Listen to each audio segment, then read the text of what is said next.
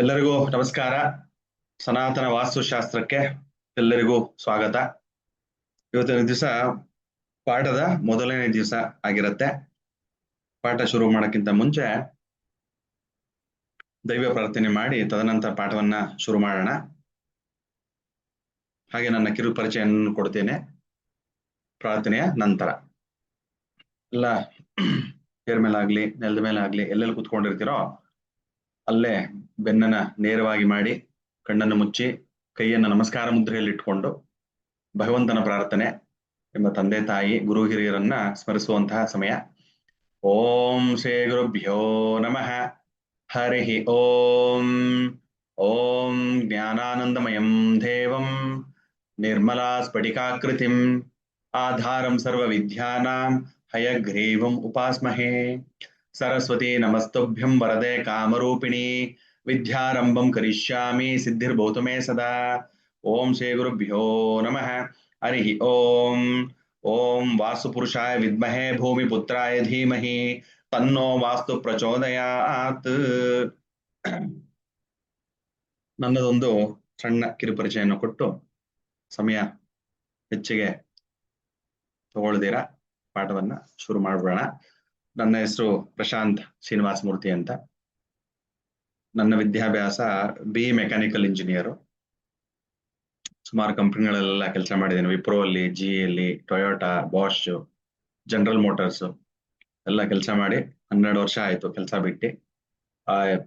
ಏನಿದೆ ವಿದ್ಯಾರ್ಜನೆಯ ಒಂದು ಮಾರ್ಗವನ್ನು ಹಿಡ್ಕೊಂಡು ಸನಾತನ ಜ್ಯೋತಿಷ್ಯ ಶಾಸ್ತ್ರ, ವಾಸ್ತುಶಾಸ್ತ್ರ, ತಾಂಡೂಲ ಶಾಸ್ತ್ರ, ಕವಡೆ ಶಾಸ್ತ್ರ ಮತ್ತೆ ನವರತ್ನಗಳು, ಜಮ್ಮಾಲಜಿ ಅಂತ ಕರಿತೀವಲ್ಲ, ಅದರಲ್ಲಿ ಎಲ್ಲ ವಿದ್ಯಾಭ್ಯಾಸಗಳನ್ನೆಲ್ಲ ಮುಗಿಸಿ ನನ್ನ ಬುದ್ಧಿಮಟ್ಟದ ತಕ್ಕನ ಹಾಗೆ ಜನಗಳಿಗೆ ಸಹಾಯ ಮಾಡ್ಕೋತಾ ಬರ್ತಾ ಇದ್ದೇನೆ. ಸೊ ಇಷ್ಟು ನನ್ನ ಕಿರು ಪರಿಚಯ. ತದನಂತರ ಯಾವಾಗ ನಾವು ಅನ್ಮ್ಯೂಟ್ ಮಾಡ್ತೀವೋ ಆಗ ಹೆಚ್ಚಿನ ಪರಿಚಯವನ್ನ ಕೊಡ್ತೇನೆ. ಆಯ್ತಾ? ಈಗ ಪಾಠವನ್ನ ಮುಂದುವರ್ಸೋಣ. ಈಗ ನೋಡಿ, ಸೌರಮಂಡಲ ಅಂತ ಗೊತ್ತಿದೆ ನಿಮ್ಗೆ. ಸೌರಮಂಡಲದ ಅಧಿಪತಿ ಯಾರು? ಸೂರ್ಯ ಸೌರಮಂಡಲದ ಅಧಿಪತಿ ಆಗ್ತಾರೆ. ಆ ಸೂರ್ಯನ ಸುತ್ತ ಎಲ್ಲ ಗ್ರಹಗಳು ಸುತ್ತಾ ಇರ್ತಾರೆ. ನಮಗೀಗ ವಾಸ್ತುಗೆ ಮುಖ್ಯವಾಗಿ ಬೇಕಾದಂತಹ ಒಂದು ಗ್ರಹ ಯಾವುದು ಅಂತಂದ್ರೆ ಭೂಮಿ ಗ್ರಹ. ಏತಕ್ಕೆ ಭೂಮಿ ಗ್ರಹ? ಭೂಮಿಯ ಗ್ರಹದ ಮೇಲೆ ನಾವೆಲ್ಲ ವಾಸ ಮಾಡ್ತಾ ಇದ್ದೇವೆ. ಭೂಮಿಯಲ್ಲಿ ಸಿಗುವಂತಹ ಎಲ್ಲ ಸಂಪನ್ಮೂಲಗಳನ್ನ ಉಪಯೋಗಿಸ್ಕೊಂಡು ನಮ್ಮ ಜೀವನಗಳನ್ನ ನಡೆಸ್ತಾ ಇದ್ದೇವೆ, ವಂಶ ಪಾರಂಪರ್ಯವಾಗಿ ಅಲ್ವಾ? ಹಾಗಾಗಿ ಆ ಭೂಮಿ ಅನ್ನೋ ಗ್ರಹ ಬಹಳ ವಿಶೇಷವಾಗಿ ಗಮನಕ್ಕೆ ತಗೊಂಡು ಅದರ ಅಧ್ಯಯನವನ್ನು ಮಾಡಬೇಕು. ಆ ಭೂಮಿ ಯಾವುದ್ರ ಸುತ್ತ ಇರುತ್ತೆ, ಅದನ್ನ ನಿಯಂತ್ರಿಸುವಂತ ಗ್ರಹ ಯಾವುದು ಅಂತಂದ್ರೆ ಸೂರ್ಯ ಗ್ರಹ ಅಂತ ಕರಿತೀವಿ. ಅದು ನಕ್ಷತ್ರ ಹೌದು, ಬಟ್ ನಮ್ಮ ಜ್ಯೋತಿಷ್ಯ ಶಾಸ್ತ್ರದಲ್ಲಿ ಮತ್ತೆ ವಾಸ್ತುಶಾಸ್ತ್ರದಲ್ಲಿ ನಾವೇನ್ ತಗೋತೀವಿ ಅದನ್ನು ಸೂರ್ಯನ ಗ್ರಹ ಅಂತ ಪರಿಗಣನೆಗೆ ತಗೊಂಡು ಆ ಸೂರ್ಯನ ಸುತ್ತ ಭೂಮಿ ಚಲನೆಯನ್ನ ಮಾಡ್ತಾ ಇರುತ್ತೆ. ಆ ಚಲನೆ ಮಾಡುವ ಸಮಯದಲ್ಲಿ ನಮಗೆ ಋತುಗಳು ಬರುತ್ತವೆ. ಋತುಗಳು, ಸೀಸನ್ಸ್, ಮಳೆಗಾಲ, ಚಳಿಗಾಲ, ಬೇಸಿಗೆಗಾಲ, ಗಾಳಿಕಾಲ. ಈಗ ಆಷಾಢ ಮಾಸ ಗಾಳಿಕಾಲ ಶುರು ಆಗಿದೆ ಅಲ್ವಾ? ಹಾಗಾಗಿ ವಿವಿಧ ಕಾಲಗಳು ಬರುತ್ತೆ. ಆ ವಿವಿಧ ಕಾಲಗಳಲ್ಲಿ ಬೆಳೆಗಳು, ಎಲ್ಲಾ ಬೆಳೆಗಳು ಎಲ್ಲಾ ವರ್ಷ ಪರ್ಯಂತ ಬರೋದಿಲ್ಲ ಅಲ್ವಾ? ಕೆಲವು ಮಾತ್ರ. ಹಾಗೆ ಕೆಲವೊಂದು ಮಾತ್ರ ಹಣ್ಣಾಗ್ಲಿ, ಆ ಒಂದು ಫಲ ಆಗ್ಲಿ, ಮತ್ತೆ ಒಂದು ಬೆಳೆಗಳಾಗ್ಲಿ, ಅದು ಕೆಲವೊಂದು ಋತುಗಳಲ್ಲಿ ಮಾತ್ರ ಫಲವನ್ನು ಕೊಡುವಂಥದ್ದು. ಅದೆಲ್ಲ ನೋಡಿ, ಅದೆಲ್ಲ ಸೂರ್ಯನ ಒಂದು ಚಮತ್ಕಾರ ಅಂತಾನೆ ಹೇಳ್ಬೋದು. ಆ ಸೂರ್ಯನ ಶಕ್ತಿಯಿಂದಲೇ ಪ್ರಪಂಚ ನಡೆಯುವಂಥದ್ದು. ಅದು ಯಾರ ಪ್ರಪಂಚ? ನಮ್ಮ ಪ್ರಪಂಚ. ಭೂಮಿ ಮೇಲೆ ಯಾರ್ಯಾರು ವಾಸ ಮಾಡ್ತಾ ಇರ್ತಾರೋ ಅವ್ರದೆಲ್ಲ ಪ್ರಪಂಚ ಯಾರಿಂದ ನಡೆಯುತ್ತೆ? ಸೌರಮಂಡಲ, ಸೂರ್ಯನಿಂದ ನಡೆಯುತ್ತದೆ. ಅರ್ಥ ಆಯ್ತಾ? ನೋಡಿ, ನಾವೆಲ್ಲ ಏನ್ ಅನ್ಕೊಳ್ತೀವಿ, ಆ ಭೂಮಿ ನೇರವಾಗಿ ಸುತ್ತಾ ಇರುತ್ತೆ ಅಂತ ಅನ್ಕೋತೀವಿ. ನೇರವಾಗಿ ಸುತ್ತಲ್ಲ, ಯಾವಾಗಲೂ ಓರೆಯಾಗಿ ಸುತ್ತುತ್ತದೆ. ನೋಡಿ, ಈಗ ಇದು ಸೀದಾ ಅಲ್ವಾ? ಇದು ಸೀದಾ ಅಂತ ತಗೋತೀವಿ. ಬಟ್ ಇಲ್ಲಿ ನೋಡಿದಾಗ ಏನಾಗುತ್ತೆ, ಆ ಭೂಮಿ 23.5 ಡಿಗ್ರಿಗೆ ವಾಲಿರುತ್ತದೆ, 23.5 ಡಿಗ್ರಿಗೆ ವಾಲ್ಕೊಂಡಿರುತ್ತೆ. ಹಾಗೆ ಸುತ್ತಕೊಂಡು ಸೂರ್ಯನ ಸುತ್ತೋದು. ನೋಡಿ, ಈ ಒಂದು ಚಿತ್ರದಲ್ಲಿ ನಿಮಗೆ ಕ್ಲೀನ್ ಆಗಿ ಗೊತ್ತಾಗುತ್ತೆ. ಇವೆಲ್ಲ ಕಾನ್ಸೆಪ್ಟ್ ಚೆನ್ನಾಗಿ ಅರ್ಥ ಮಾಡ್ಕೊಂಡ್ರೆ ಅವಾಗ ನಿಮ್ಗೆ ವಾಸ್ತು ಬೇರೆ ಏನಲ್ಲ, ಅದು ವಾಸ್ತು ಇಸ್ ನಥಿಂಗ್ ಬಟ್ ಸೈನ್ಸ್, ಅದು ವಿಜ್ಞಾನ. ಅದಕ್ಕೆ ವಾಸ್ತು ವಿಜ್ಞಾನ ಅಂತ ಕರೀತಾರೆ. ಬೇರೆಯವರೆಲ್ಲ ನಂಬಲ್ಲ, ಏನೇನೋ ಹೇಳ್ತಾರೆ ಅಂತಾರೆ. ಬಟ್ ಏನು ಅಂತ ಹೇಳೋದು, ಶಾಸ್ತ್ರ ಅಂತಂದ್ರೆ ಏನು, ಒಂದು ನಿಯಮಗಳನ್ನ ಪಾಲಿಸುವಂತದ್ದೇ ಶಾಸ್ತ್ರ.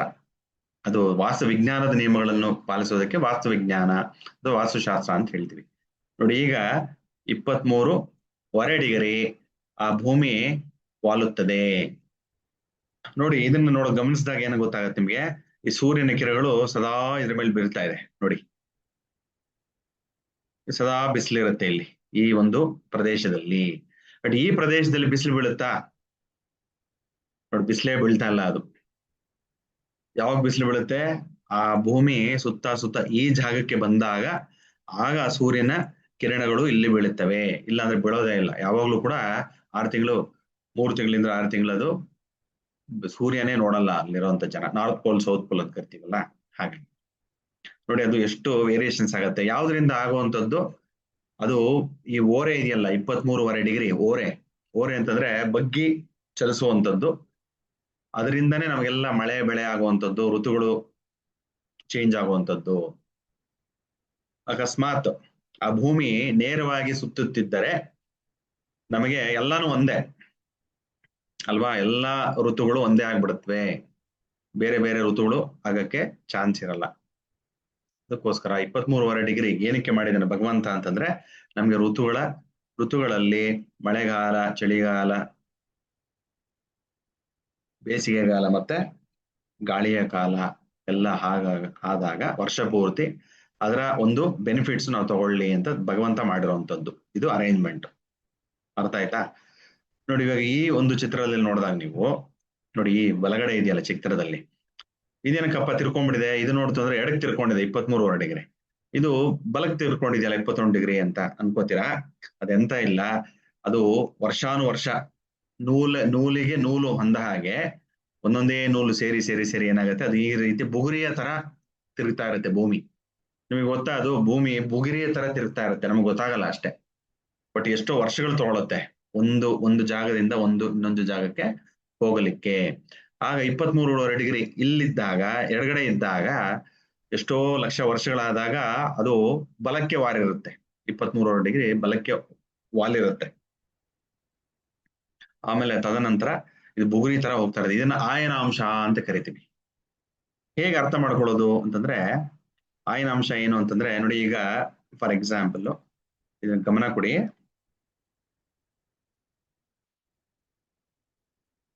ಇಲ್ಲಿ ನೋಡಿ, ಇದನ್ನ ಒಂದು 0 ಪಾಯಿಂಟ್ ಅಂತ ತಗೊಳ್ಳೋಣ, ಆಯ್ತಾ? ಇದನ್ನ 0 ಅಂತ ತಗೋತೀನಿ, 0 ಡಿಗ್ರಿ ಅಂತ. ಇವತ್ತು 1ನೇ ದಿನ ಚಲಿಸೋದ್ರಲ್ಲಿ ಭೂಮಿ ಚಲಿಸಕ್ಕೆ ಶುರು ಮಾಡುತ್ತೆ. ಎಷ್ಟು ದಿನ ತಗೊಳುತ್ತೆ ಸೂರ್ಯನ ಸುತ್ತ ತಿರುಗೋದಕ್ಕೆ? 365 ದಿವಸ ಅಲ್ವಾ? ಅಪ್ರಾಕ್ಸಿಮೇಟ್ ಆಗಿ 365 ದಿವಸ ಅಂತ ಇಟ್ಕೊಂಡಾಗ ಆ ಭೂಮಿ 0 ಡಿಗ್ರಿ ಶುರು ಆದಾಗ 1 ವರ್ಷ ಆದ್ಮೇಲೆ ತಿರ್ಗಿ ಅದಕ್ಕೆ ಬಂದು ನಿಂತ್ಕೊಳ್ಳುತ್ತಾ? ಅದಕ್ಕೆ ಬಂದು ನಿಂತ್ಕೊಳ್ಳಲ್ಲ. ಇನ್ ಸ್ವಲ್ಪ ಹಿಂದೆನೆ ನಿಂತ್ಕೊಳ್ಳುತ್ತೆ. ತಿರ್ಗಾ ನೆಕ್ಸ್ಟ್ ವರ್ಷ ಹೋದಾಗ ಅಲ್ಲಿ ನಿಂತ್ಕೊಳ್ಳುತ್ತಾ? ಪೊಸಿಷನ್ 1 ಅಂತ ತಗೊಳ್ಳಿ 1 ವರ್ಷದಲ್ಲಿ. ನೆಕ್ಸ್ಟ್ ಪೊಸಿಷನ್ 2 2ನೇ ವರ್ಷದಲ್ಲಿ. ನೆಕ್ಸ್ಟ್ 3ನೇ ವರ್ಷಕ್ಕೆ ಇಲ್ಲಿ ನಿಂತ್ಕೊಂಡ್ಬಿಡುತ್ತೆ. 4ನೇ ವರ್ಷಕ್ಕೆ ಇಲ್ಲಿ ನಿಂತ್ಕೊಳ್ಳುತ್ತೆ. 5ನೇ ವರ್ಷಕ್ಕೆ ಇಲ್ಲೇ ನಿಂತ್ಕೊಂಡ್ಬಿಡುತ್ತೆ. 6ನೇ ವರ್ಷಕ್ಕೆ ಇಲ್ಲಿ ನಿಂತ್ಕೊಳ್ಳುತ್ತೆ. ಹಾಗಾಗಿ ಏನಾಗುತ್ತೆ, ಸ್ವಲ್ಪ ಅದರದ ಜಾಗವನ್ನು ಬದಲಾವಣೆ ಮಾಡ್ಕೋತಾ ಹೋಗುತ್ತೆ. ಆ ಒಂದು ವರ್ಷದಿಂದ ಇನ್ನೊಂದು ವರ್ಷಕ್ಕೆ ಇರುತ್ತಲ್ಲ ಗ್ಯಾಪು, ಇವಾಗ 4ನೇ ವರ್ಷದಿಂದ 5ನೇ ವರ್ಷ 1 ವರ್ಷ ಗ್ಯಾಪ್, ಅದನ್ನೇ ನಾವು ಆಯನಾಂಶ ಅಂತ ಕರೀತೀವಿ. ಆಯನಾಂಶ ಅದು ಜ್ಯೋತಿಷದಲ್ಲಿ ಗೊತ್ತಿರುತ್ತೆ ನಿಮ್ಗೆ, ಆಯನಾಂಶ ಅಂತ. ಹಾಗಾಗಿ ಇದ್ರಲ್ಲೂ ಕೂಡ ವೆರಿ ವೆರಿ ಇಂಪಾರ್ಟೆಂಟ್ ಆಗುತ್ತೆ. ಅರ್ಥ ಆಯ್ತಾ? ಇದೆಲ್ಲ ಏನ್ ಜ್ಯೋತಿಷ ಇದು ವಾಸ್ತುಗೆ ಬೇಕಾಗಲ್ಲ, ಬಟ್ ಆದ್ರೂ ಆ ಒಂದು ಸೈನ್ಸ್ ಅರ್ಥ ಮಾಡ್ಕೊಂಡಾಗ ಆಗ ವಾಸ್ತುಶಾಸ್ತ್ರ ಬಹಳ ಸುಲಭವಾಗಿ ಅರ್ಥ ಆಗ್ಬಿಡುತ್ತೆ. ಈಗ ಸೂರ್ಯನ ಪ್ರಭಾವ ಭೂಮಿ ಮೇಲೆ ಯಥೇಚ್ಛವಾಗಿ ಇದೆ. ಸೂರ್ಯನ ಬೆಳಕಿಲ್ಲದ್ರೆ ನಮಗೆ ಊಟ ಸಿಗುತ್ತಾ? ನಮಗೆ ಊಟ ಸಿಗೋದಿಲ್ಲ. ಅದು ಫೋಟೋಸಿಂಥಸಿಸ್ ಅಂತ ಕರಿತೀವಿ. ಆ ಒಂದು ವಾಟ್ ಈಸ್ ಫೋಟೋಸಿಂಥಸಿಸ್ ಅಂತಂದ್ರೆ, ಆ ಒಂದು ಗಿಡಗಳು ಮರಗಳು ಆ ಊಟ ತಯಾರಿ ಮಾಡ್ಕೊಳ್ತವೆ ತಮಗೆ ತಾವೇ. ಆ ಒಂದು ಪ್ರೋಸೆಸ್, ಆ ಒಂದು ವಿಧಿ ಅಲ್ವಾ? ಸೊ ಅದು ಒಂದು ಸೂರ್ಯನ ಬೆಳಕು ಬಿದ್ದಾಗ ಗಿಡ ಮರಗಳ ಮೇಲೆ ಎಲ್ಲ ಏನಾಗುತ್ತೆ, ಅಲ್ಲಿಂದ ಆಹಾರ ನಮಗೆ ಜನರೇಟ್ ಆಗುತ್ತೆ. ಸೂರ್ಯನ ಬೆಳಕು ಮನುಷ್ಯರ ಮೇಲೆ ಬೀಳಬೇಕು, ಪ್ರಾಣಿಗಳ ಮೇಲೆ ಬೀಳಬೇಕು, ಪ್ರತಿಯೊಂದು ಪದಾರ್ಥಗಳ ಮೇಲೂ ಬೀಳಬೇಕು. ಈಗ ಹೊರಗಡೆ ಹೋದಾಗ ನೀವು ಬೆಳಗಿನ ಜಾವದಲ್ಲಿ ಸೂರ್ಯನ ಬೆಳಕು ಬಿದ್ದಾಗ ಏನಾಗುತ್ತೆ, ನಿಮಗೆ ಗೊತ್ತಿಲ್ಲದ ಹಾಗೆ ನಿಮ್ಮ ದೇಹ ಆ ವಿಟಮಿನ್ ಸಿ, ವಿಟಮಿನ್ ಡಿ ಅಂತಿರಲ್ಲ, ವಿಟಮಿನ್ ಸಿ ಯಾವ್ದ್ರದ್ದು, ಸೂರ್ಯನ ಕಿರಣಗಳಿಂದ ಬರುವಂತದ್ದು ವಿಟಮಿನ್ಸ್ ಎಲ್ಲ ಹೀರ್ಕೊಳ್ಳುತ್ತೆ ಚರ್ಮದಿಂದ. ನೋಡಿ, ನಮ್ಗೆ ಅರಿವೇ ಇರಲ್ಲ ಅಲ್ವಾ. ಸೊ ಹಾಗಾಗಿ ಪ್ರತಿಯೊಂದು ಗ್ರಹಗಳು, ಬರೀ ಸೂರ್ಯ ಅಂತಲ್ಲ, ಸೂರ್ಯ, ಚಂದ್ರ, ಬುಧ, ಶುಕ್ರ, ಶನಿ, ಗುರು, ರಾಹು, ಕೇತು, ಎಲ್ಲಾ ಗ್ರಹಗಳ ಪ್ರಭಾವಗಳು ಮನುಷ್ಯರ ಮೇಲೆ, ಪ್ರತಿಯೊಂದು ಭೂಮಿಯ ಮೇಲೆ ಇರುವಂತ ಪದಾರ್ಥಗಳ ಮೇಲೂ ಪ್ರಭಾವ ಬೀರ್ತಾ ಇರುತ್ತೆ. ನಮ್ಗೆ ಅರಿವಾಗಲ್ಲ ಅಷ್ಟೇ. ನಮ್ಮ ಉಸಿರಾಟ ನಮಗೆ ಹೇಗೆ ಅರಿವಾಗೋದಿಲ್ವೋ, ಇಲ್ಲ ನಮ್ಮ ಹೃದಯ ಬಡಿತ ನಮಗೆ ಹೇಗೆ ಅರಿವಾಗೋದಿಲ್ವೋ, ಹಾಗೆ ಆ ಒಂದು ಗ್ರಹಗಳ ಪ್ರಭಾವ ಕೂಡ ನಮಗೆ ಅರಿವಾಗೋದಿಲ್ಲ. ಬಟ್ ಆದ್ರೆ ಅದ್ರ ಕೆಲಸ ಮಾತ್ರ ಆಗ್ತಾ ಇರುತ್ತೆ. ಅದನ್ನೇ ನಾವು ಊರ್ಜೆ, ಎನರ್ಜಿ ಅಂತ ಕರೆಯುವಂಥದ್ದು. ನೋಡಿ, ಸೂರ್ಯನ ಬೆಳಕಿದ್ದಾಗ ಏನಾಗುತ್ತೆ, ನಮಗೆ ಬೆಳಕು ಇರುತ್ತೆ, ಮತ್ತೆ ಎಲ್ಲ ಜೀವಗಳು ಅದರಿಂದ ಫಲಗಳನ್ನ ಪಡೀತವೆ, ಉಪಯೋಗಗಳನ್ನು ಪಡೀತವೆ. ಹಾಗೆ ಮಳೆ ಬರಕ್ ಕಾರಣ ಯಾವುದು, ಅದಕ್ಕೂ ಕೂಡ ಸೂರ್ಯನೇ. ಒಂದು ಮೋಡ ಇನ್ನೊಂದ್ ಕಡೆ ಹೋಗ್ಬೇಕಲ್ಲ, ಅವಾಗ ಏನಾಗುತ್ತೆ, ಅವಾಗ ಗಾಳಿ ಕೂಡ ಚಲನೆ ಆಗ್ಬೇಕು. ಗಾಳಿ ಚಲನೆ ಯಾವ್ದ್ರಿಂದ ಆಗೋದು, ಅದು ಕೂಡ ಸೂರ್ಯನೇ ಕಾರಣ. ಒಂದು ಜಾಗವನ್ನು ಬಿಸಿ ಮಾಡಿರ್ತಾನೆ, ಇನ್ನೊಂದು ಜಾಗ ತಂಪಾಗಿದ್ದಾಗ ಏನಾಗುತ್ತೆ, ಹೀಟ್ ಎಕ್ಸ್ಚೇಂಜ್ ಅಂತ ಕರಿತೀವಿ. ಆ ಒತ್ತಡ ಶುರುವಾಗಿ ಒಂದು ಕಡೆ ಇರುವಂತ ಗಾಳಿ ಇನ್ನೊಂದು ಕಡೆ ನುಗ್ಗುತ್ತೆ. ಈಗ ಆಷಾಢದಲ್ಲಿ ನೋಡಿ, ನಮಗೆಲ್ಲ ಜಾಸ್ತಿ ಗಾಳಿ ಕಾಲ. ಏನಕ್ಕೆ ಅಂತಂದ್ರೆ ಇದು ಥಂಡಿ ಮಾಡ್ಬಿಡುತ್ತೆ ನಮಗೆಲ್ಲ, ಗಾಳಿ ಬಂದು ಬಂದು ಬಂದು. ಬೇರೆ ಕಡೆ ಎಲ್ಲೋ ಬಿಸಿ ಇರುತ್ತೆ ಬೇರೆ ದೇಶಗಳಲ್ಲಿ, ಹಾಗಾಗಿ ಅಲ್ಲಿನ ಗಾಳಿ ಇಲ್ಲಿ ಕಡೆ ನುಗ್ಗಿ ಬರುತ್ತೆ. ಆಯ್ತಾ, ಸಮುದ್ರ ಮೇಲಿರುವಂತ ಗಾಳಿಗಳು ನುಗ್ಗಿ ಬರುತ್ತೆ. ಅದನ್ನೇ ಆಷಾಢ ಅಂತ ಕರೆಯೋದು ನಮ್ಮ ಜಾಗದಲ್ಲಿ. ಮಳೆಗಳು ಬರುವಂತದ್ದು ಗಾಳಿಯ, ನೋಡಿ ಇಲ್ಲೇ ತೋರಿಸುತ್ತೆ, ಗಾಳಿ ಕೂಡ ಒಂದು ಜಾಗದಿಂದ ಇನ್ನೊಂದು ಕಡೆ ಹೋಗಕ್ಕೆ ಸೂರ್ಯನೇ ಕಾರಣ. ಹಾಗಾಗಿ ಮಳೆ ಈ ಭೂಮಿ ಮೇಲೆ ಎಷ್ಟೊಂದು ಬದಲಾವಣೆಗಳಾಗ್ತಾ ಇರುತ್ತವೆ ಅಲ್ವಾ. ಬೇಸಿಗೆ, ಮಳೆಗಾಲ, ಚಳಿಗಾಲ, ಅದೆಲ್ಲ ಕಾರಣ ಯಾರು, ಸೂರ್ಯ ದೇವ, ಸೂರ್ಯನೇ ಕಾರಣ ಭೂಮಿ ಮೇಲೆ. ಹಾಗಾಗಿ ಭೂಮಿ ಮೇಲೆ ಇರುವಂತವ್ರು ಯಾರು, ಗಿಡ ಮರಗಳಲ್ಲದೆ ಪ್ರಾಣಿಗಳಿರ್ತವೆ, ಪ್ರಾಣಿಗಳಲ್ಲದೆ ಮನುಷ್ಯರು ಕೂಡ ಜೀವನ ಮಾಡ್ತಾ ಇರ್ತಾರೆ.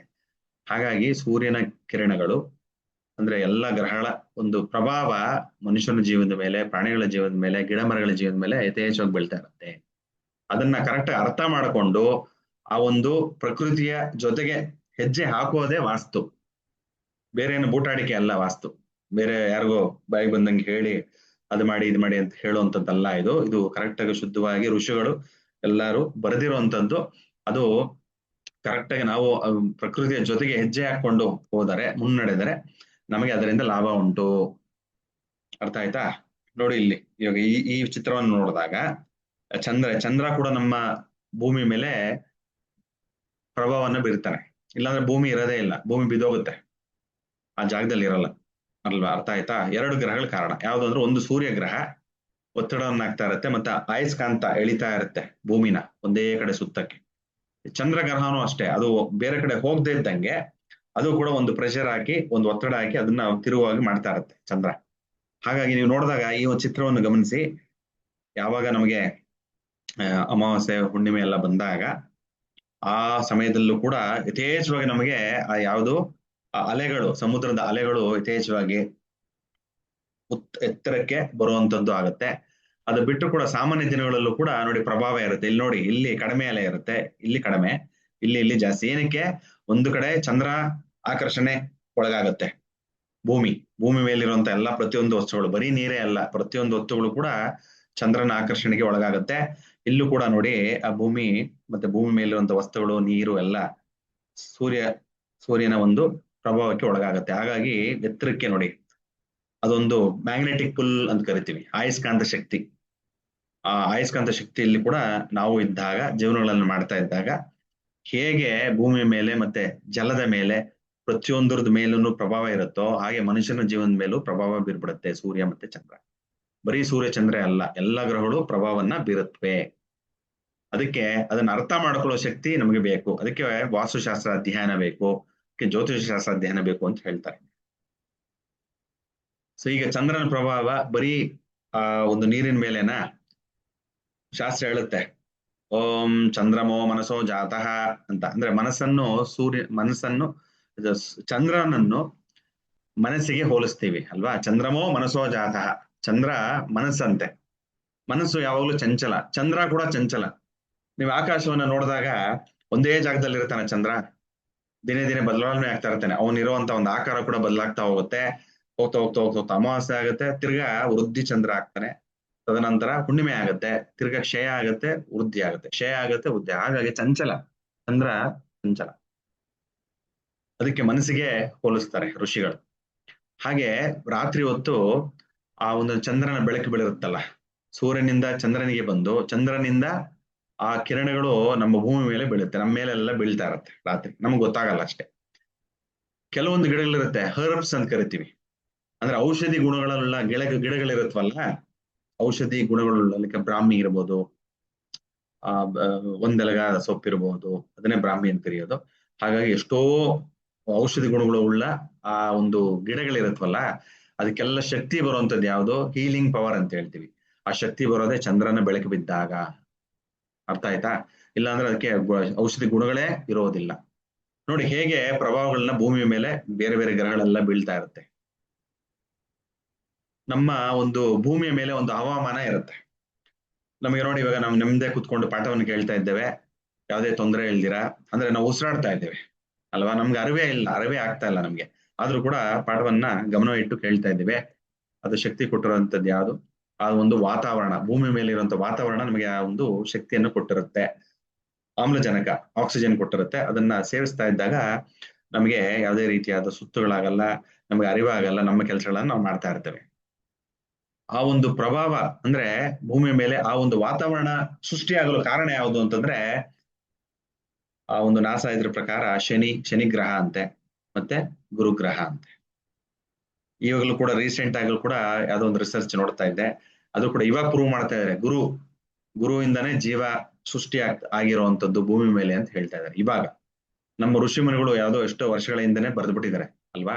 ಗುರುಹು ಘೋರಗಾತ್ರಾಹ, ಶನಿ ಶೀತ ಗ್ರಹ, ಅಂದ್ರೆ ಶನಿ ಕೋಲ್ಡೆಸ್ಟ್ ಪ್ಲಾನೆಟ್ ನಮ್ಮ ಸೌರಮಂಡಲದಲ್ಲಿ, ಶೀತ ಗ್ರಹ, ತುಂಬಾನೇ ಥಂಡಿ ಇರುತ್ತಂತೆ. ಮತ್ತೆ ಗುರುಗ್ರಹ ಘೋರಗಾತ್ರಾಹ, ಇರೋದ್ರಲ್ಲಿ ಎಲ್ಲಾ ಗ್ರಹದಲ್ಲೂ ದಪ್ಪಗಾಗಿರುವಂತದ್ದು, ದಪ್ಪನೆಯ ಗ್ರಹ ಯಾವುದು? ಗುರುಗ್ರಹ. ನೋಡಿ ಅವಾಗ್ಲೇ ಬರೆದ್ಬಿಟ್ಟಿದ್ದಾರೆ. ಮತ್ತೆ ಗುರುನ ನಾವು ಜೀವಕ್ಕೆ ಹೋಲಿಸ್ತೇವೆ, ಜೀವ. ಈಗ ನಾನು ಕಾಣಿಸ್ತಾ ಇದ್ದೀನಲ್ಲ ವಿಡಿಯೋ ಅಲ್ಲಿ, ಏನಿದು? ದೇಹನ ನಾವು ಜೀವ ಅಂತ ಕರಿತೀವಿ.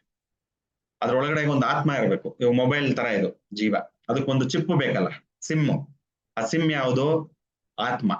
ಅದಕ್ಕೆ ಜೀವಾತ್ಮ ಅಂತ ಕರಿತೀವಿ. ಒಂದು ಜೀವ ಅಂದ್ರೆ ದೇಹಕ್ಕೆ ಜೀವ ಅಂತ ಕರಿತೀವಿ. ಆ ಜೀವ ಓಡಾಡಿಕೊಂಡು ಅದು ಕೆಲಸ ಕಾರ್ಯಗಳೆಲ್ಲ ಮಾಡಕ್ಕೆ ಶಕ್ತಿ ಬೇಕಲ್ಲ, ಆ ಶಕ್ತಿನೇ ನಾವು ಆತ್ಮ ಅಂತ ಕರಿತೀವಿ. ಅದಕ್ಕೆ ಎರಡೂ ಸೇರಿದಾಗ ಏನಾಗುತ್ತೆ? ಜೀವಾತ್ಮ. ಈಗ ಜೀವನದಲ್ಲಿ ನನ್ನ ದೇಹದಲ್ಲಿ ಆತ್ಮ ಅಂತ ತೆಗೆದುಬಿಟ್ರೆ, ಈ ದೇಹ ಏನೇನು ಕರಿತೀವಿ?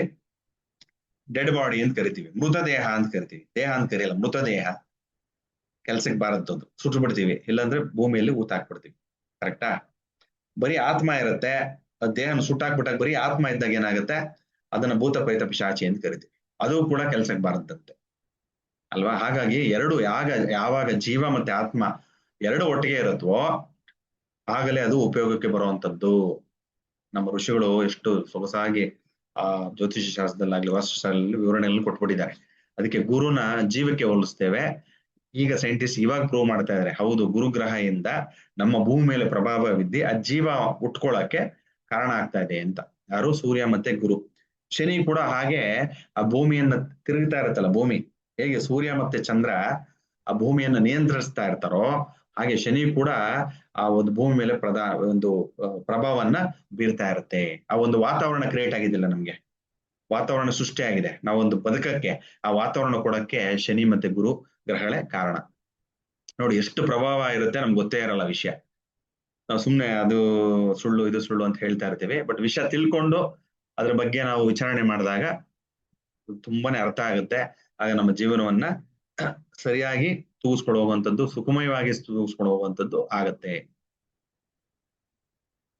ಹೇಳದ್ನಲ್ಲ ನೋಡಿ, ಇದು ಗುರುನ ಜೀವಕಾರಕ ಅಂತ ಕರಿತೀವಿ, ಸೂರ್ಯನ ಆತ್ಮಕಾರಕ, ಶನಿಗೆ ಸರ್ಪವಾಗಿ ಹೋಲಿಸ್ತೇವೆ. ಈ ಸರ್ಪದ ಒಂದು ಭಾಗನೇ ನಾವು ವಾಸ್ತುಪುರುಷ ಅಂತ ಹೇಳೋದು. ಅರ್ಥ ಆಯ್ತಾ? ಸರ್ಪಕ್ಕೆ ಹೋಲಿಸ್ತೀವಿ. ನಾವು ಯಾವಾಗ ವಾಸ್ತು ಪೂಜೆ ಎಲ್ಲ ಮಾಡಿದಾಗ ಸರ್ಪ ಪೂಜೆಯನ್ನ ಮಾಡ್ತೀವಿ. ಈಗ ತರಗತಿ ಶುರು ಮಾಡ್ಬೇಕಾದ್ರೆ ಯಾರೋ ಸರ್ಪ ಸೂಕ್ತಾನ ಹೇಳ್ತಾ ಇದ್ರು ಬಹಳ ಸೊಗಸಾಗಿ. ಅದೇ ಒಂದು ಇಂಡಿಕೇಶನ್ ವಾಸ್ತು ತರಗತಿ ನಡೀತಾ ಇದೆ ಅಂತ. ನಮ್ಗೆ ಖುಷಿ ಆಗುತ್ತೆ. ಆಯ್ತಾ? ಯಾರೋ ಹೇಳ್ತಾರೆ, ಗೊತ್ತಿಲ್ಲ ಯಾರು ಅಂತ. ನೋಡಿ ಅದು ಸರ್ಪಕ್ಕೆ ಹೋಲಿಸ್ತೀವಿ ನಾವು ವಾಸ್ತುಪುರುಷನ. ಸೊ ಶನಿನ ಸರ್ಪಕ್ಕೆ ಹೋಲಿಸ್ತೇವೆ. ಸರ್ಪದ ಹೆಡೆಯನ್ನ ನಾವೇನಂತೀವಿ? ರಾಹು ಅಂತ ಕರಿತೀವಿ. ಸರ್ಪದ ಹೆಡೆಯನ್ನ ರಾಹು. ಇದೆಲ್ಲ ವಾಸ್ತು ಭಾಗದಲ್ಲಿ ಬರುತ್ತೆ. ಏನಕ್ಕಪ್ಪ ವಾಸ್ತು ಬಿಟ್ಟು ಏನೇನು ಹೇಳ್ತಾ ಇದಾರೆ ಅಂದ್ಕೋಬೇಡಿ, ಇದೆಲ್ಲ ವಾಸ್ತುಗೆ ಸಂಬಂಧಪಟ್ಟದ್ದೇ.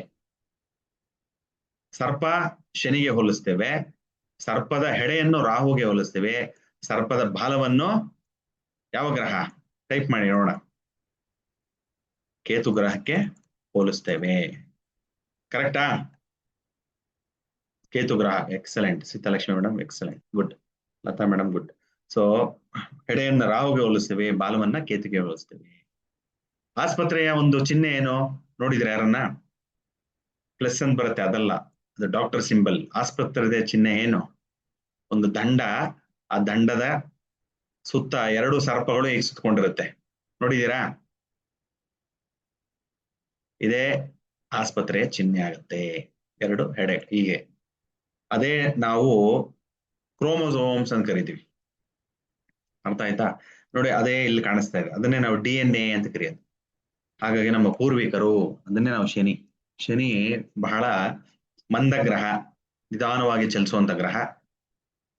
ಮತ್ತೆ ಶನಿಯನ್ನ ನಾವು ಮನೇಲಿ ಯಾರು ಹಿರಿಯರು ಇರ್ತಾರೆ ನೋಡಿ, ನಮ್ಮ ಅಜ್ಜಿ ತಾತ, ಅವರಿಗೆ ಹೋಲಿಸ್ತೇವೆ. ನಮ್ಮ ಅಜ್ಜಿ ತಾತ ಯಾರು ಕೊಟ್ಟಿರೋದು? ಜೀವ. ನಮ್ಮ ತಂದೆ ತಾಯಿಗಳು ಕೊಟ್ಟಿರ್ತಾರೆ. ನಮಗೆ ಯಾರು ಕೊಟ್ಟಿರೋದು? ಜೀವ. ನಮ್ಮ ತಂದೆ ತಾಯಿಗಳು ಕೊಟ್ಟಿರ್ತಾರೆ. ಹೇಗೆ? ಅದೆಲ್ಲ ನೋಡಿ, ಇಷ್ಟರಲ್ಲೇ ಪ್ರೋಗ್ರಾಮಿಂಗ್ ಚಿಪ್ ತರ ಇದು. ಎಲ್ಲ ಪ್ರೋಗ್ರಾಮಿಂಗ್ ಇರುತ್ತೆ. ಯಾವ್ದ್ರಲ್ಲಿ? ಈ DNA ಅನ್ನೋದ್ರಲ್ಲಿ. ಅರ್ಥ ಆಯ್ತಾ? DNA ಅನ್ನೋದ್ರ ಪ್ರೋಗ್ರಾಮ್ ಆಗಿರುತ್ತೆ. ಹಾಗಾಗಿ ನಮಗೆಲ್ಲ ಅದು ಅಂಶ ಬರ್ತಾ ಇರುತ್ತೆ. ಅದಕ್ಕೆ ವಾಸ್ತುಪುರುಷನ್ ಕೂಡ ನಾವು ಒಂದು ನೆಲೆ ಊರ್ಬೇಕು ಅಂತಂದ್ರೆ ವಾಸ್ತುಪುರುಷನ ಪರ್ಮಿಷನ್ ತಗೋಬೇಕು, ಅವನ ಒಂದು ನಿರ್ಧಾರವನ್ನು ಕೇಳಬೇಕು, ಅವನನ್ನು ಒಪ್ಪಿಸಬೇಕು, ಮೆಚ್ಚಿಸಬೇಕು. ತದನಂತರ ನಾವು ಆ ಒಂದು ಜಾಗವನ್ನು ಆಕ್ರಮಿಸಕ್ಕೆ ನಮಗೆ ಅಧಿಕಾರ ಇರುತ್ತೆ. ಇಲ್ಲ ಅಂತಂದ್ರೆ ತೊಂದರೆಗಳಾಗತ್ತೆ. ಅರ್ಥ ಆಯ್ತಾ? ಸೊ ಹಾಗಾಗಿ ಈ ಎಲ್ಲ ಗ್ರಹಗಳು ನಮ್ಮ ಜೀವನದಲ್ಲಿ ಬಹಳ ಮುಖ್ಯವಾಗಿ ಪ್ರಭಾವವನ್ನು ಬೀರ್ತಾ ಇರುತ್ತೆ. ಬರೀ ನಮ್ಮ ದೇಹಕ್ಕೆ ಅಲ್ಲ, ನಾವು ಇರುವಂತ ಜಾಗ ಏನು ವಾಸ್ತು ಅಂತ ಕರಿತೀವಿ. ವಸತಿ ಇತಿ ವಾಸ್ತು. ನೀವು ಎಲ್ಲಿ ವಾಸ ಮಾಡ್ತಾ ಇದ್ದೀರೋ ಅದೇ ವಾಸ್ತು. ಗುಡಿಸಲಾಗಿರ್ಬೋದು, ಒಂದು ಚಿಕ್ಕ ಹೆಂಚಿನ ಮನೆ ಆಗಿರ್ಬೋದು, ಒಂದು ಶೀಟಿನ ಮನೆ ಆಗಿರ್ಬೋದು, ಒಂದು ಮೋಲ್ಡಿನ ಮನೆ ಆಗಿರ್ಬೋದು, ಒಂದು ಅರಮನೆ ಆಗಿರ್ಬೋದು. ಅರ್ಥ ಆಯ್ತಾ? ಸೊ ವೈಭೋಗದಿಂದ ಇರ್ಬೋದು, ಬಡತನದಿಂದ ಇರ್ಬೋದು, ಎಲ್ಲಿ ನೀವು ವಾಸವಾಗಿರ್ತೀರಾ, ಒಂದು 4 ಗೋಡೆ ಬಂದಿದೆ, ಅದಕ್ಕೆ ಒಂದು ಸೂರು ಅಂತ ಇರುತ್ತೆ, ರೂಫ್ ಅಂತ ಇರುತ್ತೆ. ಆ ಜಾಗ ಏನಿರುತ್ತೆ, ಆ ಗೂಡು ಅಂತೀವಲ್ಲ, ಆ ಗೂಡು ಅದೇ ವಾಸ್ತು. ವಸತಿ ಇತಿ ವಾಸ್ತು. ಎಲ್ಲಿರ್ತಿರೋ ಅದೇ ವಾಸ್ತು ಅಂತೆ. ಅದೇ ಶಾಸ್ತ್ರ ಹೇಳುವಂಥದ್ದು. ಅರ್ಥ ಆಯ್ತಾ? ನಮ್ಮ ದೇಹಕ್ಕೆ, ನಮ್ಮ ಆತ್ಮಕ್ಕೆ ವಾಸ್ತು ಯಾವುದು? ನಮ್ಮ ದೇಹ ಯಾವ್ದ್ರಲ್ಲಿರುತ್ತೆ? ಸಾರಿ, ನಮ್ಮ ಆತ್ಮ ಯಾವ್ದ್ರಲ್ಲಿರುತ್ತೆ? ನಮ್ಮ ಆತ್ಮ ನಮ್ಮ ದೇಹದಲ್ಲಿರುತ್ತೆ. ಹಾಗಾಗಿ ಆತ್ಮಕ್ಕೆ ನಮ್ಮ ದೇಹನೇ ವಾಸ್ತು. ಅರ್ಥ ಆಯ್ತಾ? ಅದಕ್ಕೆ ಆತ್ಮನ ಶುದ್ಧವಾಗಿ ಇಟ್ಕೋಬೇಕು, ನಮ್ಮ ದೇಹವನ್ನ ಶುದ್ಧವಾಗಿ ಇಟ್ಕೋಬೇಕು. ಇಲ್ಲ ಅಂತಾರೆ ರೋಗ ರುಜಿನಗಳು ಬಂದ್ಬಿಡುತ್ತವೆ. ದಿನಾಗ್ಲೂ ಸ್ನಾನ ಮಾಡ್ತಾ ಇರ್ಬೇಕು. ಸ್ನಾನ ಮಾಡಿದ್ರೆ ಏನಾಗುತ್ತೆ? ವರ್ಷಾನ್ಗಟ್ಲೆ ಇಲ್ಲದೆ ಬರೋ ರೋಗ ಎಲ್ಲ ಬರುತ್ತೆ. ಹಾಗಾಗಿ ಅವು ನಮ್ಮ ಆತ್ಮಕ್ಕೆ ಶುದ್ಧಿಯಾಗಿ ಇಟ್ಕೋಬೇಕು ಅಂದ್ರೆ ದೇಹವನ್ನು ಕೂಡ ಶುದ್ಧಿಯಾಗಿ ಇಟ್ಕೋಬೇಕು. ಹಾಗೆ ನಮ್ಮ ಮನೆಯನ್ನು ಶುದ್ಧಾಗಿ ಇಟ್ಕೊಂಡಾಗ ನಾವು ಕೂಡ ಶುದ್ಧವಾಗಿರ್ತೀವಿ. ಆ ಒಂದು ಊರ್ಜೆ ಅಂತ ಏನ್ ಕರಿತೀವಿ, ಆ ಎನರ್ಜಿ ಅಂತ ಏನ್ ಕರಿತೀವಿ, ಅದು ಸದಾ ಮನೆಯಲ್ಲಿ ನೆಲೆಸಿರುತ್ತೆ. ಅರ್ಥ ಆಗ್ತಾ ಇದೆಯಾ? ಸೌರಮಂಡಲದಲ್ಲಿ ನೋಡಿರ್ತೀರ, ಸೂರ್ಯ ಸೌರಮಂಡಲದ ಅಧಿಪತಿ ಮಧ್ಯದಲ್ಲಿರ್ತಾನೆ. ಆ ಸೌರಮಂಡಲದ ಮಧ್ಯದಲ್ಲಿ ಸೂರ್ಯ ರಾರಾಜಿಸ್ತಾ ಇರ್ತಾನೆ. ಅವನ ಸುತ್ತ ಎಲ್ಲ ಗ್ರಹಗಳು ಸುತ್ತುತ್ತಾ ಇರ್ತವೆ. ಸೂರ್ಯನಿಗೆ ಹತ್ತಿರವಾಗಿರುವಂತ ಗ್ರಹ ಯಾವುದು? ಬುಧ ಗ್ರಹ. ಬುಧ ಗ್ರಹ ಯಾವ ನಿಮ್ಮ ಜಾತಕದಲ್ಲೂ ಕೂಡ ನೋಡಿದಾಗ ಬುಧ ಯಾವಾಗ್ಲೂ ಸೂರ್ಯನ ಜೊತೆ, ಇಲ್ಲಾಂದ್ರೆ ಒಂದು ಮನೆ ಮುಂದೆ ಇಲ್ಲ ಒಂದು ಮನೆ ಹಿಂದೆ ಇರ್ತಾನೆ. ಏನಕ್ಕೆ ಕಾರಣ? ಬೇಕಾದ್ರೆ ಹತ್ರ ಇರ್ತಾನೆ. ಅದಾದ್ಮೇಲೆ ಶುಕ್ರ ಕೂಡ ಅಷ್ಟೇ. ಜಾತಕದಲ್ಲಿ ನೋಡಿದಾಗ ಒಂದು ಮನೆ, ಮ್ಯಾಕ್ಸಿಮಮ್ ಅಂದ್ರೆ 1-2 ಮನೆ ಆ ಸೂರ್ಯನ ಜಾಗದಿಂದ, ಇಲ್ಲ 2 ಮನೆ ಹಿಂದೆ ಮ್ಯಾಕ್ಸಿಮಮ್ ಇರ್ತಾನೆ. ಯಾಕಂದ್ರೆ ಅವನು ಕೂಡ ಸೂರ್ಯನಿಗೆ ಹತ್ತಿರವಾಗಿರ್ತಾನೆ. ಮತ್ತೆ ತದನಂತರ ಭೂಮಿ ಬರುತ್ತೆ. ನಾವು ಭೂಮಿ ಮೇಲೆ ವಾಸ ಮಾಡ್ತಾ ಇರ್ತೀವಿ. ತದನಂತರ ಮಂಗಳ ಗ್ರಹ ಬರುತ್ತೆ, ಗುರು ಗ್ರಹ ಬರುತ್ತೆ, ಮತ್ತೆ ಶನಿ ಗ್ರಹ ಬರುತ್ತೆ. ಮಂಗಳ ಗ್ರಹ, ಶನಿ ಗ್ರಹ ಅಲ್ವಾ? ಸೊ ನೆಪ್ಟ್ಯೂನ್, ಯುರೇನಸ್, ಪ್ಲೂಟೋ ಎಲ್ಲ ನಾವು ನಮ್ಮ ಒಂದು ಶಾಸ್ತ್ರದಲ್ಲಿ ಕನ್ಸಿಡರ್ ಮಾಡಲ್ಲ. ಬಟ್ ಆದ್ರೂ ಕೂಡ ಸೌರಮಂಡಲ ಸುತ್ತ ಇರ್ತೀವಿ ಎಲ್ಲ ನೆಪ್ಟ್ಯೂನ್, ಎಲ್ಲ ಗ್ರಹಗಳು ಆ ಭೂಮಿಯ ಮೇಲೆ. ಒಂದೊಂದು ಗ್ರಹ ಕೂಡ ಒಂದೊಂದು ಗ್ರಹಗಳ ಮೇಲೆ. ಒಂದು ಗ್ರಹ ಎಲ್ಲಾ ಗ್ರಹಗಳ ಮೇಲೆ ಪ್ರಭಾವ ಬೀರ್ತಾ ಇರುತ್ತೆ. ಇನ್ನೊಂದು ಗ್ರಹ ಎಲ್ಲ ಬೇರೆ ಗ್ರಹಗಳ ಮೇಲೆ ಪ್ರಭಾವ ಬೀರುತ್ತೆ. ಹಾಗೆ ನಾವು ಭೂಮಿ ಮೇಲೆ ಇದ್ದಾಗ ಎಲ್ಲ ಗ್ರಹಗಳ ಪ್ರಭಾವ ನಮ್ಮ ಭೂಮಿ ಮೇಲೆ ಬೀಳ್ತಾ ಇರುತ್ತೆ. ಭೂಮಿ ಮೇಲೆ ನಾವು ವಾಸ ಮಾಡೋದ್ರಿಂದ ಪ್ರಾಣಿಗಳು, ಪಕ್ಷಿಗಳು, ಗಿಡ ಮರಗಳು ಎಲ್ಲಾದ್ರ ಮೇಲೂ ಕೂಡ ಪ್ರಭಾವ ಬೀರ್ತಾ ಇರುತ್ತೆ. ಬರೀ ಜೀವಂತವಾಗಿರುವಂತಹದ್ದೇ ಅಲ್ಲ, ಅಜೀವ ಅಂದ್ರೆ ಅದಕ್ಕೆ ಜೀವ ಇಲ್ವೋ, ಒಂದು ಕಲ್ಲು, ಮಣ್ಣು ಯಾವುದೇ ಆಗಿರ್ಲಿ, ಅದಕ್ಕೂ ಒಂದು ಧಾತು ಅಥವಾ ಕಬ್ಬಣ, ಒಂದು ತಾಮ್ರ, ಏನೇ ಆಗಿರ್ಬೋದು, ಪ್ರತಿಯೊಂದು ಮೇಲೂ ಕೂಡ ಪ್ರಭಾವ ಬೀಳ್ತಾನೆ ಇರುತ್ತೆ. ಅದನ್ನ ಅರ್ಥ ಮಾಡ್ಕೊಳ್ಳುವಂಥದ್ದೇ ಶಾಸ್ತ್ರನೇ ವಾಸ್ತುಶಾಸ್ತ್ರ ಅಂತ ಹೇಳುವಂತ. ಅರ್ಥ ಆಯ್ತಾ? ಬಟ್ ಇಲ್ಲಿ ಉತ್ತರಾಯಣ ಮತ್ತೆ ದಕ್ಷಿಣಾಯನ ಅಂತ ಹೇಳ್ತೀವಿ. ಈಗ ಯಾವ್ದು ನಡೀತಾ ಇದೆ, ಉತ್ತರಾಯಣನೋ ದಕ್ಷಿಣಾಯನನೋ? ಜ್ಯೋತಿಷ ಗೊತ್ತಿರೋರು ಹೇಳ್ಬೋದು, ಬೇರೆ ಗೊತ್ತಿಲ್ಲ ಅಂದ್ರೆ ಏನ್ ತಲೆ ಕೆಡಿಸ್ಕೊಳ್ಳೋ ಅವಶ್ಯಕತೆ ಇಲ್ಲ, ನಾನು ಹೇಳ್ಕೊಡ್ತೀನಿ ಇವಾಗ. ಯಾಕಂದ್ರೆ ಇದು ಮನೆ ಕಟ್ಟಕ್ಕೆ ಬಹಳ ಇಂಪಾರ್ಟೆಂಟು. Very good. ಹೇಗೆ ಅದು ಉತ್ತರಾಯಣದ ದಕ್ಷಿಣಾಯನ ಕಂಡುಹಿಡಿಯೋದು ಅಂತಂದ್ರೆ, ನೋಡಿ, ಇದು ಸೂರ್ಯ ಇರುತ್ತೆ, ಸೂರ್ಯ ಗ್ರಹದ ಮೇಲೆ ಆಧಾರವಾಗಿರುವಂತದ್ದು ಅಲ್ವಾ? ನೋಡಿ, ಇಲ್ಲಿ ಸೂರ್ಯ ಇರ್ತಾನೆ. ಯಾವಾಗ್ಲೂ ಅಷ್ಟೇ ಸೂರ್ಯ ನೋಡಿ, ಉತ್ತರಾಯಣ ಅಂತಂದ್ರೆ ಹೀಗ್ ಶುರು ಆಗುತ್ತೆ. ಅಂದ್ರೆ ಡಿಸೆಂಬರ್, ಇಲ್ಲಿ ಬರೆದಿದೆ ನೋಡಿ, ಡಿಸೆಂಬರ್ ಅಂತ. ಡಿಸೆಂಬರ್ ಹತ್ತತ್ರ ಇರುತ್ತೆ. ಡಿಸೆಂಬರು ಜನವರಿ. ಯೂಶುವಲ್ ಆಗಿ ಸಂಕ್ರಾಂತಿ ಅಂತ ಕರಿತೀವಿ. ಯಾವಾಗ ಆಗುವಂತ ಸಂಕ್ರಾಂತಿ? ನೋಡಿ, ಇಲ್ಲಿ ಧನುಸು ರಾಶಿಯಿಂದ ಈಗ ಸೂರ್ಯನ ಇದು ಚಿತ್ರ ಏನಿದೆ ನಾನು ತೋರಿಸ್ತಾ ಇದ್ದೀನಲ್ಲ, ಇದು ಸೂರ್ಯನ ಒಂದು ಬಿಂಬ. ಗೊತ್ತಾಯ್ತಾ? ಇದನ್ನ ನಮ್ಗೆ ಅರ್ಥ ಆಗಲಿ ಅಂತ ಚಿಕ್ಕದ್ ಮಾಡ್ಕೋತೀನಿ. ಈ ಧನುಸು ರಾಶಿಯಿಂದ ಯಾವಾಗ ಅವನು ಒಂದು ಕಾಲನ್ನು ಮಕರ ರಾಶಿಗೆ ಇಡ್ತಾನೆ, ಆಗ ಅದನ್ನ ಮಕರ ಸಂಕ್ರಾಂತಿ ಅಂತ ಕರಿತೀವಿ. ಅರ್ಥ ಆಯ್ತಾ? ಒಂದು ತಿಂಗಳು ವಾಸ ಆಗಿರ್ತಾನೆ ಮಕರ ರಾಶಿಯಲ್ಲಿ. ಮುಂದಿನ ತಿಂಗಳು ಕುಂಭಕ್ಕೆ ಹೋಗ್ತಾನೆ, ಅವಾಗ ಕುಂಭ ಸಂಕ್ರಾಂತಿ ಅಂತ ಕರಿತೀವಿ. ಸಂಕ್ರಾಂತಿ ಅಂತಂದ್ರೆ ಏನು? ಸಂಕ್ರಾಂತಿ ಅಥವಾ ಸಂಕ್ರಮಣ ಒಂದೇ ಪದ. ಸಂಕ್ರಾಂತಿ, ಸೂರ್ಯನ ಕ್ರಾಂತಿ ಅಂದ್ರೆ ಒಂದು ಮನೆಯಿಂದ ಇನ್ನೊಂದು ಜಾಗಕ್ಕೆ ಜಾಗ ಬದಲಾವಣೆಗೆ ಸಂಕ್ರಾಂತಿ.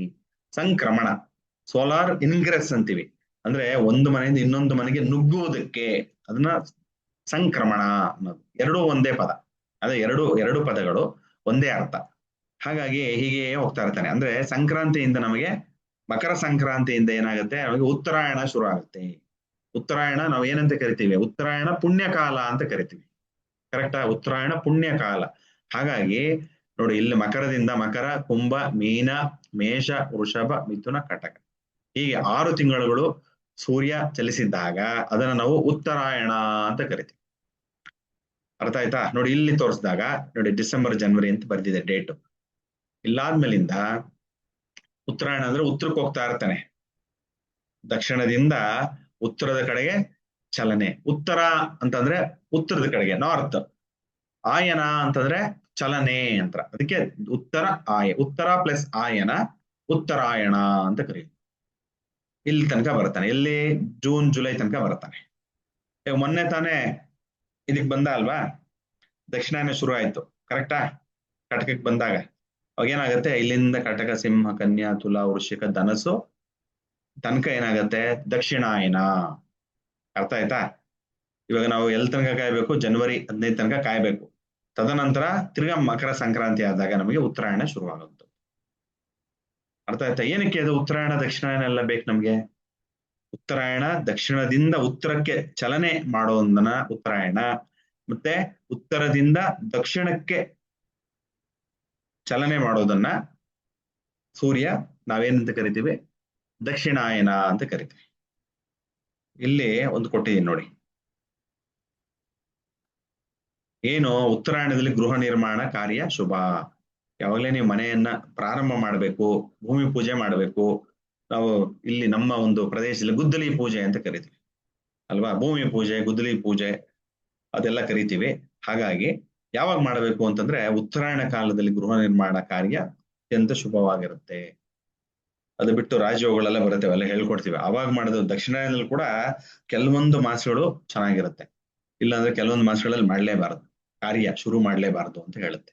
ಸೊ ಈ ಜನರಲ್ ನೀವು ತಿಳ್ಕೊಬೇಕಾರದು ಏನು, ಇವಾಗ ಉತ್ತರಾಯಣದಲ್ಲಿ ಗೃಹ ನಿರ್ಮಾಣ ಕಾರ್ಯ ಶುಭ ಅಂತ ಹೇಳುತ್ತೆ. ಓಕೆನಾ?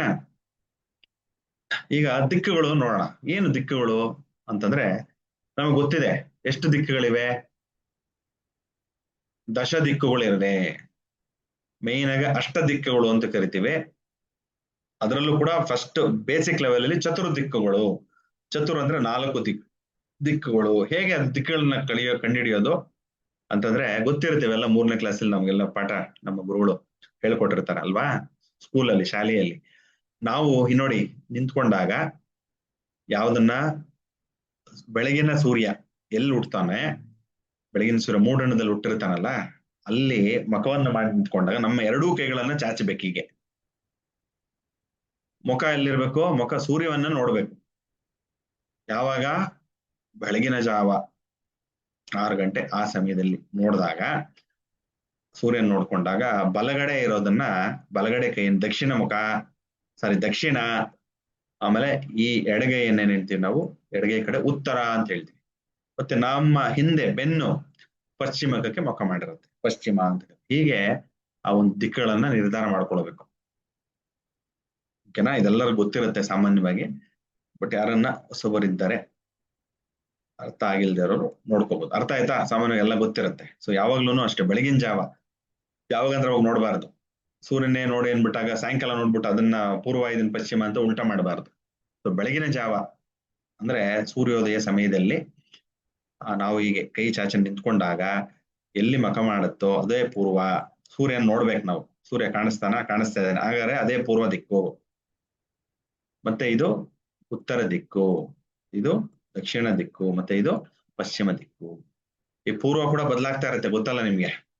ಪೂರ್ವ ಕೂಡ ಬದಲಾಗ್ತಾನೆ ಇರುತ್ತೆ ದಿನದಿಂದ ದಿನಕ್ಕೆ. ಹಾಗಾಗಿ ಅದಕ್ಕೆ ಬೆಳಗಿನ ಜಾವದಲ್ಲಿ ಎಲ್ಲಿ ಸೂರ್ಯ ಇರ್ತಾನೋ ಅಲ್ಲಿ ನೇರವಾಗಿ 90 ಡಿಗ್ರಿ ಕರೆಕ್ಟ್ ಆಗಿ ಮುಖ ಮಾಡಿಕೊಂಡು ನಿಂತ್ಕೊಂಡಾಗ ಅದೇ ಪೂರ್ವ. ಅರ್ಥ ಆಯ್ತಾ? ಉತ್ತರಾಯಣದಲ್ಲಿ ಹೋದಾಗ ಸೂರ್ಯ ಇಲ್ಲೆಲ್ಲೋ ಇರ್ತಾನೆ, ಅರ್ಥ ಆಯ್ತಾ? ಹಿಂಗೆ ದಕ್ಷಿಣಾಯನಕ್ಕೆ ಬಂದಾಗ ಸೂರ್ಯ ಇಲ್ಲೆಲ್ಲೋ ಇರ್ತಾನೆ.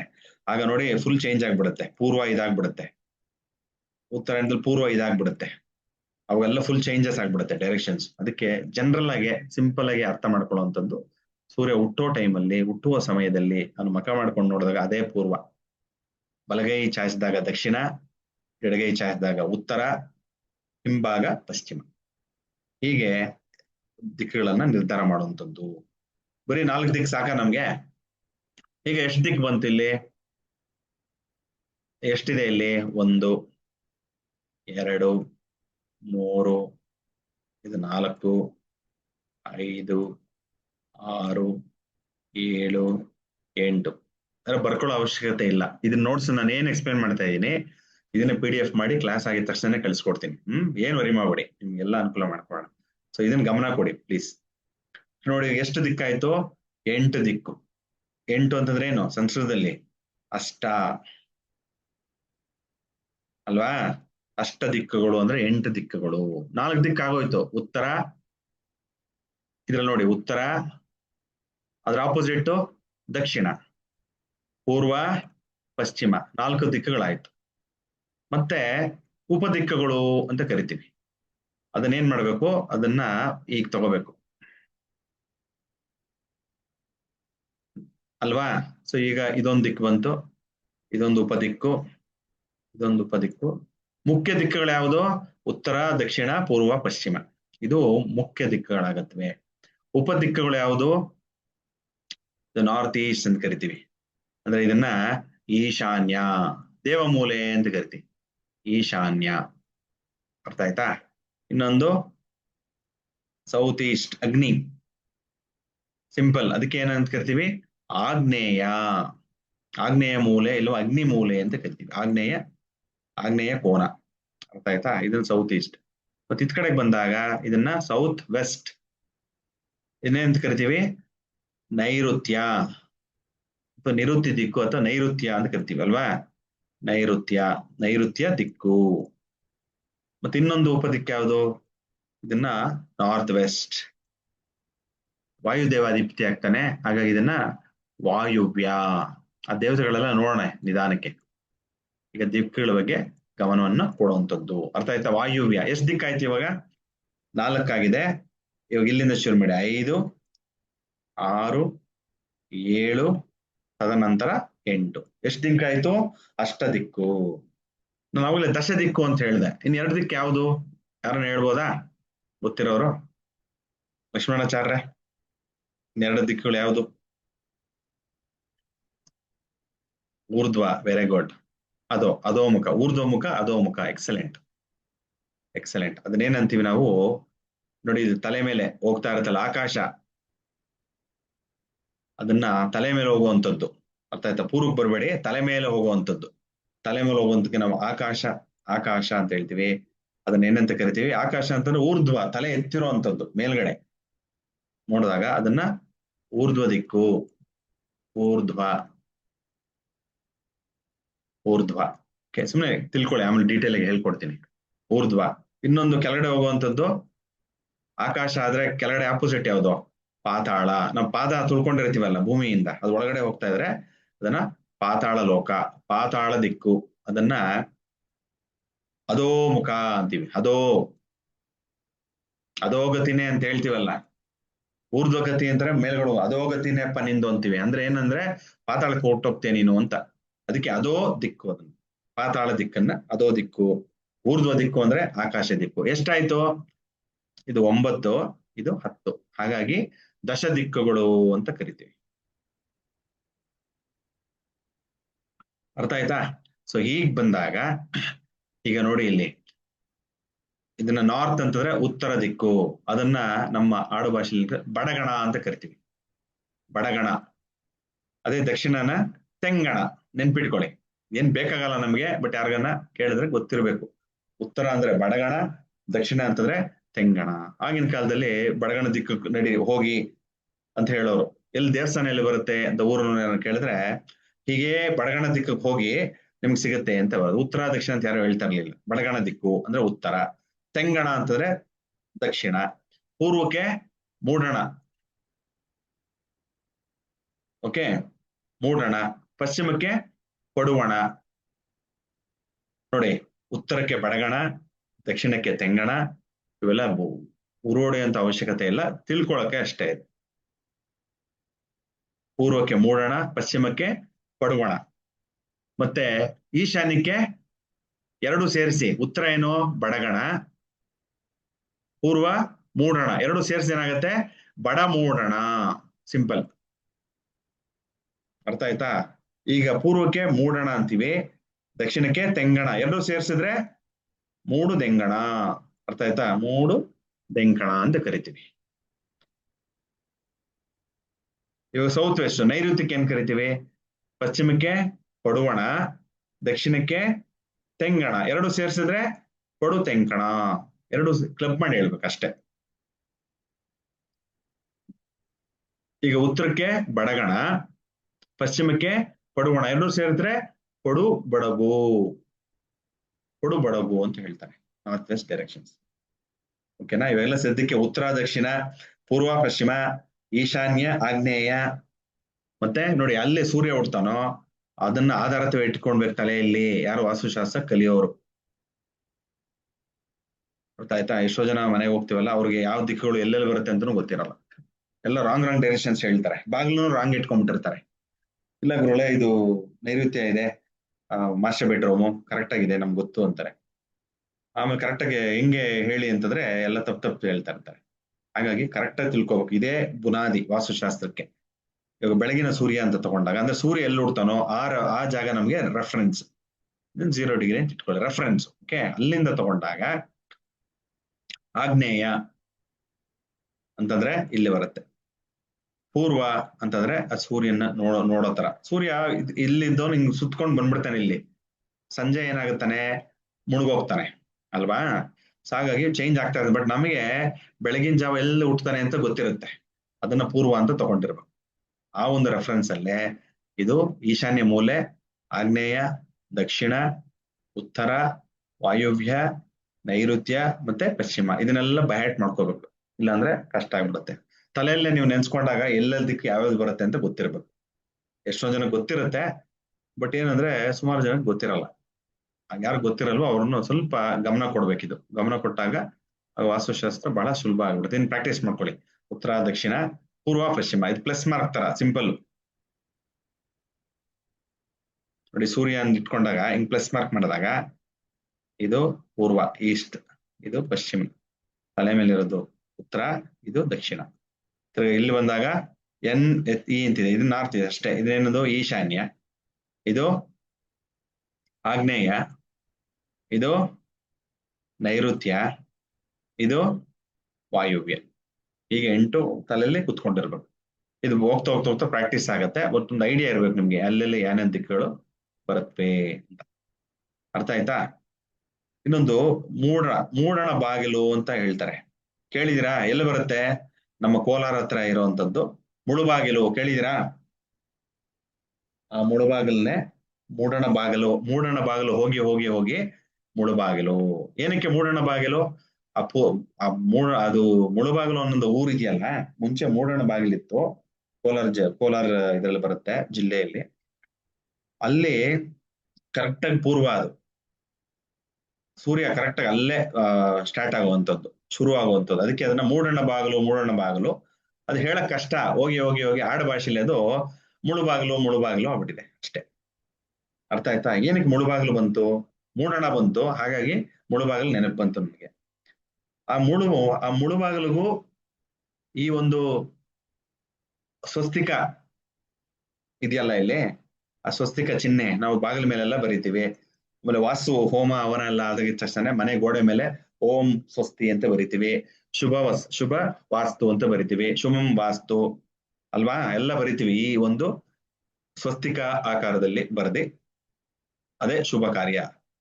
ಏನ್ ಸಂಬಂಧ ಅಂತಂದ್ರೆ ನೋಡಿ, ಈಗ ಗಮನ ಕೊಡಿ, ಸೈನ್ಸ್ ಇದೆ, ಅರ್ಥ ಮಾಡ್ಕೋಬೇಕು. ಸೂರ್ಯನ ಸುತ್ತ ಏನ್ ಸುತ್ತ ಇರುತ್ತೆ?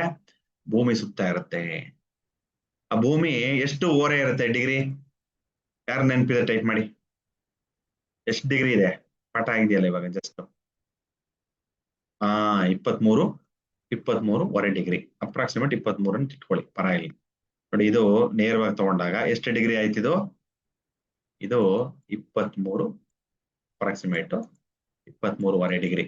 ಅರ್ಥ ಆಯ್ತಾ? ಇಷ್ಟು ಓರೆಯಾಗಿ ಹೋಗ್ತಾ ಇರುತ್ತೆ. ಆ ಓರೆ ಆಗಿರುತ್ತಲ್ಲ, ಆ ಓರೆ ಆಗಿರುವಂತದ್ದನ್ನ ಆಕ್ಸಿಸ್ ಅಂತ ಕರಿತೀವಿ ನಾವು. ಆಕ್ಸಿಸ್ ನೋಡಿ, ಈ ಲೈನ್ ಕಟ್ಟಿದ್ವಿ, ಇದು ಎಲ್ಲಿ ಹೋಗುತ್ತೆ ಅಂದ್ರೆ ಕರೆಕ್ಟ್ ಹಾಗೆ ಆ ಒಂದು ತುದಿ ಆ ಧ್ರುವ ತಾರೆಗೆ ಹೋಗಿ ಮುಟ್ಟುತ್ತೆ.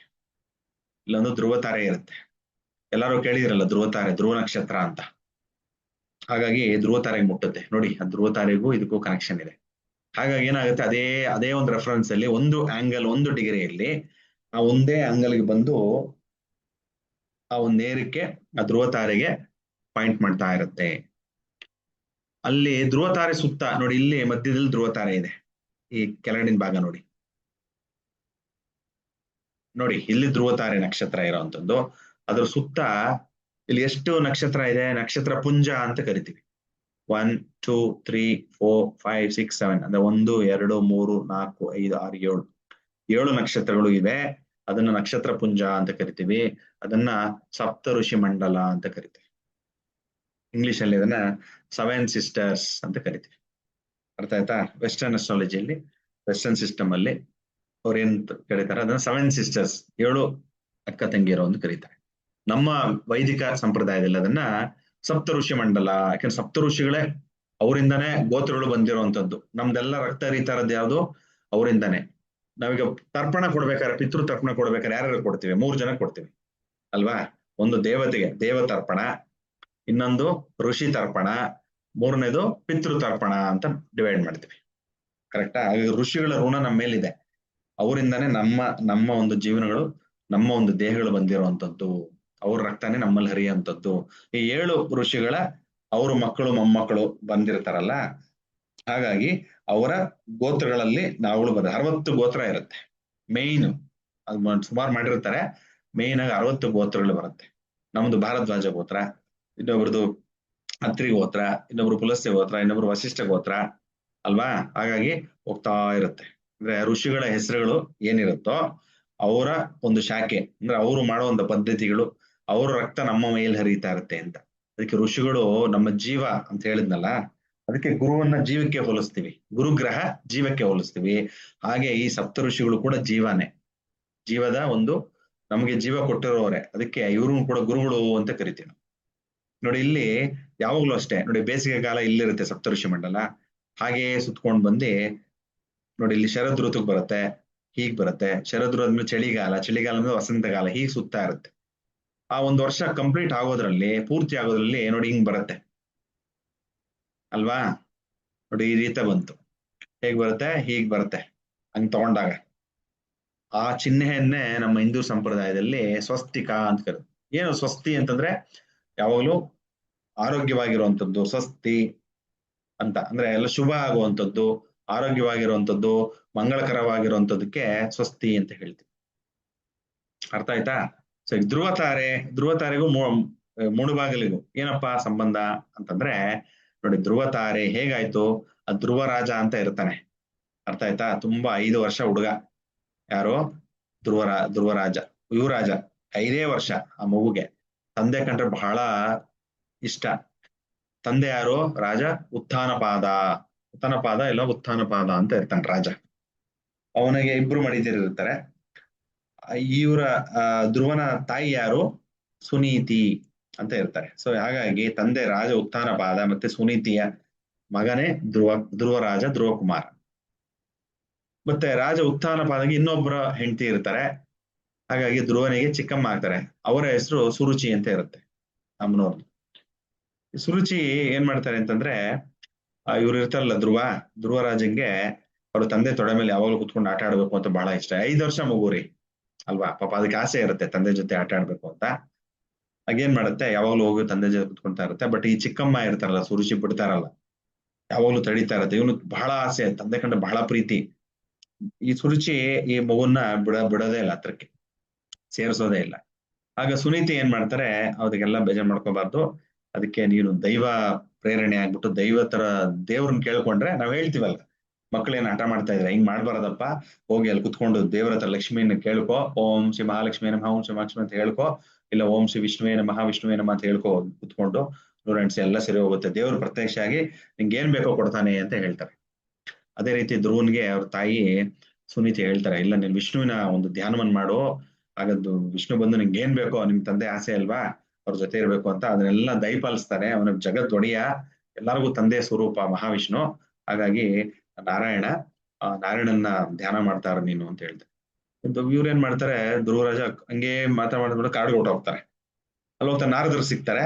ಏನಪ್ಪ ಯಾರಪ್ಪ ನೀನು ಅಂತ ಕೇಳ್ತಾರೆ. ಯಾರಲ್ಲ, ನಾನು ಹಿಂಗೆ ಧ್ರುವ, ನನ್ನ ಹೆಸರು ನಮ್ಮ ತಂದೆಗೆ, ನಾನು ಒಂದು ನಾರಾಯಣನ್ ನೋಡ್ಬೇಕು ಹಂಗೆ ಹಿಂಗೆ ಅಂತ ಹೇಳ್ತಾರೆ. ಆಗ ನಾರದರು, ಓಹೋ ಇವ್ನು ಮಹಾಜ್ಞಾನಿ, ಸಾಮಾನ್ಯವಾದ ಮನುಷ್ಯ ಅಲ್ಲ, ದೈವ ಸಂಭೂತ. ಹಾಗಾಗಿ ಅವನಿಗೆ ಕರೆಕ್ಟ್ ಆಗಿ ಮಾರ್ಗದರ್ಶನ ಕೊಡ್ತಾರೆ. ಯಾರು? ನಾರದ ಗುರುಗಳು ಸ್ವರೂಪ. ಹಾಗಾಗಿ ಧ್ರುವಗೆ ಅವರೇ ಗುರುಗಳು ನಾರದರು. ಅವ್ರು ಹೇಳ್ತಾರೆ ಈ ರೀತಿ ಪ್ರೊಸೀಜರ್ ಇದೆ, ಈ ರೀತಿ ಮಾಡ್ಬೇಕು ಅಂತ. ಅವರು ಧ್ರುವ 5 ವರ್ಷ ಹುಡುಗ ಬಾಲಕ, ಆಯ್ತು ನಾನು ಮಾಡ್ತೀನಿ ಅಂದ್ಬಿಟ್ಟು ಕಾಡಲ್ಲಿ ನೋಡಿ ಒಂದೇ ಒಂದು ಕಾಲಲ್ಲಿ ನಿಂತ್ಕೊಂಡು, ಅದು ಹೆಬ್ಬೆರಳಲ್ಲಿ, ಬರೀ ಒಂದೇ ಒಂದು ಬೆರಳಲ್ಲಿ ನಿಂತ್ಕೊಂಡು, ಅಲ್ಲಿ ಬಿದ್ದಿರೋ ಎಲೆಗಳು, ಒಣ ಎಲೆಗಳು, ಆ ಮಾಮೂಲಿ ಎಲೆಗಳನ್ನೇ ತಿನ್ಕೊಂಡು ಅದೇ ಆಹಾರ ಅವ್ರಿಗೆ. ಮತ್ತೆ ಅಲ್ಲೇ ಇರುವಂತಹ ನೀರುಗಳನ್ನು ಕುಡ್ಕೊಂಡು ಅದೇ ಜೀವನದಲ್ಲಿ ಮಾಡ್ಕೊಂಡು ಧ್ಯಾನ ಎಷ್ಟೊತ್ತಾಗುತ್ತೋ ಅಷ್ಟು ಮಾಡ್ತಾ ಇರ್ತಾರೆ. ಬಟ್ ದಿನದಿಂದ ದಿನಕ್ಕೆ ಏನಾಗುತ್ತೆ, ಆ ಶ್ರದ್ಧೆ ಜಾಸ್ತಿ ಆಗ್ತಾ ಹೋಗುತ್ತೆ. ಮತ್ತೆ ಎಷ್ಟೋ ವರ್ಷಗಳು ಹಾಗೇ ನಿಂತ್ಕೊಂಡು ತಪಸ್ ಮಾಡ್ತಾನೆ ಇರ್ತಾರೆ. ಯಾರು? ಧ್ರುವರಾಜ. ತದನಂತರ ಅದು ಉಸಿರು ಕಟ್ಬಿಡ್ತಾರೆ. ಎಷ್ಟು ವರ್ಷಗಳು ಮಾಡ್ತಾರೋ ಕಾಣಿಸೋದೇ ಇಲ್ಲ, ದೇವರು ನಾರಾಯಣ ಬರೋದೇ ಇಲ್ಲ ಎಷ್ಟು ವರ್ಷಗಳಾದ್ರೂ ಕೂಡ. ಹಾಗಾಗಿ ಹೀಗಾದ್ರೂ ಸರಿ ಹೋಗಲ್ಲ ಅನ್ಬಿಟ್ಟು ಏನ್ ಮಾಡ್ತಾರೆ, ಮನಸ್ಸಿನ ಸಂಕಲ್ಪ ತಗೊಂಡು ಅವ್ರು ಉಸಿರಾಡೋದ್ರಲ್ಲಿ ನಿಲ್ಸ್ಕೊಂಡ್ಬಿಡ್ತಾರೆ. ಉಸಿರಾಡ್ಬಿಟ್ಟು ನಂಗೆ ಎಷ್ಟು ಆಗುತ್ತೆ ನೀನ್ ಧ್ಯಾನ ಮಾಡ್ತೀನಪ್ಪ ತಂದೆ ಮನಸ್ಸಿನಲ್ಲಿ ಸಂಕಲ್ಪ ಮಾಡ್ಕೊಂಡು ಹಂಗೆ ತಪಸ್ ಮಾಡ್ತಾ ಇರ್ತಾರೆ. ಆಗ ದೇವತೆಗಳೆಲ್ಲ ಕೇಳ್ತಾರೆ, ಅಯ್ಯೋ ಈ ಬಾಲಕ ಅಷ್ಟು ನಿಷ್ಠೆಯಿಂದ ಮಾಡ್ತಾ ಇದ್ದಾನೆ, ನಾರಾಯಣ ಸ್ವರೂಪನಾದ ವಿಷ್ಣು ಹೋಗಿ ದರ್ಶನ ಕೊಟ್ಟು ಕಾಪಾಡಪ್ಪ ಅಂತ ಹೇಳ್ತಾರೆ. ಆಗ ವಿಷ್ಣು ಬಂದು ಏನ್ ಮಾಡ್ತಾರೆ, ಆ ಮಗುನ ಎದುರುಗೊಂಡು ನಿಂತ್ಕೊಂಡಾಗ ಕೂಡ ಧ್ರುವ ಕಣ್ಬಿಡಲ್ಲ. ಆಗ ಏನ್ ಮಾಡ್ತಾರೆ, ವಿಷ್ಣು ನಾರಾಯಣ ರೂಪದಲ್ಲಿ ಅವನು ಕಣ್ ಮುಚ್ಕೊಂಡಿರ್ತಾನೆ, ಅವ್ರು ದಿವ್ಯ ಜ್ಞಾನದಲ್ಲಿ ಹೋಗಿ ಅಲ್ಲಿ ದರ್ಶನ ಕೊಡ್ತಾರೆ. ಯಾರು? ಶ್ರೀಮನ್ನಾರಾಯಣ. ತದನಂತರ ಖುಷಿ ಆಗ್ಬಿಡುತ್ತೆ ಯಾರಿಗೆ? ಧ್ರುವನಿಗೆ. ಅದೇ ಭಗವಂತ ನೋಡೋದು ಖುಷಿ ಆಗದೆ ಇರುತ್ತಾ ಅಲ್ವಾ? ಬಹಳ ಕಣ್ಣಲ್ಲಿ ನೀರು ಬಂದ್ಬಿಡುತ್ತೆ, ಆನಂದ ಬಾಷ್ಪ ತಡ್ಕೊಳಕ್ಕಾಗಲ್ಲ. ಅಪ್ಪ ತಂದೆ ಅಂತ ಕಂಡ್ಬಿಡ್ತಾರೆ, ನಾರಾಯಣ ಇರಲ್ಲ. ಯಾಕಂದ್ರೆ ಅಲ್ಲೇ ಜ್ಞಾನ ದರ್ಶನವನ್ನು ಕೊಟ್ಟು ಹೊರಟೋಗಿರ್ತಾನೆ. ತದನಂತರ ಏನಾಗುತ್ತೆ, ಅವನಿಗೆ ಎಷ್ಟೋ 100 ಬ್ರಹ್ಮ ವರ್ಷಗಳು ನೀನು ಇದಾಗಿರೋ, ಚಿರಂಜೀವಿ ಆಗಿರೋ, ಮತ್ತೆ ಎಲ್ಲ ನಿನ್ಗೆ ರಾಜ್ಯಗಳನ್ನ ಕೊಡ್ತೀವಿ, ಅದನ್ನ ಸಂಭಾಳಿಸ್ಕೊಂಡಿರು ಅಂತ ಹೇಳ್ಬಿಟ್ಟು ಆ ಸಪ್ತಋಷಿ ಮಂಡಲದ ಮೇಲ್ಗಡೆ, ಸಪ್ತಋಷಿ ಮಂಡಲ ಇದೆ, ಸಪ್ತಋಷಿ ಮಂಡಲ ಮೇಲ್ಗಡೆ ಅವನಿಗೆ ಲೋಕ ಮಾಡ್ತಾರೆ, ಧ್ರುವ ಲೋಕ ಅಂತ ಮಾಡ್ತಾರೆ. ಅಲ್ಲಿ ನಿನ್ನ ರಾಜ್ಯಭಾರ ಮಾಡ್ಕೊಂಡು ಸುಖ ಶಾಂತಿ ನೆಮ್ಮದಿಯಿಂದ ಇರು, ನಿಮ್ಮ ಅಲ್ಲಿರುವಂತಹ ಜನರೆಲ್ಲ ಸುಭಿಕ್ಷವಾಗಿರ್ಲಿ ಅಂತ ಹೇಳ್ಬಿಟ್ಟು ದೇವರ ಆಶೀರ್ವಾದ ಆಗುತ್ತೆ. ಅಲ್ಲೇ ಮಾಡ್ಕೊಂಡು ಧ್ರುವ ಇರ್ತಾರೆ. ಬಟ್ ಆದ್ರೆ ಅವ್ರಿಗೆ ಮೋಕ್ಷದ ಹತ್ರ ಹೋಗ್ಬೇಕು, ನಾರಾಯಣನ್ನ ಸೇರ್ಬೇಕು, ನಾರಾಯಣನ್ನು ಹೃದಯದಲ್ಲಿರ್ಬೇಕು ಅಂತ ಆಸೆ ಅವ್ರಿಗೆ ಅಲ್ವಾ. ಏನ್ ಮಾಡ್ತಾರೆ, ತಿರ್ಗಾ ಸಂಕಲ್ಪ ಮಾಡ್ಕೊಂಡು ಮನುಷ್ಯನ ಜನ್ಮ ತಾಳ್ತಾರೆ. ಮೋಕ್ಷ ತಗೋಬೇಕು ನಾನು, ಭೂಮಿಯಲ್ಲೇ ನಂಗೆ ಮೋಕ್ಷ ಸಿಗುವಂತದ್ದು ಅಂತ ಹೇಳ್ಬಿಟ್ಟು ಅಲ್ಲಿ ಮಾಡೋ ಕರ್ಮಗಳನ್ನೆಲ್ಲ ಮಾಡಿ ಕರ್ಮಗಳನ್ನ ತೀರಿಸ್ಕೋಬೇಕು ಅಂತ ಹೇಳ್ಬಿಟ್ಟು ತಿರ್ಗಾ ಇಲ್ಲಿ ಪುನಃ ಭೂಮಿ ಮೇಲೆ ಜನ್ಮ ತಗೋತಾರೆ. ಯಾವ ಜನ್ಮ ತಗೋತಾರೆ ಅಂತಂದ್ರೆ ಒಂದು ಶ್ರೀಪಾದ ರಾಜ ಅಂತ, ಶ್ರೀಪಾದ ರಾಜರು ರಾಜರಾಗಿ ಜನ್ಮವನ್ನು ತಗೋತಾರೆ. ಎಲ್ಲಿ ತಗೋತಾರೆ ಅಂತಂದ್ರೆ ಚನ್ನಪಟ್ಟಣ, ಮೈಸೂರು ಮಂಡ್ಯ ಹತ್ರ ಚನ್ನಪಟ್ಟಣ, ಅಲ್ಲಿ ಕಣ್ವ ನದಿ ಹರಿಯುತ್ತೆ ಅಲ್ವಾ, ಕಣ್ವ ನದಿ ತೀರದಲ್ಲಿ ಅಲ್ಲಿ ಒಂದು ದಂಪತಿಗಳಿಗೆ ಗಂಡು ಮಗು ಹುಟ್ಟುತ್ತೆ. ಅವರೇ ಶ್ರೀಪಾದರಾಜರು. ಅವರು ಬೆಳೀತಾ ಬೆಳೀತಾ ಬೆಳೀತಾ, ಅದು ಮಧ್ವ ಸಂಪ್ರದಾಯ. ಮಧ್ವ ಸಂಪ್ರದಾಯ ಅಂದ್ರೆ ವಿಷ್ಣು ಪ್ರಿಯ. ಹಾಗೆ ನಾರಾಯಣನ ಧ್ಯಾನನೇ ಮಾಡ್ಕೊಂಡು ಬರ್ತಾ ಇರ್ತಾರೆ. ಕೊನೆಗೆ ಮುಳುಬಾಗಲು, ಮೂಡಲ ಬಾಗಲು, ಅದು ಮುಳಿ ಬಾಗಲು ಅಂತೀವಲ್ಲ ನಾವು, ಮುಳಬಾಗಲು, ಅಲ್ಲಿ ಬಂದು ನಿಲ್ಲಿಸ್ತಾರೆ. ಅವರ ಒಂದು ಇದಿದೆ ಅಂದ್ರೆ ಸಮಾಧಿ ಇದೆ. ಸಮಾಧಿ ಅಂತಂದ್ರೆ ಬೃಂದಾವನ ಅಂತ ಹೇಳ್ತೀವಿ, ಸಮಾಧಿ ಅಂತ ಹೇಳ್ಬಾರ್ದು, ಅಪಚಾರ. ಸೊ ಅದನ್ನ ಬೃಂದಾವನ ಅಂತ ಹೇಳ್ತೀವಿ. ಹೇಗೆ ರಾಘವೇಂದ್ರ ಸ್ವಾಮಿಗಳು ಬೃಂದಾವನ ಇದೆಯೋ ಮಂತ್ರಾಲಯದಲ್ಲಿ, ಹಾಗೆ ಶ್ರೀಪಾದರ ರಾಜರ ಮಠ ಕೂಡ, ಈ ಬೃಂದಾವನ ಕೂಡ ಇಲ್ಲಿ ಮೂಡಲ್ಬಾಗಲ್ ಇದೆ. ಬಹಳ ಸೊಗಸಾಗಿದೆ. ಅಲ್ಲಿ ಹೋಗಿದ್ರೂ ಒಂದು ಒಳ್ಳೆ ಶಕ್ತಿಯ ಒಂದು ಸಂಚಲನ ಆಗುತ್ತೆ. ಯಾರನ್ನ ಹತ್ರದಲ್ಲಿರೋರು ದಯವಿಟ್ಟು ಹೋಗಿ. ಅಂದವೇ ತಿರುಪತಿಗೆ ಯಾರು ಹೋಗ್ತಿರಲ್ಲ, ತಿರುಪತಿಗೆ ಹೋಗೋ ಜಾಗದಲ್ಲೇ ಮೇನ್ ರೋಡ್ ಅಲ್ಲೇ ಸಿಗುತ್ತೆ ನಿಮ್ಗೆ. ಆ ಮುಳುಬಾಗಿಲು ಹತ್ತದ ಇನ್ನೇನು ಹತ್ತತ್ರ ಹೋಗ್ತಾ ಇದ್ದೀರಾ ಅಂತಂದಾಗ ಅಲ್ಲೇ ಬಲಗಡೆ ಕಾಣಿಸುತ್ತೆ ನಿಮ್ಗೆ. ಅಲ್ಲಿ ಹೋಗಿ ದೇವರ ದರ್ಶನ ಮಾಡಿಕೊಂಡು, ಸ್ವಾಮಿಯವರ ದರ್ಶನ ಮಾಡ್ಕೊಂಡು ಹೋಗೋದು, ಗುರು ಆಶೀರ್ವಾದ ಸಿಗುತ್ತೆ. ಅರ್ಥ ಆಯ್ತಾ? ಏನಕ್ಕೆ ನೋಡಿ, ಎಲ್ಲಿಂದ ಎಲ್ಲೋ ಬಂತು ಕತೆ ಅಲ್ವಾ. ಹಾಗಾಗಿ ಧ್ರುವ ಮತ್ತೆ ಶ್ರೀಪಾದರಾಜರು ಒಬ್ಬರೇ ಅವತಾರ ಅಂತ. ಹೇಗೆ ಭಕ್ತ ಪ್ರಹ್ಲಾದ ಮತ್ತೆ ರಾಘವೇಂದ್ರ ಸ್ವಾಮಿಗಳು ಒಂದೇ ಅವತಾರ, ಶಂಕುಕರ್ಣ ಮತ್ತೆ ಭಕ್ತ ಪ್ರಹ್ಲಾದ, ತದನಂತರ ಕರ್ಮಗಳು ಕಳ್ಕೊಳ್ಳಕ್ಕೆ ರಾಘವೇಂದ್ರ ಸ್ವಾಮಿಯಾಗಿ ಹುಡ್ತಾರೆ ಅಲ್ವಾ ಭೂಲೋಕದಲ್ಲಿ. ಸೊ ಹಾಗಾಗಿ ಇವರು ಶ್ರೀಪಾದರಾಜರು ಅಷ್ಟೇ ಶಕ್ತಿವಂತರು. ಓಕೆನಾ, ಧ್ರುವರಾಜರೇ ಶ್ರೀಪಾದರಾಗಿ ಬಂದು ಹುಟ್ಟಿರುವಂತದ್ದು ಅಂತ ಹೇಳ್ತಾರೆ. ಸೊ ಹೀಗೆ ಮೂಡಣ ಬಾಗಿಲು. ಮೂಡಣ ಅಂತಂದ್ರೆ ಏನಾಯ್ತು, ಅರ್ಥ ಆಯ್ತು ಇವಾಗ? ಪೂರ್ವ ದಿಕ್ಕು. ಅರ್ಥ ಆಯ್ತಾ? ಸೊ ಈ ರೀತಿ ಆಯ್ತು. ಈಗ 10 ಗಂಟೆ ಆಗಿದೆ, ಒಂದು 10 ನಿಮಿಷ ಬ್ರೇಕ್ ಕೊಡ್ತೀನಿ. 10:10ಕ್ಕೆ ಯಾರನ್ನ ಊಟ ಮಾಡೋರು ಚಿಕ್ಕದಾಗಿ ಊಟ ಮಾಡ್ಕೊಂಡ್ ಬನ್ನಿ, ನೀರು ಕುಡೀರಿ, ವಾಶ್ರೂಮ್ ಬ್ರೇಕ್ ತಗೊಂಡು 10 ನಿಮಿಷ. ಈಗ 9:58, 10 ಆಗತ್ತೆ. 10:10ಕ್ಕೆ ತಿರ್ಗಾ ಸೇರೋಣ. ಈಗ ಆಕ್ಚುಲ್ ಆಗಿ ವಾಸ್ತು ಪಾಠ ಶುರು ಆಗುತ್ತೆ. ವಿಶ್ವಕರ್ಮ ಪ್ರಕಾಶನದಲ್ಲಿ ಏನ್ ಕೊಟ್ಟಿದ್ದಾರೋ ಅದೇ ರೀತಿ, ಆ ಶ್ಲೋಕ ಏನ್ ಹೇಳುತ್ತೋ ಅದೇ ರೀತಿಯಲ್ಲಿ ಒಂದೊಂದೇ ಮಾಡ್ಕೋತಾ ನಿಧಾನಕ್ಕೆ ಹೋಗೋಣ. ಆಯ್ತಾ? ಯಾರಿಗನ್ನ ಅರ್ಥ ಆಗ್ತಾ ಇಲ್ಲ, ಸ್ವಲ್ಪ ನಿಧಾನಕ್ಕೆ ಹೋಗಿ ಅಂದ್ರೆ ದಯವಿಟ್ಟು ತಿಳಿಸಿ, ಅದೇ ರೀತಿ ಮಾಡ್ಕೊಂತ ಹೋಗ್ತೀನಿ. ಓಕೆನಾ? ಯಾರು ಹಾಕಿದ್ದಾರೆ, ಗಿರೀಶ್ ಶರ್ಮ ಗುರುಗಳು. Mulbagal ಎಷ್ಟಿದು, 2 kilometre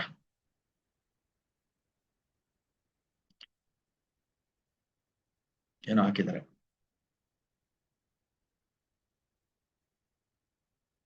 ರಿತಶ, Srivatsa, Parashara, ದೇವಋಷಿ, very good. ಆಯ್ತು, ಒಂದು 10 ನಿಮಿಷ ಬ್ರೇಕ್ ತಗೊಂಡು ಕರೆಕ್ಟಾಗಿ 10:10ಕ್ಕೆ ವಾಪಸ್ ಬನ್ನಿ.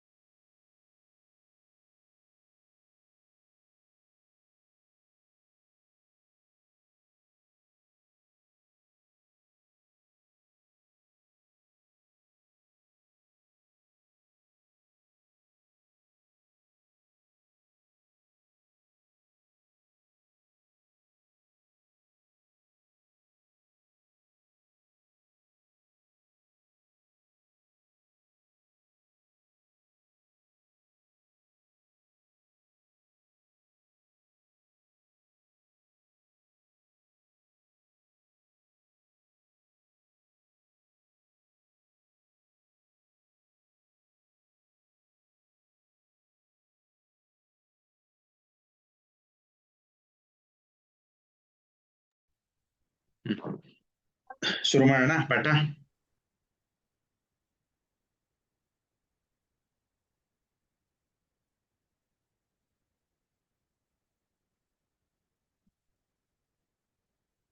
ಮಾತಾಡ್ಬೋದು, ಅನ್ಮ್ಯೂಟ್ ಮಾಡಿದ್ದೀನಿ. ಶುರು ಮಾಡೋಣ.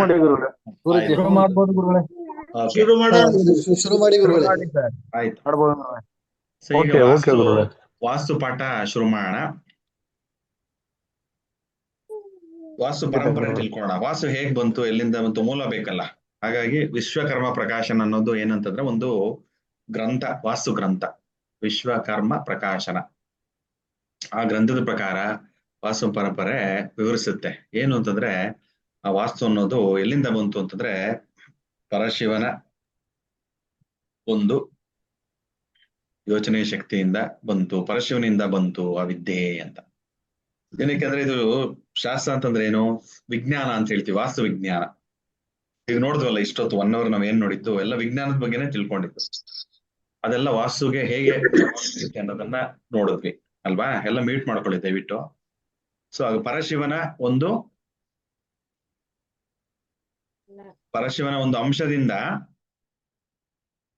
ಒಂದು ಅಂಶದಿಂದ ಗರ್ಗ ಮಹರ್ಷಿಗಳು, ಇಲ್ಲಿ ಗರ್ಗ ಅಂತಿದೆ, ಅದು ಗರ್ಗಕ್ಕೆ ಗರ್ಗ ಮಹರ್ಷಿಗೆ ಪರಶಿವರು ಏನ್ ಮಾಡ್ತಾರೆ, ಎಲ್ಲ ವಿದ್ಯಾನ ಧಾರೆ ಎರಿತಾರೆ ವಾಸ್ತು ಬಗ್ಗೆ.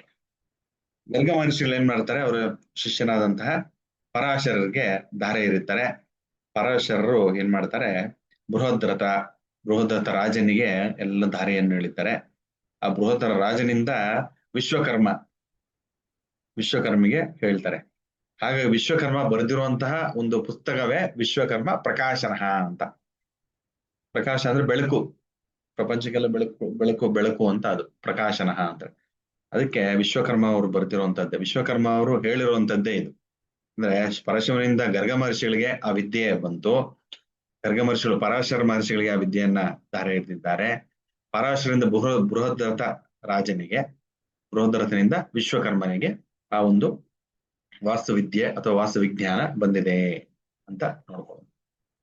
ನಮಗೆಲ್ಲ ಹೇಗ್ ಗೊತ್ತಾಯ್ತು ಆ ವಾಸ್ತುವಿದ್ಯೆ ಅಂತಂದ್ರೆ ವಿಶ್ವಕರ್ಮ ಪ್ರಕಾಶನ. ನೋಡಿ, ಪರಶಿವನಿಂದ ಗರ್ಗರಿಂದ ಪರಾಶರದಿಂದ ಬೃಹದ್ರಥ ವಿಶ್ವಕರ್ಮ, ಅದೊಂದು ವಿಶ್ವಕರ್ಮರಿಂದ ಎಲ್ಲ ಮನುಕುಲಗಳಿಗೆ. ಇವಾಗೆಲ್ಲ ನಾವೆಲ್ಲ ಏನ್ ಮಾಡ್ತಾ ಇರ್ತೀವಿ, ಎಲ್ಲ ಯಾರಿಂದ ಬಂದಿರುವಂತದ್ದು, ಯಾರಿಂದ, ನಮ್ಮ ಗುರುಗಳು ಯಾರು, ಅವರು ವಿಶ್ವಕರ್ಮರು. ಅರ್ಥ ಆಯ್ತಾ? ನೋಡಿ, ಒಂದು ದೇವಸ್ಥಾನ ಕಟ್ಟಬೇಕಾಗ್ಲಿ, ಒಂದು ಮನೆಯನ್ನ ಕಟ್ಟಬೇಕಾಗ್ಲಿ, ಇಲ್ಲ ಒಂದು ನಗರವನ್ನ ನಿರ್ಮಾಣ ಮಾಡಬೇಕು, ಬರೀ ವಾಸ್ತು ಮನೆಗೆ ಮಾತ್ರ ಸೀಮಿತವ ಅಲ್ಲ, ಅದು ಒಂದು ದೇಶಕ್ಕೆ ಸೀಮಿತ, ಅದಕ್ಕೆ ಒಂದು ಊರಿಗೆ ಸೀಮಿತ, ಅದು ಒಂದು ಏರಿಯಾಗೆ ಸೀಮಿತ. ಅರ್ಥ ಆಯ್ತಾ? ಎಲ್ಲಿ ಕೆರೆ ಬರಬೇಕು, ಎಲ್ಲಿ ಕಾಲುವೆ ಬರಬೇಕು, ಎಲ್ಲಿ ಕುಂಟೆ ಇರಬೇಕು, ಎಲ್ಲಿ ಉದ್ಯಾನವನ ಬೇಕು, ಎಲ್ಲಿ ಮರಗಳು ಯಥೇಚ್ಛವಾಗಿರ್ಬೇಕು, ಎಲ್ಲಿ ಮನುಷ್ಯರು ವಾಸ ಮಾಡೋ ಗೃಹಗಳು ಇರಬೇಕು, ಎಲ್ಲಿ ದೇವಸ್ಥಾನ ಇರಬೇಕು, ಅದೆಲ್ಲ ಒಂದು ಲೇಔಟ್ ಮಾಡ್ತೀವಲ್ಲ, ಲೇಔಟಿಂಗ್ ಅಂತ ಕರಿತೀವಲ್ಲ, ಅದೆಲ್ಲ ಕೂಡ ವಾಸ್ತುಶಾಸ್ತ್ರದಲ್ಲೇ ಬರುವಂತದ್ದು. ನಾವೇನ್ ಅನ್ಕೋತೀವಿ, ಬರೀ ನಮ್ಮ ಮನೆಗೆ ಮಾತ್ರ ವಾಸ್ತು ನೋಡುವಂಥದ್ದು ಅಂತ ಅಲ್ಲ, ಪ್ರತಿಯೊಂದಕ್ಕೂ ವಾಸ್ತು ಅನ್ವಯಿಸುತ್ತೆ. ಆಗಿನ ಕಾಲದಲ್ಲಿ ವಾಸ್ತು ಮಾತ್ರ ದೊಡ್ಡ ದೊಡ್ಡ ಮಹಲೆಗಳಿಗೆ, ದೊಡ್ಡ ದೊಡ್ಡ ದೇವಸ್ಥಾನಗಳಿಗೆ ಬಳಸ್ತಾ ಇದ್ರು, ಮನೆಗಳಿಗೆ, ದೊಡ್ಡ ದೊಡ್ಡ ರಾಜರ ಮನೆಗಳಿಗೆ ಬಳಸ್ತಾ ಇದ್ರು, ಚಿಕ್ಕ ಚಿಕ್ಕ ಮನೆಗಳಿಗೆ ಬಳಸ್ತಾ ಇರಲಿಲ್ಲ ಆಗಿನ ಕಾಲದಲ್ಲಿ. ಅರ್ಥ ಆಯ್ತಾ? ಅಂದ್ರೆ ಆ ಒಂದು ವಿಜ್ಞಾನ ಎಲ್ಲಾ ವಲಯಗಳಿಗೆ, ಎಲ್ಲಾ ಸ್ಟೇಜಸ್ ಅಲ್ಲೂ ಉಪಯೋಗ ಮಾಡಬಹುದು. ಆಗಿನ ಕಾಲ ಚಿಕ್ಕ ಪುಟ್ಟ ಮನೆಗಳಿಗೆ ಏನಕ್ಕೆ ಮಾಡ್ತಾ ಇರಲಿಲ್ಲ ಅಂತಂದ್ರೆ ಆ ವಿದ್ಯೆ ಇರ್ತಾ ಇರಲಿಲ್ಲ. ಯಾರಲ್ಲಿ ಯಥೇಚ್ಛವಾಗಿ ಆ ಒಂದು ಶಕ್ತಿ ಇತ್ತೋ ಅವ್ರು ಮಾತ್ರ ಅವ್ರನ್ನ ಗುರುಗಳನ್ನ ಕರೆಸಿ ಅವರಿಂದ ಎಲ್ಲ ನಿರ್ವಹಣೆ ಮಾಡಿ ಗುರುಗಳನ್ನ ಮಾಡ್ಕೋತಾ ಇದ್ರು, ದೊಡ್ಡ ದೊಡ್ಡ ಗುರುಗಳು. ಅಂದ್ರೆ ಯಾರ ಹತ್ರ ಯಥೇಚ್ಛ ಹಣ ಅಧಿಕಾರ ಇರುತ್ತೋ ಅವ್ರು ಮಾತ್ರ ವಾಸ್ತುವನ್ನ ಅಳವಡಿಸ್ಕೋತಾ ಇದ್ರು. ಹಾಗಾಗಿ ಅವ್ರ ಜೀವನ ಚೆನ್ನಾಗಿರ್ತಾ ಇತ್ತು, ಚೆನ್ನಾಗಿ ಬೆಳೀತಾ ಇದ್ರು. ಅವ್ರ ಮಕ್ಕಳು ಕೂಡ ಅನುಕೂಲ ಇಲ್ಲದೆ ಇರೋರು ಗೊತ್ತಾಗ್ತಾ ಇರಲ್ಲ ಏನು ವಾಸ್ತು ಅಂತ ಯಾರು ಹೇಳ್ಕೊಡೋರ್ಲಿಲ್ಲ. ಹಾಗಾಗಿ ಅವರು ಕಷ್ಟಗಳ ಅನುಭವಿಸ್ಕೊಂಡೆ ಬಂದ್ಬಿಟ್ರು. ಅರ್ಥ ಆಯ್ತಾ? ಸೊ ಎಲ್ಲಿಂದ ಇದು ವಂಶ ಪರಂಪರೆ, ಅಂದ್ರೆ ವಾಸ್ತು ಬಂದಿರುವಂತ ಪರಂಪರೆಯನ್ನ ತಿಳ್ಕೊಂಡ್ವಿ. ಅದರಲ್ಲಿ ನೋಡಿ, ಇವನೇ ವಾಸ್ತು ಪುರುಷ, ರಾಕ್ಷಸ ಸ್ವರೂಪ ಇದೆಯನ್ನಲ್ಲ, ಈ ಒಂದು ದೈವವೇ ರಾಕ್ಷಸನೇ ವಾಸ್ತು ಪುರುಷ. ಯಾವ ಯುಗದಲ್ಲಿ ಬಂದ ಅಂತಂದ್ರೆ ತ್ರೇತಾಯುಗದಲ್ಲಿ ಬಂದ. 4 ಯುಗಗಳು ಉಂಟು. ಮೊದಲನೇದು ಯುಗ ಯಾವುದು? ಸತ್ಯಯುಗ. ಎರಡನೆಯದು ತ್ರೇತಾಯುಗ. ಸತ್ಯುಗದಲ್ಲಿ ಎಷ್ಟೋ ವರ್ಷಗಳ ಕಾಲ ಬದುಕ್ತಾ ಇದ್ರಂತೆ ಜನ. ನೋಡಿ, ಇದು 4ನೇ ಭಾಗ ತಗೊಂಡ್ಬೇಕು. ಸತ್ಯಯುಗ ಫಾರ್ ಎಕ್ಸಾಂಪಲ್ 4 ಯುಗ, 1 2, 3ನೇದು ದ್ವಾಪರ, 4ನೇದು ಕಲಿ. ಸತ್ಯಯುಗದಲ್ಲಿ ಯಾವುದೇ ದೇವರುಗಳ ಅವತಾರಗಳು ಆಗೋ ಅವಶ್ಯಕತೆ ಇರಲಿಲ್ಲ, ಯಾಕಂದ್ರೆ ಎಲ್ಲರೂ ನಿಯಮ ನಿಷ್ಠೆಯಿಂದ ಇರ್ತಾ ಇದ್ರು. ಹಾಗಾಗಿ ಸುಖ ಸಂತೋಷದಿಂದ ಸಮೃದ್ಧಿಯಿಂದ ಯಥೇಚ್ಛವಾಗಿ ಬದುಕ್ತಾ ಇದ್ರು. ಎಷ್ಟೋ ವರ್ಷಗಳು, ವರ್ಷ ಸಾವಿರಾರು ವರ್ಷಗಳು ಬದುಕ್ತಾ ಇದ್ರು ಅವಾಗ ಸತ್ಯಯುಗದಲ್ಲಿ. ಹಾಗಾಗಿ 4ನೇ ಭಾಗ ತಗೋಬೇಕು. ತ್ರೇತಾಯುಗದಲ್ಲಿ ರಾಮನ ಜನನ ತ್ರೇತಾಯುಗದಲ್ಲಿ ಅವತಾರ ಆಯ್ತು ಅಲ್ವಾ. ರಾಮರ ಅವತಾರ ತ್ರೇತಾಯುಗದಲ್ಲಿ ಆಯ್ತು, ಅದು 3ನೇ ಭಾಗ. ದ್ವಾಪರ ಯುಗದಲ್ಲಿ ನಮ್ಮ ಕೃಷ್ಣ ಪರಮಾತ್ಮನ ಅವತಾರ ಆಯ್ತು, ಅದನ್ನ 1ನೇ ಭಾಗ ತಗೋತೀವಿ. 2ನೇ ಭಾಗ ತಗೋತೀವಿ. ಅದ ಕಲಿಯುಗ, ಇವಾಗೆಲ್ಲ ನಾವಿರುವಂತದ್ದು ಯಾವುದು ಕಲಿಯುಗ 4ನೇದು, ಅದು 1ನೇ ಭಾಗ ತಗೋತೀವಿ. ಅಂದ್ರೆ ಏನ್ ಅರ್ಥ ಅಂತಂದ್ರೆ, ಈಗ ಒಂದು ಕಲಿಯುಗದಲ್ಲಿ 100 ವರ್ಷ ಬದುಕಿದ್ರೆ ಅದು ಸಮಯ ಕೂಡ ಅಷ್ಟೇ, ಕಲಿಯುಗದಲ್ಲಿ ತುಂಬಾ ಕಡಿಮೆ ಸಮಯ, ಬೇಗನೆ ಪ್ರಳಯ ಆಗ್ಬಿಡುತ್ತೆ ಕಲಿಯುಗದಲ್ಲಿ. ದ್ವಾಪರ ಯುಗದಲ್ಲಿ 200 ವರ್ಷ ಬದುಕ್ತಾ ಇದ್ರು ಅಂತ ಇಟ್ಕೊಳ್ಳಿ, ಅದು ಕಲಿಯುಗದ ಏನು ವರ್ಷ ಇದೆಯೋ ಆಯುಸ್ಸಿದೆಯೋ ಅದರದ 2ರ ಪಟ್ಟು ದ್ವಾಪರ ಯುಗ. ತ್ರೇತಾಯುಗ 3 ಪಟ್ಟು, ಸತ್ಯಯುಗ 4 ಪಟ್ಟು. ಹಾಗಾಗಿ ಯಥೇಚ್ಛವಾಗಿ ಜಾಸ್ತಿ ದಿನ ಬದುಕ್ತಾ ಇದ್ದಿದ್ದು ಯಾವ್ದ್ರಲ್ಲಿ ಅಂದ್ರೆ ಸತ್ಯಯುಗದಲ್ಲಿ. Second rank Treta Yuga, 3rd rank ದ್ವಾಪರ, 4th ರ್ಯಾಂಕು ಕಲಿಯುಗ. ಅರ್ಥ ಆಯ್ತಾ? ಆ ತ್ರೇತಾಯುಗ ಅಂತಿದೆಯಲ್ಲ, ಆ ತ್ರೇತಾಯುಗದಲ್ಲಿ ವಾಸು ಪುರುಷನ ಜನನ ಆಯ್ತು ಅಂತ ವಿಶ್ವಕರ್ಮ ಪ್ರಕಾಶರು ಹೇಳ್ತಾರೆ. ಅರ್ಥ ಇಲ್ಲಿ ಬರ್ದೀನಿ ನೋಡಿ, ವಾಸು ಪುರುಷ ತ್ರೇತಾಯುಗದಲ್ಲಿ ಜನನ. ಇವನೇನು ಅಂತಂದ್ರೆ ಭೂತ, ರಾಕ್ಷಸನೂ ಅಲ್ಲ, ಭೂತ ಅಂತ ಹೇಳ್ತೀನಿ. ಭೂತನೆಲ್ಲ ಸೃಷ್ಟಿ ಮಾಡೋದು ಯಾರು? ಬ್ರಹ್ಮ. ಬ್ರಹ್ಮನ ಸೃಷ್ಟಿ, ಪ್ರತಿಯೊಂದು ಸೃಷ್ಟಿ ಮಾಡೋದು ಬ್ರಹ್ಮ. ಹಾಗಾಗಿ ಭೂತ ಕೂಡ ಬ್ರಹ್ಮನ ಸೃಷ್ಟಿನೇ ಆಗಿರುತ್ತೆ. ಅರ್ಥ ಆಯ್ತಾ? ಒಂದು ಭೂತ ಸೃಷ್ಟಿ ಆಗಿರುತ್ತೆ. ಇದೇನ್ ಮಾಡುತ್ತೆ ಅಂತಂದ್ರೆ ದಿನೇ ದಿನೇ ದಿನೇ ದಿನೇ ಘೋರಗಾತ್ರವಾಗಿ ಬೆಳೀತಾ ಇರುತ್ತೆ. ಅದನ್ನ ದೇವತೆಗಳು ನೋಡ್ತಾ ಇರ್ತಾರೆ, ರಾಕ್ಷಸ ನೋಡ್ತಾ ಇರ್ತಾರೆ, ಎಲ್ಲರೂ ನೋಡ್ತಾ ಇರ್ತಾರೆ. ಅವ್ರಿಗೆಲ್ಲ ಭಯ ಶುರು ಆಗುತ್ತೆ. ಏನಪ್ಪ ಇಷ್ಟು, ಒಂದು ದಿನ ನೋಡಿದಾಗ ಇನ್ನೊಂದು ದಿನ ನೋಡಿದಾಗ ಬೃಹದಾಕಾರವಾಗಿ ಬೆಳೀತಾ ಇರುತ್ತೆ ಭೂತ, ವರ್ಷದಿಂದ ವರ್ಷಕ್ಕೆ. ಅದು ಎಲ್ಲ ಆಕ್ರಮಿಸ್ತಾ ಬರ್ತಾ ಇರುತ್ತೆ. ಅದಕ್ಕೇನು ಕಾಣಿಸುತ್ತೋ ಎಲ್ಲಾನ್ನ ಭಕ್ಷಣೆ ಮಾಡೋ ತರ ಇದು ಮಾಡ್ತಾ ಇರುತ್ತೆ, ಎಲ್ಲ ನಾಶನ ಆಗ್ತಾ ಇರುತ್ತೆ. ಹಾಗಾಗಿ ಇನ್ನೇನು ದೇವತೆಗಳನ್ನ ರಾಕ್ಷಸೆಲ್ಲ ಭಕ್ಷಣೆ ಮಾಡೋ ಸಮಯ ಬಂದ್ಬಿಟ್ಟಿರುತ್ತೆ. ಅಷ್ಟು ದೊಡ್ಡದಾಗಿ ಬೆಳೀತಾ ಇರುತ್ತೆ, ಆಕ್ರಮಿಸ್ತಾ ಇರುತ್ತೆ ಪ್ರಪಂಚ. ನೋಡಿ ಇಲ್ಲೆಲ್ಲ ನಮ್ಮ ಎಲ್ಲ ಗ್ರಹಗಳು, ನಭೋ ಮಂಡಲನೇ ಇದನ್ನ ಒಂದು ತಿನ್ನೋ ತರ ಹೋಗ್ತಾ ಇದೆ ಭೂತ. ಆಗ ದೇವತೆಗಳು ರಾಕ್ಷಸರಿಗೆಲ್ಲ ಭಯ ಆಗುತ್ತೆ. ಭಯ ಆಗಿ ಏನಾಗುತ್ತೆ ನೋಡಿ, ರಾಕ್ಷಸರಿದ್ದಾರೆ, ಎಲ್ಲ ದೇವತೆಗಳಿದ್ದಾರೆ, ಎಲ್ಲ ಮಿಕ್ಸ್. ಎಲ್ಲಾರು ಏನ್ ಮಾಡ್ತಾರೆ, ಎಲ್ಲ ಒಳಗ್ತಾರೆ ಬ್ರಹ್ಮದೇವನ ಹತ್ರ. ಯಾಕಂದ್ರೆ ಭೂತ ಸೃಷ್ಟಿ, ಭೂತಗಳ ಅಧಿಪತಿ ಯಾರು? ಬ್ರಹ್ಮ, ಸೃಷ್ಟಿಕರ್ತ. ಅದಕ್ಕೆ ಅದನ್ನ ಕಂಡು ಎಲ್ಲ ಇದ್ರ ಹೋಗಿ ಎಲ್ಲ ಪ್ರಾರ್ಥನೆ ಮಾಡ್ತಾರೆ, ಮೊರೆ ಇಡ್ತಾರೆ. ಅಪ್ಪ ಭಗವಂತ ಬ್ರಹ್ಮ, ಈ ರೀತಿ ಒಂದು ಭೂತನ ಸೃಷ್ಟಿಯಾಗಿದೆ, ನಿನ್ನ ಅರಿವಿಲ್ದಿರ ಆಗಿರಲ್ಲ. ಹಾಗಾಗಿ ನೀನೇ ಅದರ ತಂದೆ ಆಗಿರೋದ್ರಿಂದ, ಎಲ್ಲ ನಮ್ಮೆಲ್ಲರ ತಂದೆ ನೀನೇ, ನಮ್ಮನ್ನೆಲ್ಲ ಸೃಷ್ಟಿ ಮಾಡೋನು. ಭೂತ ಕೂಡ ನೀನೇ ಸೃಷ್ಟಿ ಮಾಡಿರೋದ್ರಿಂದ, ನೀನೇ ತಂದೆ ಆಗಿರೋದ್ರಿಂದ ನೀನ್ ಹೇಳಿದ್ರೆ ಕೇಳ್ತಾರೆ. ಹಾಗಾಗಿ ಅದನ್ನ ಏನೋ ನಮಗೆ ಒಂದು ಉಪಾಯವನ್ನು ಕೊಡು ಅಂತ ಕೇಳ್ತಾರೆ. ಹೇಗೆ ಕಂಟ್ರೋಲ್ ಮಾಡೋದನ್ನ ಹೇಳ್ತಾರೆ. ಆಗ ಬ್ರಹ್ಮದೇವರು ಹೇಳ್ತಾರೆ ರಾಕ್ಷಸ ಮತ್ತು ದೇವತೆಗಳಿಗೆ, ಎಲ್ಲ ಅಷ್ಟು ಜನ ಸೇರೋದು 44 ಜನ ಇರ್ತಾರೆ. ಇಲ್ಲಿ ಕೌಂಟ್ ಮಾಡಕ್ ಹೋಗ್ಬೇಡಿ, ಇದು ಜಸ್ಟ್ ಪಿಕ್ಚರ್ ತಗೊಂಡಿರೋದು. ಜಾಸ್ತಿ ಜನ ಇರ್ಬೋದು, ಕಡಿಮೆ ಇರ್ಬೋದು. ಅರ್ಥ ಆಯ್ತಾ? ಬ್ರಹ್ಮನು ಸೇರಿದ್ರೆ 45 ಜನ ಆಗ್ತಾರೆ. ಅದಕ್ಕೆ 40 ವಾಸ್ತುಲಿ ಎಷ್ಟು ದೇವತೆಗಳು ಇರ್ತಾರೆ ಅಂದ್ರೆ 45 ದೇವತೆಗಳು, 44 ದೇವತೆಗಳು ಪ್ಲಸ್ ಬ್ರಹ್ಮದೇವ ಸೇರಿಸ್ಕೊಂಡ್ರೆ 45 ದೇವತೆಗಳಾಗ್ತಾರೆ. ಹಾಗೆ ಬ್ರಹ್ಮದೇವ 44 ದೇವತೆಗಳು ಹೇಳ್ತಾರೆ. ದೇವತೆಗಳು ಪ್ಲಸ್ ರಾಕ್ಷಸ ಎರಡು ಮಿಕ್ಸ್. ಅವ್ರಿಗೆ ಏನ್ ಹೇಳ್ತಾರೆ ಅಂತಂದ್ರೆ, ಆ ಒಂದು ರಾಕ್ಷಸ ಭೂತ ಇರುತ್ತಲ್ಲ, ಭೂತನ ಹಿಂದ್ಗಡೆ ಹೋಗಿ ಆ ಬೆನ್ನಿನ ಬಲವಾಗಿ ನಿಮ್ಮ ಇರುವಂತ ಶಕ್ತಿನೆಲ್ಲ ಉಪಯೋಗಿಸಿ ಬಲವಾಗಿ ಅದನ್ನ ಭೂಮಿ ಮೇಲೆ ತೊಳ್ಳಿ, ಅದನ್ನ ನೂಕಿ ಅಂತ ಹೇಳುತ್ತೆ. ಅವಾಗ ಏನ್ ಮಾಡ್ತಾರೆ, ಎಲ್ಲರನ್ನ, ಇದೆಲ್ಲ ಸ್ವಲ್ಪ ಮಿಸ್ಟೇಕ್ಸ್ ಇರುತ್ತೆ ಇಲ್ಲಿ, ಇದೆಲ್ಲ ತಲೆ ಕೆಡಿಸ್ಕೊಂಡ್ಬಿಡಿ, ಆಮೇಲೆ ಕರೆಕ್ಷನ್ ಮಾಡಿ ಕಳಿಸ್ತೀನಿ ಆಯ್ತಾ. ಸೊ ಅದನ್ನ ತೊಳ್ಳಿ, ಮೇಲೆ ತೊಳ್ಳಿ, ಅದರ ಮೇಲೆ ಬಲವಾಗಿ ಭೂತವು ಹೇಳಲಾಗದ ಹಾಗೆ ಕೂರಿ ಎಂದು ಆದೇಶಿಸಿದನು. ಯಾರು? ಬ್ರಹ್ಮದೇವರು. ಓಕೆನಾ?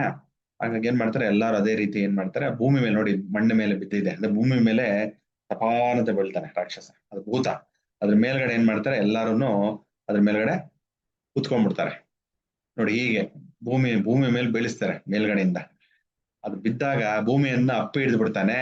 ಅದು ಮಖ ಕೆಳಗಡೆ ಆಗಿ ಹಿಂಗಿರ್ತಾನೆ. ಸೊ ಹಾಗಾಗಿ ಅದ್ರ ಮೇಲ್ಗಡೆ ಏನ್ ಮಾಡ್ತಾರೆ, ಬ್ರಹ್ಮ ಹೇಳ್ತಾನೆ ಎಲ್ಲೆಲ್ಲಿ ಜಾಗ ಎಲ್ಲೆಲ್ಲಿ ಇಟ್ಕೊಂಡಿರುತ್ತೋ ಅಲ್ಲಲ್ಲೇ ಕುತ್ಕೊಂಡ್ಬಿಡಿ ಅದ್ರ ಮೇಲೆ, ನಿಮ್ಗೆ ಎಷ್ಟು ಶಕ್ತಿ ಇದೆ ಅದು ಬಲವಾಗಿ ಅಮುಕಿ ಅದನ್ನ ಊರಿ ಕುಳಿತುಕೊಳ್ಳಿ ಅಂತ ಹೇಳ್ತಾನೆ. ಹಾಗಾಗಿ ನೋಡಿ, ಇದು ವಾಸಪುರುಷ ಮಂಡಲ ಅಂತ ಕರಿತೀವಿ.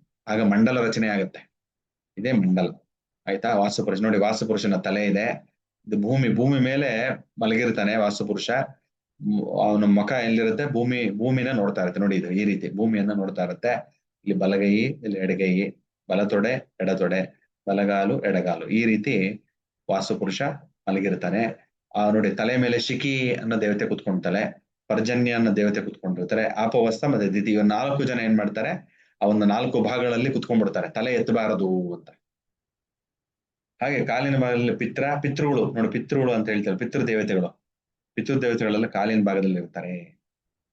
ಗೌರಿಕ ಮತ್ತೆ ಮೃಗ, ಇಂದ್ರರಾಜ, ಸುಗ್ರೀವ, ಪುಷ್ಪದಂತ, ವರುಣ, ಅಸುರ, ಶೋಷ, ಪಾಪ, ರೋಗ ಎಲ್ಲ ಇಂಗ್ಲಿಷ್ ಅಲ್ಲಿ ಇದೆ, ಕನ್ನಡದಲ್ಲಿ ಮಾಡ್ತೀನಿ ಆಮೇಲೆ, ಬರಿ ಮಾಡ್ಬಿಡಿ. ಜಸ್ಟ್ ನಿಮ್ಗೆ ಅಂಡರ್ಸ್ಟ್ಯಾಂಡ್ ಆಗಕ್ಕೆ ಹಾಕಿದ್ದೀನಿ, ಸಮಯದ ಭಾವ ಇರೋದ್ರಿಂದ. ಹಾಗಾಗಿ ಒಂದೊಂದು ದೇವತೆಗಳು ಒಂದೊಂದು ಭಾಗದ ಮೇಲೆ ಕುತ್ಕೊಳ್ಳುತ್ತೆ. ಮತ್ತು ಬ್ರಹ್ಮ ನಾಭಿಯ ಜಾಗದಲ್ಲಿ ಕುತ್ಕೋತಾನೆ, ಬೆನ್ನಿನ ನಾಭಿ ಬರುತ್ತಲ್ಲ, ನಾಭಿ ಅಂದ್ರೆ ಒಕ್ಕಳಿಂದ ಬೆನ್ನಿರುತ್ತೆ, L4 ರೀಜನ್ ಅಂತ ಕರಿತೀವಿ, ಲಂಬಾರ್ ರೀಜನ್ ಅಂತ ಕರಿತೀವಿ. ಆ ಒಂದು ಜಾಗದಲ್ಲಿ ಬ್ರಹ್ಮದೇವ ನೋಡಿ, ಇಲ್ಲಿ ಬೆನ್ನ ಮೇಲೆ ಕರೆಕ್ಟ್ ಆಗಿ ಈ ಬೆನ್ನ ಇಲ್ಲಿ ಕುತ್ಕೋತಾನೆ ಬ್ರಹ್ಮದೇವ. ಅರ್ಥ ಆಯ್ತಾ? ಸೊ ಈ ಆಗ ವಾಸ್ತುಮಂಡಲ ರಚನೆ ಆಗತ್ತೆ. ಅದನ್ನೇ ವಾಸ್ತುಮಂಡಲ. ನಾವೆಲ್ಲ ವಾಸ್ತು ಪೂಜೆ ಮಾಡ್ಬೇಕಾದ್ರೆ ಗೃಹ ಪ್ರವೇಶದಲ್ಲಿ ಮಂಡಲ ಹಾಕ್ತಿವಿ, ವಾಸ್ತುಮಂಡಲ. ಅರ್ಥ ಆಯ್ತಾ? ಸೊ ಇದೇ ಮಂಡಲನೇ ವಾಸ್ತುಮಂಡಲ ಅಂತ ಕರೆಯುತ್ತೆ. 40 ಎಣಿಸಿದ್ರೆ 45 ದೇವತೆಗಳು ಬರ್ತಾರೆ ಇಲ್ಲಿಗೆ. ಅರ್ಥ ಆಯ್ತಾ?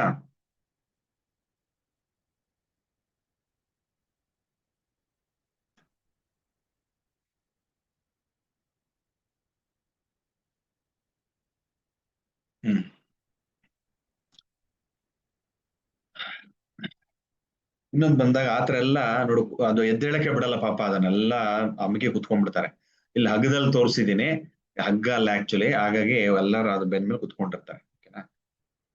ಆಗ ಆ ರಾಕ್ಷಸಕ್ಕೆ ಭೂತ ಕೇಳುತ್ತೆ ಬ್ರಹ್ಮದೇವನ್ನ, ಅಪ್ಪ ತಂದೆ, ನನ್ನ ಸೃಷ್ಟಿ ಮಾಡಿದ್ಯಾ, ನೀನ್ ಏನಕ್ಕೆ ನನ್ನ ಸೃಷ್ಟಿ ಮಾಡಿದ್ಯಾ ನನಗೆ ಗೊತ್ತಿಲ್ಲ, ನಾನು ಏನು ತಪ್ಪು ಮಾಡಿಲ್ಲ, ನಾನು ಇರುವಂತದ್ದೇ, ನಾನು ಬೆಳೀತಾ ಇರೋದೇ ತಪ್ಪಾಗ್ಬಿಡತ್ತಾ, ನೀನೇ ಮಾಡಿರೋಂಥದ್ದು, ನೀನೇ ಅದನ್ನೆಲ್ಲ ಕೊಟ್ಟಿರೋಂಥದ್ದು, ನನ್ಗೆ ಗೊತ್ತಾಗಲ್ಲ, ಹಾಗಾಗಿ ನಾನು ಅಷ್ಟು ದೊಡ್ಡದಾಗಿ ಬೆಳೀತಾ ಇದ್ರೆ ನಂಗೆ ಹಸುವಾದಾಗ ನಾನೆಲ್ಲ ತಿಂತಾ ಇರ್ಬೇಕಾಗತ್ತೆ, ನನಗೇನು ಗೊತ್ತಿಲ್ಲ, ನೀನೇ ದಾರಿ ತೋರಿಸ್ಬೇಕು ಅಂತ ಕೇಳ್ತಾನೆ ಆ ಒಂದು ದುಃಖದಲ್ಲಿ. ಆಗ ಬ್ರಹ್ಮ, ಅಯ್ಯೋ ನೀನು ಇದ್ ಮಾಡ್ಬೇಡ, ತೊಂದರೆ ತಗೋಬೇಡ, ನಿನ್ನ ಹೆಸರು ಇವತ್ತಿಂದ ವಾಸ್ತುಪುರುಷ ಅಂತ ಹೇಳ್ತೀನಿ.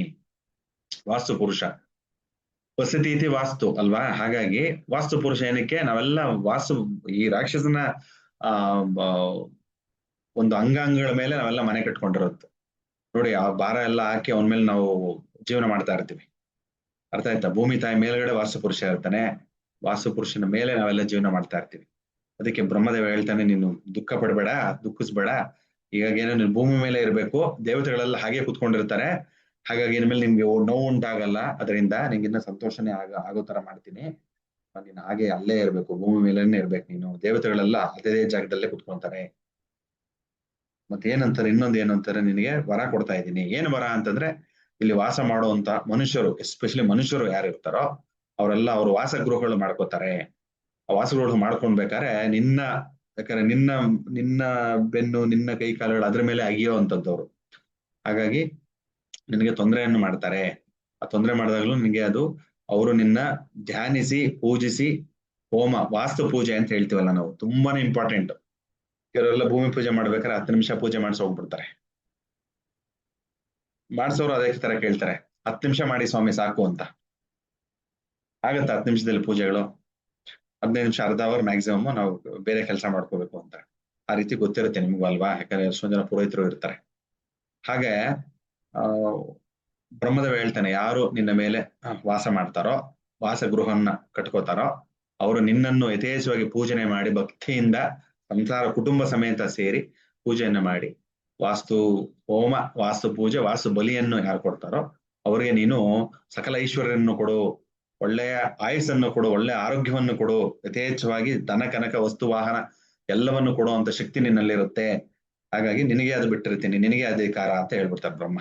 ನಾವ್ ಯಾರು ಅದನ್ನ ಮೂಗ್ ತೋರಿಸಲ್ಲ, ನಿನಗೆ ಅಧಿಕಾರ ಇರುತ್ತೆ, ಹಾಗಾಗಿ ನೀನ್ ಮಾಡ್ಬೇಕು. ಅದನ್ನ ಆಶೀರ್ವದಿಸುವವ್ರನ್ನ ಅಂತ ಹೇಳ್ತಾರೆ ಬ್ರಹ್ಮ ವರ.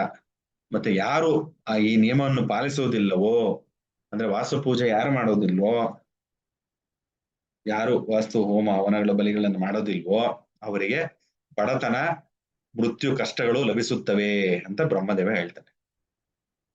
ನೀನ್ ಕೊಡ್ಬೇಡ ಶಾಪ, ಯಾರು ನೀನು ಒಳ್ಳೇದನ್ನ ಮಾತ್ರ ಮಾಡು, ಬಟ್ ಯಾರು ನಿನ್ನನ್ನು ಆರಾಧನೆ ಮಾಡಲ್ವೋ ಭೂಮಿ ಸಮಯದಲ್ಲಿ, ಛೇದನ ಅಂತ ಕರಿತೀವಿ, ಅಂದ್ರೆ ಅದನ್ನ ತಗೊಂಡು ಭೂಮಿ ಛೇದನೆ ಮಾಡ್ತೀವಿ. ಭೂಮಿ ತಾಯಿ ಎಷ್ಟು ನೋವಾಗ್ಬೇಡ, ಭೂಮಿ ತಾಯಿ ಮೇಲೆ ಯಾರು ಮಲಗಿರ್ತಾರೆ, ವಾಸ್ತು ಪುರುಷ ಮಲಗಿರ್ತಾನೆ, ಎಷ್ಟು ನೋವಾಗ್ಬೇಡ. ನಮಗೆ ಒಂಚೂರು ಏನು ಕುಚ್ಕೊಂಡ್ರೆ ಎಷ್ಟು ನೋವಾಗುತ್ತೆ. ಹಾಗಾಗಿ ಅದನ್ನೆಲ್ಲ ನಮ್ಗೆ ಕ್ಷಮೆ ಕೇಳುವಂಥದ್ದೇ ಇದೆಲ್ಲ ಮಾಡ್ತಾ ಇದ್ದೀನಿ, ಅದನ್ನ ಸಹಿಸ್ಕೊಂಡು ನಮಗೆ ಆ ನೋವನ್ನು ಸಹಿಸ್ಕೊಂಡು ನಮ್ಗೆ ಆಶೀರ್ವಾದ ಮಾಡು, ತೊಂದರೆ ಮಾಡ್ಬಿಡಪ್ಪ ಅಂತ ಕೇಳ್ಕೊಳೋದೆ ನಮ್ಮ ಸನಾತನ ಧರ್ಮದ ಒಂದು ಭಾಗ. ಅರ್ಥ ಆಯ್ತಾ? ಅಂದ್ರೆ ಕ್ಷಮೆಯನ್ನು ಕೇಳೋದು, ಏನೋ ಕೆಲಸ ಮಾಡ್ಕೊಂಡು ಕ್ಷಮೆಯನ್ನು ಕೇಳಿ ಇತರ ಮಾಡ್ತಾ ಇದ್ದೀನಿ, ಬೇರೆ ವಿಧಿ ಇಲ್ಲ, ಮಾಡ್ಕೊಡ್ಬೇಕು ಅಂತ ಕೇಳುವಂತದ್ದೇ ಆ ಒಂದು ಸಂಸ್ಕಾರ. ಆ ಸಂಸ್ಕಾರನೇ ವಾಸ್ತು. ಅರ್ಥ ಆಯ್ತಾ? ಸೊ ಇದು ವಿಶ್ವಕರ್ಮ ಪ್ರಕಾಶ ಶ್ಲೋಕ ಯಾವ್ದ್ರಲ್ಲಿ ಅಂದ್ರೆ ಮೊದಲನೇ ಅಧ್ಯಾಯದಲ್ಲಿ 15, 16, 17 ಶ್ಲೋಕಗಳಲ್ಲಿ ಕೊಟ್ಟಿರುವಂತದ್ದು ಇದು ವಿಶ್ವಕರ್ಮ ಪ್ರಕಾಶನ, ವಿಶ್ವಕರ್ಮರು ಬರೆದಿರುವಂತದ್ದು. ಹಾಗೆ ಅವತ್ತಿನ ದಿವಸ ವಾಸ್ತು ಪುರುಷನಿಗೆ ನಾಮಕರಣ ಆಗುತ್ತೆ, ಆ ಭೂತಕ್ಕೆ ನಾಮಕರಣ ಆಗುತ್ತೆ. ಏನಂತ? ವಾಸ್ತು ಪುರುಷ ಅಂತ ನಾಮಕರಣ ಆಗುತ್ತೆ. ಅವತ್ತಿಂದ ಅದೇ ವಾಸ್ತು ಪುರುಷನ ಜನ್ಮದಿನ ಆಗ್ಬಿಡತ್ತೆ. ಅರ್ಥ ಆಯ್ತಾ? ಯಾವಾಗ ಅದು ನಾಮಕರಣ ಮಾಡಿರೋದು? ಬ್ರಹ್ಮದೇವ ಅದನ್ನೇ ಜನ್ಮದಿನ.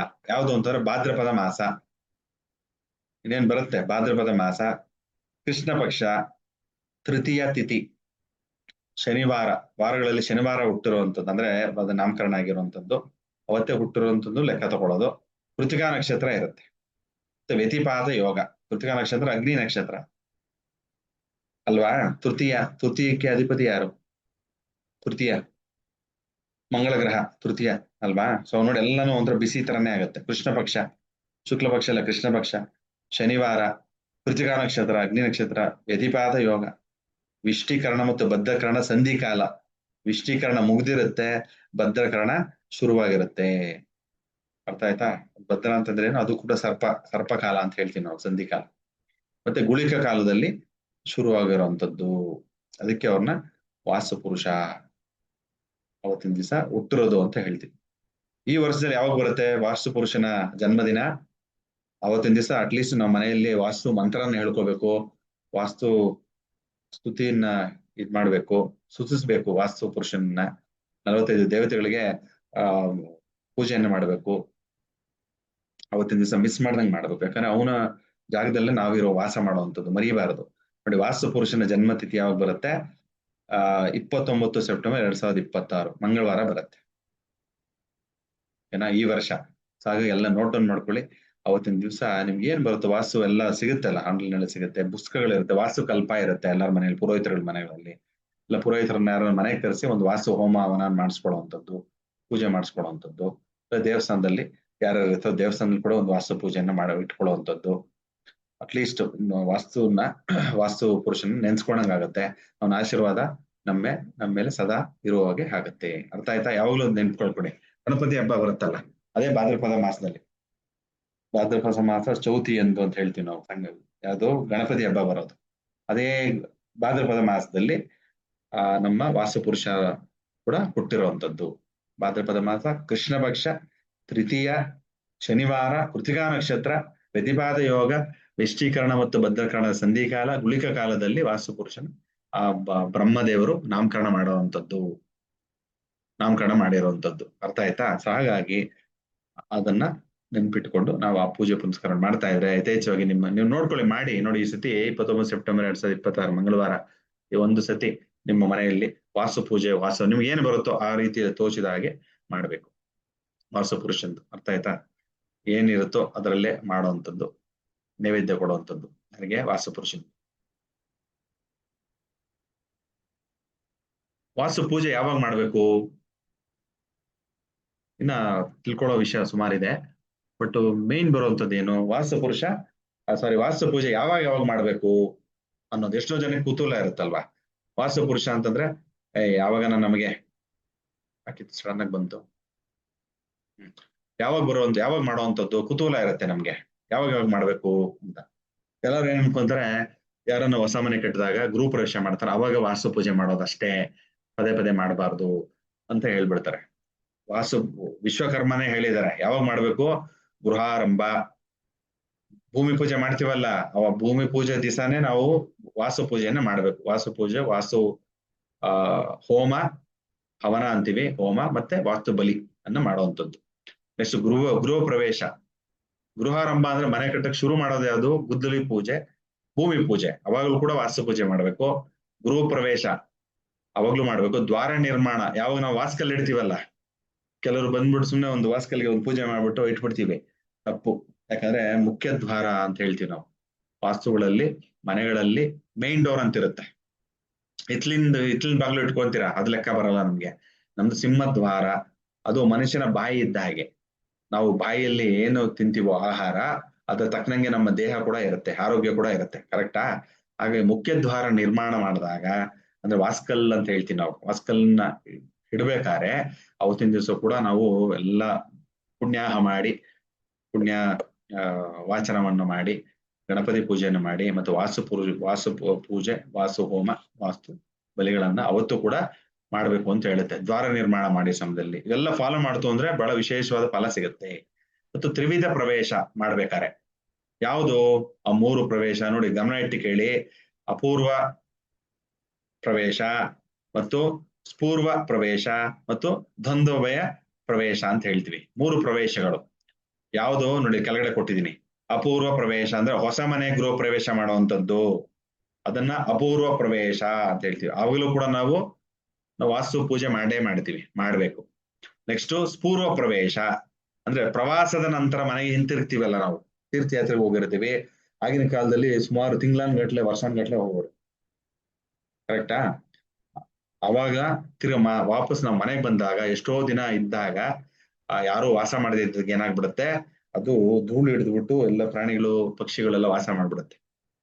ಅವಾಗ ಮನೆಯಲ್ಲಿರುವಂತ ಎನರ್ಜೀಸ್, ಊರ್ಜೆ ಅಂತ ಹೇಳ್ತೀವಿ, ಅದೆಲ್ಲ ಹೊಟ್ಟೋಗಿರುತ್ತೆ. ಅದಕ್ಕೋಸ್ಕರ ಮತ್ತೆ ನಾವು ವಾಸ್ತು ಪುರುಷನ ಕ್ಷಮೆ ಕೇಳಿ, ವಾಸ್ತು ಪುರುಷನ ತಿರ್ಗಾ ಆಹ್ವಾನ ಮಾಡಿ, ಅಪ್ಪ ತಂದೆ ಕ್ಷಮೆ ಇರ್ಲಿ, ಮತ್ತೆ ನಮ್ಮನ್ನು ಉದ್ಧಾರ ಮಾಡಪ್ಪ ತಂದೆ ಅಂತ ಕೇಳ್ಕೊಂಡು, ಆಗ್ಲೂ ಕೂಡ ನಾವು ಪೂರ್ವ ಪ್ರವೇಶದಲ್ಲಿ ಕೂಡ ನಾವು ಇದು ವಾಸ್ತು ಪುರುಷನ್ನ ಆಹ್ವಾನ ಮಾಡೋದು, ವಾಸ್ತು ಪೂಜೆಯನ್ನ ಮಾಡಬೇಕು. ನೆಕ್ಸ್ಟ್ ದ್ವಂದ್ವ ಭಯ. ದ್ವಂದ್ವ ಅಂದ್ರೆ 2, ಅಭಯ ಅಂದ್ರೆ ಆಶೀರ್ವಾದ ಮಾಡುವಂಥದ್ದು. ಯಾವುದು ಅಂತಂದ್ರೆ, ಮನೆಯನ್ನ ರಿನೋವೇಷನ್ ಮಾಡ್ತೀವಲ್ಲ, ಒಂದೇನೋ ಇರುತ್ತೆ, ಒಂದ್ ಎಕ್ಸ್ಟ್ರಾ ರೂಮ್ ಹಾಕೋಬೇಕು, ಮೇಲ್ಗಡೆ ಹಾಕೋತೀವಿ, ಪೂಜೆನೆ ಮಾಡಲ್ಲ, ಹಂಗೆ ಹೊರಟೋಗ್ತೀವಿ. ಕೆಳಗಡೆ ಇನ್ನು ಜಾಗ ಇರುತ್ತೆ, ಕಾಂಪೌಂಡ್ ಇದ್ ಕಡೆ ಅಲ್ಲೊಂದು ರೂಮ್ ತರ ಕಟ್ಕೋತೀವಿ, ಇಲ್ಲೊಂದು ಟಾಯ್ಲೆಟ್ ನಿರ್ಮಾಣ ಮಾಡ್ತೀವಿ. ಏನೇ ಮಾಡಿದ್ರು ಕೂಡ ನಮ್ಮ ಕಾಂಪೌಂಡ್ ಒಳಗಡೆ, ಮನೆ ಮೇಲ್ಗಡೆ, ಮನೆ ಒಳಗಡೆ ಅದನ್ನ ರಿನೋವೇಷನ್ ಅಂತ ಕರಿತೀವಿ. ಮುಂದೆ ಮಾಡಿದಾಗ ವಾಸ್ತು ಪುರುಷ ಕುತ್ಕೊಂಡಿರ್ತಾನೆ ಆ ಜಾಗದಲ್ಲಿ. ತಿರ್ಗಾ ನಾವು ಎಕ್ಸ್ಟೆಂಡ್ ಮಾಡಿದಾಗ ಅವಾಗ ಬದಲಾಗತ್ತೆ, ಮಂಡಲ ಬದಲಾಗ್ಬಿಡುತ್ತೆ.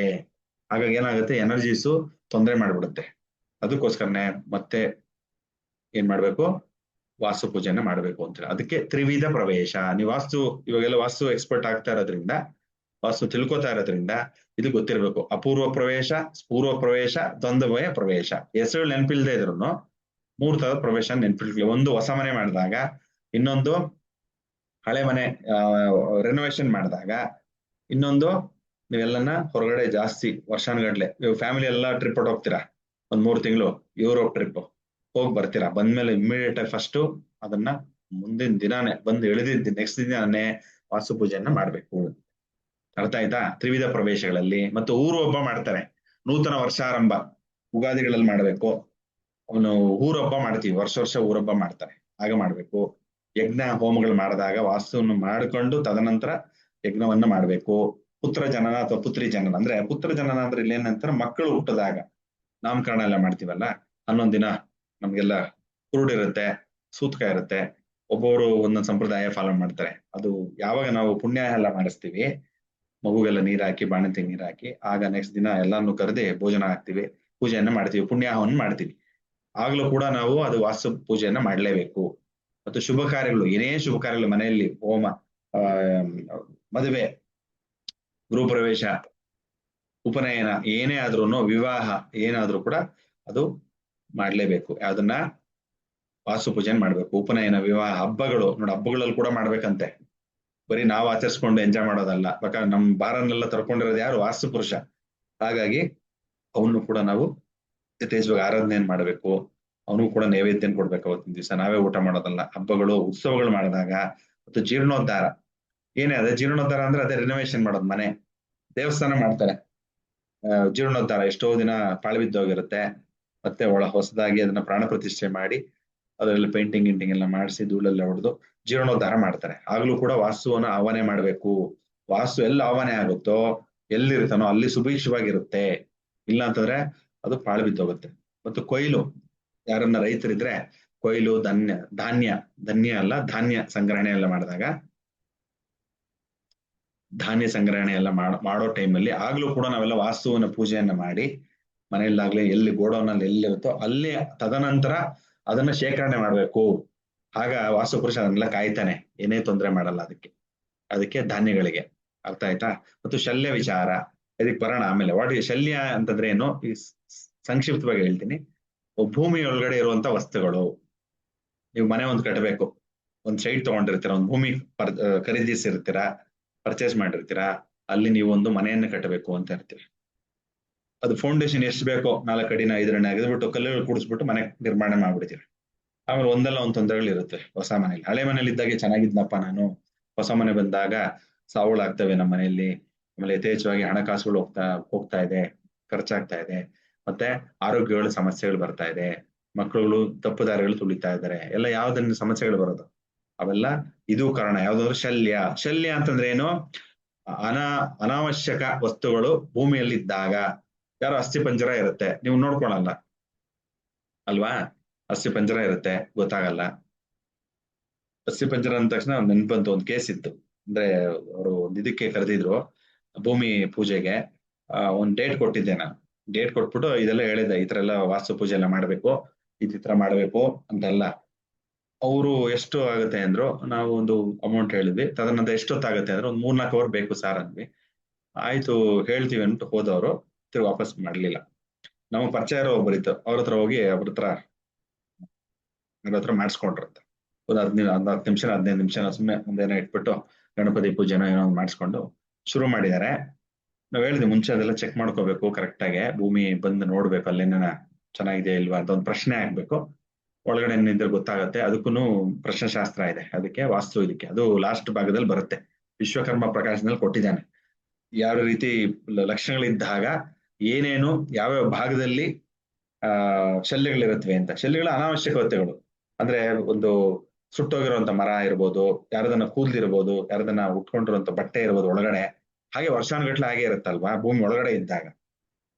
ಆಗ ಅವರು ಫೌಂಡೇಶನ್ ಆಗಿರೋ ಟೈಮಲ್ಲಿ ಅಸ್ಥಿ ಪಂಜರ ಸಿಕ್ಕಿದೆ.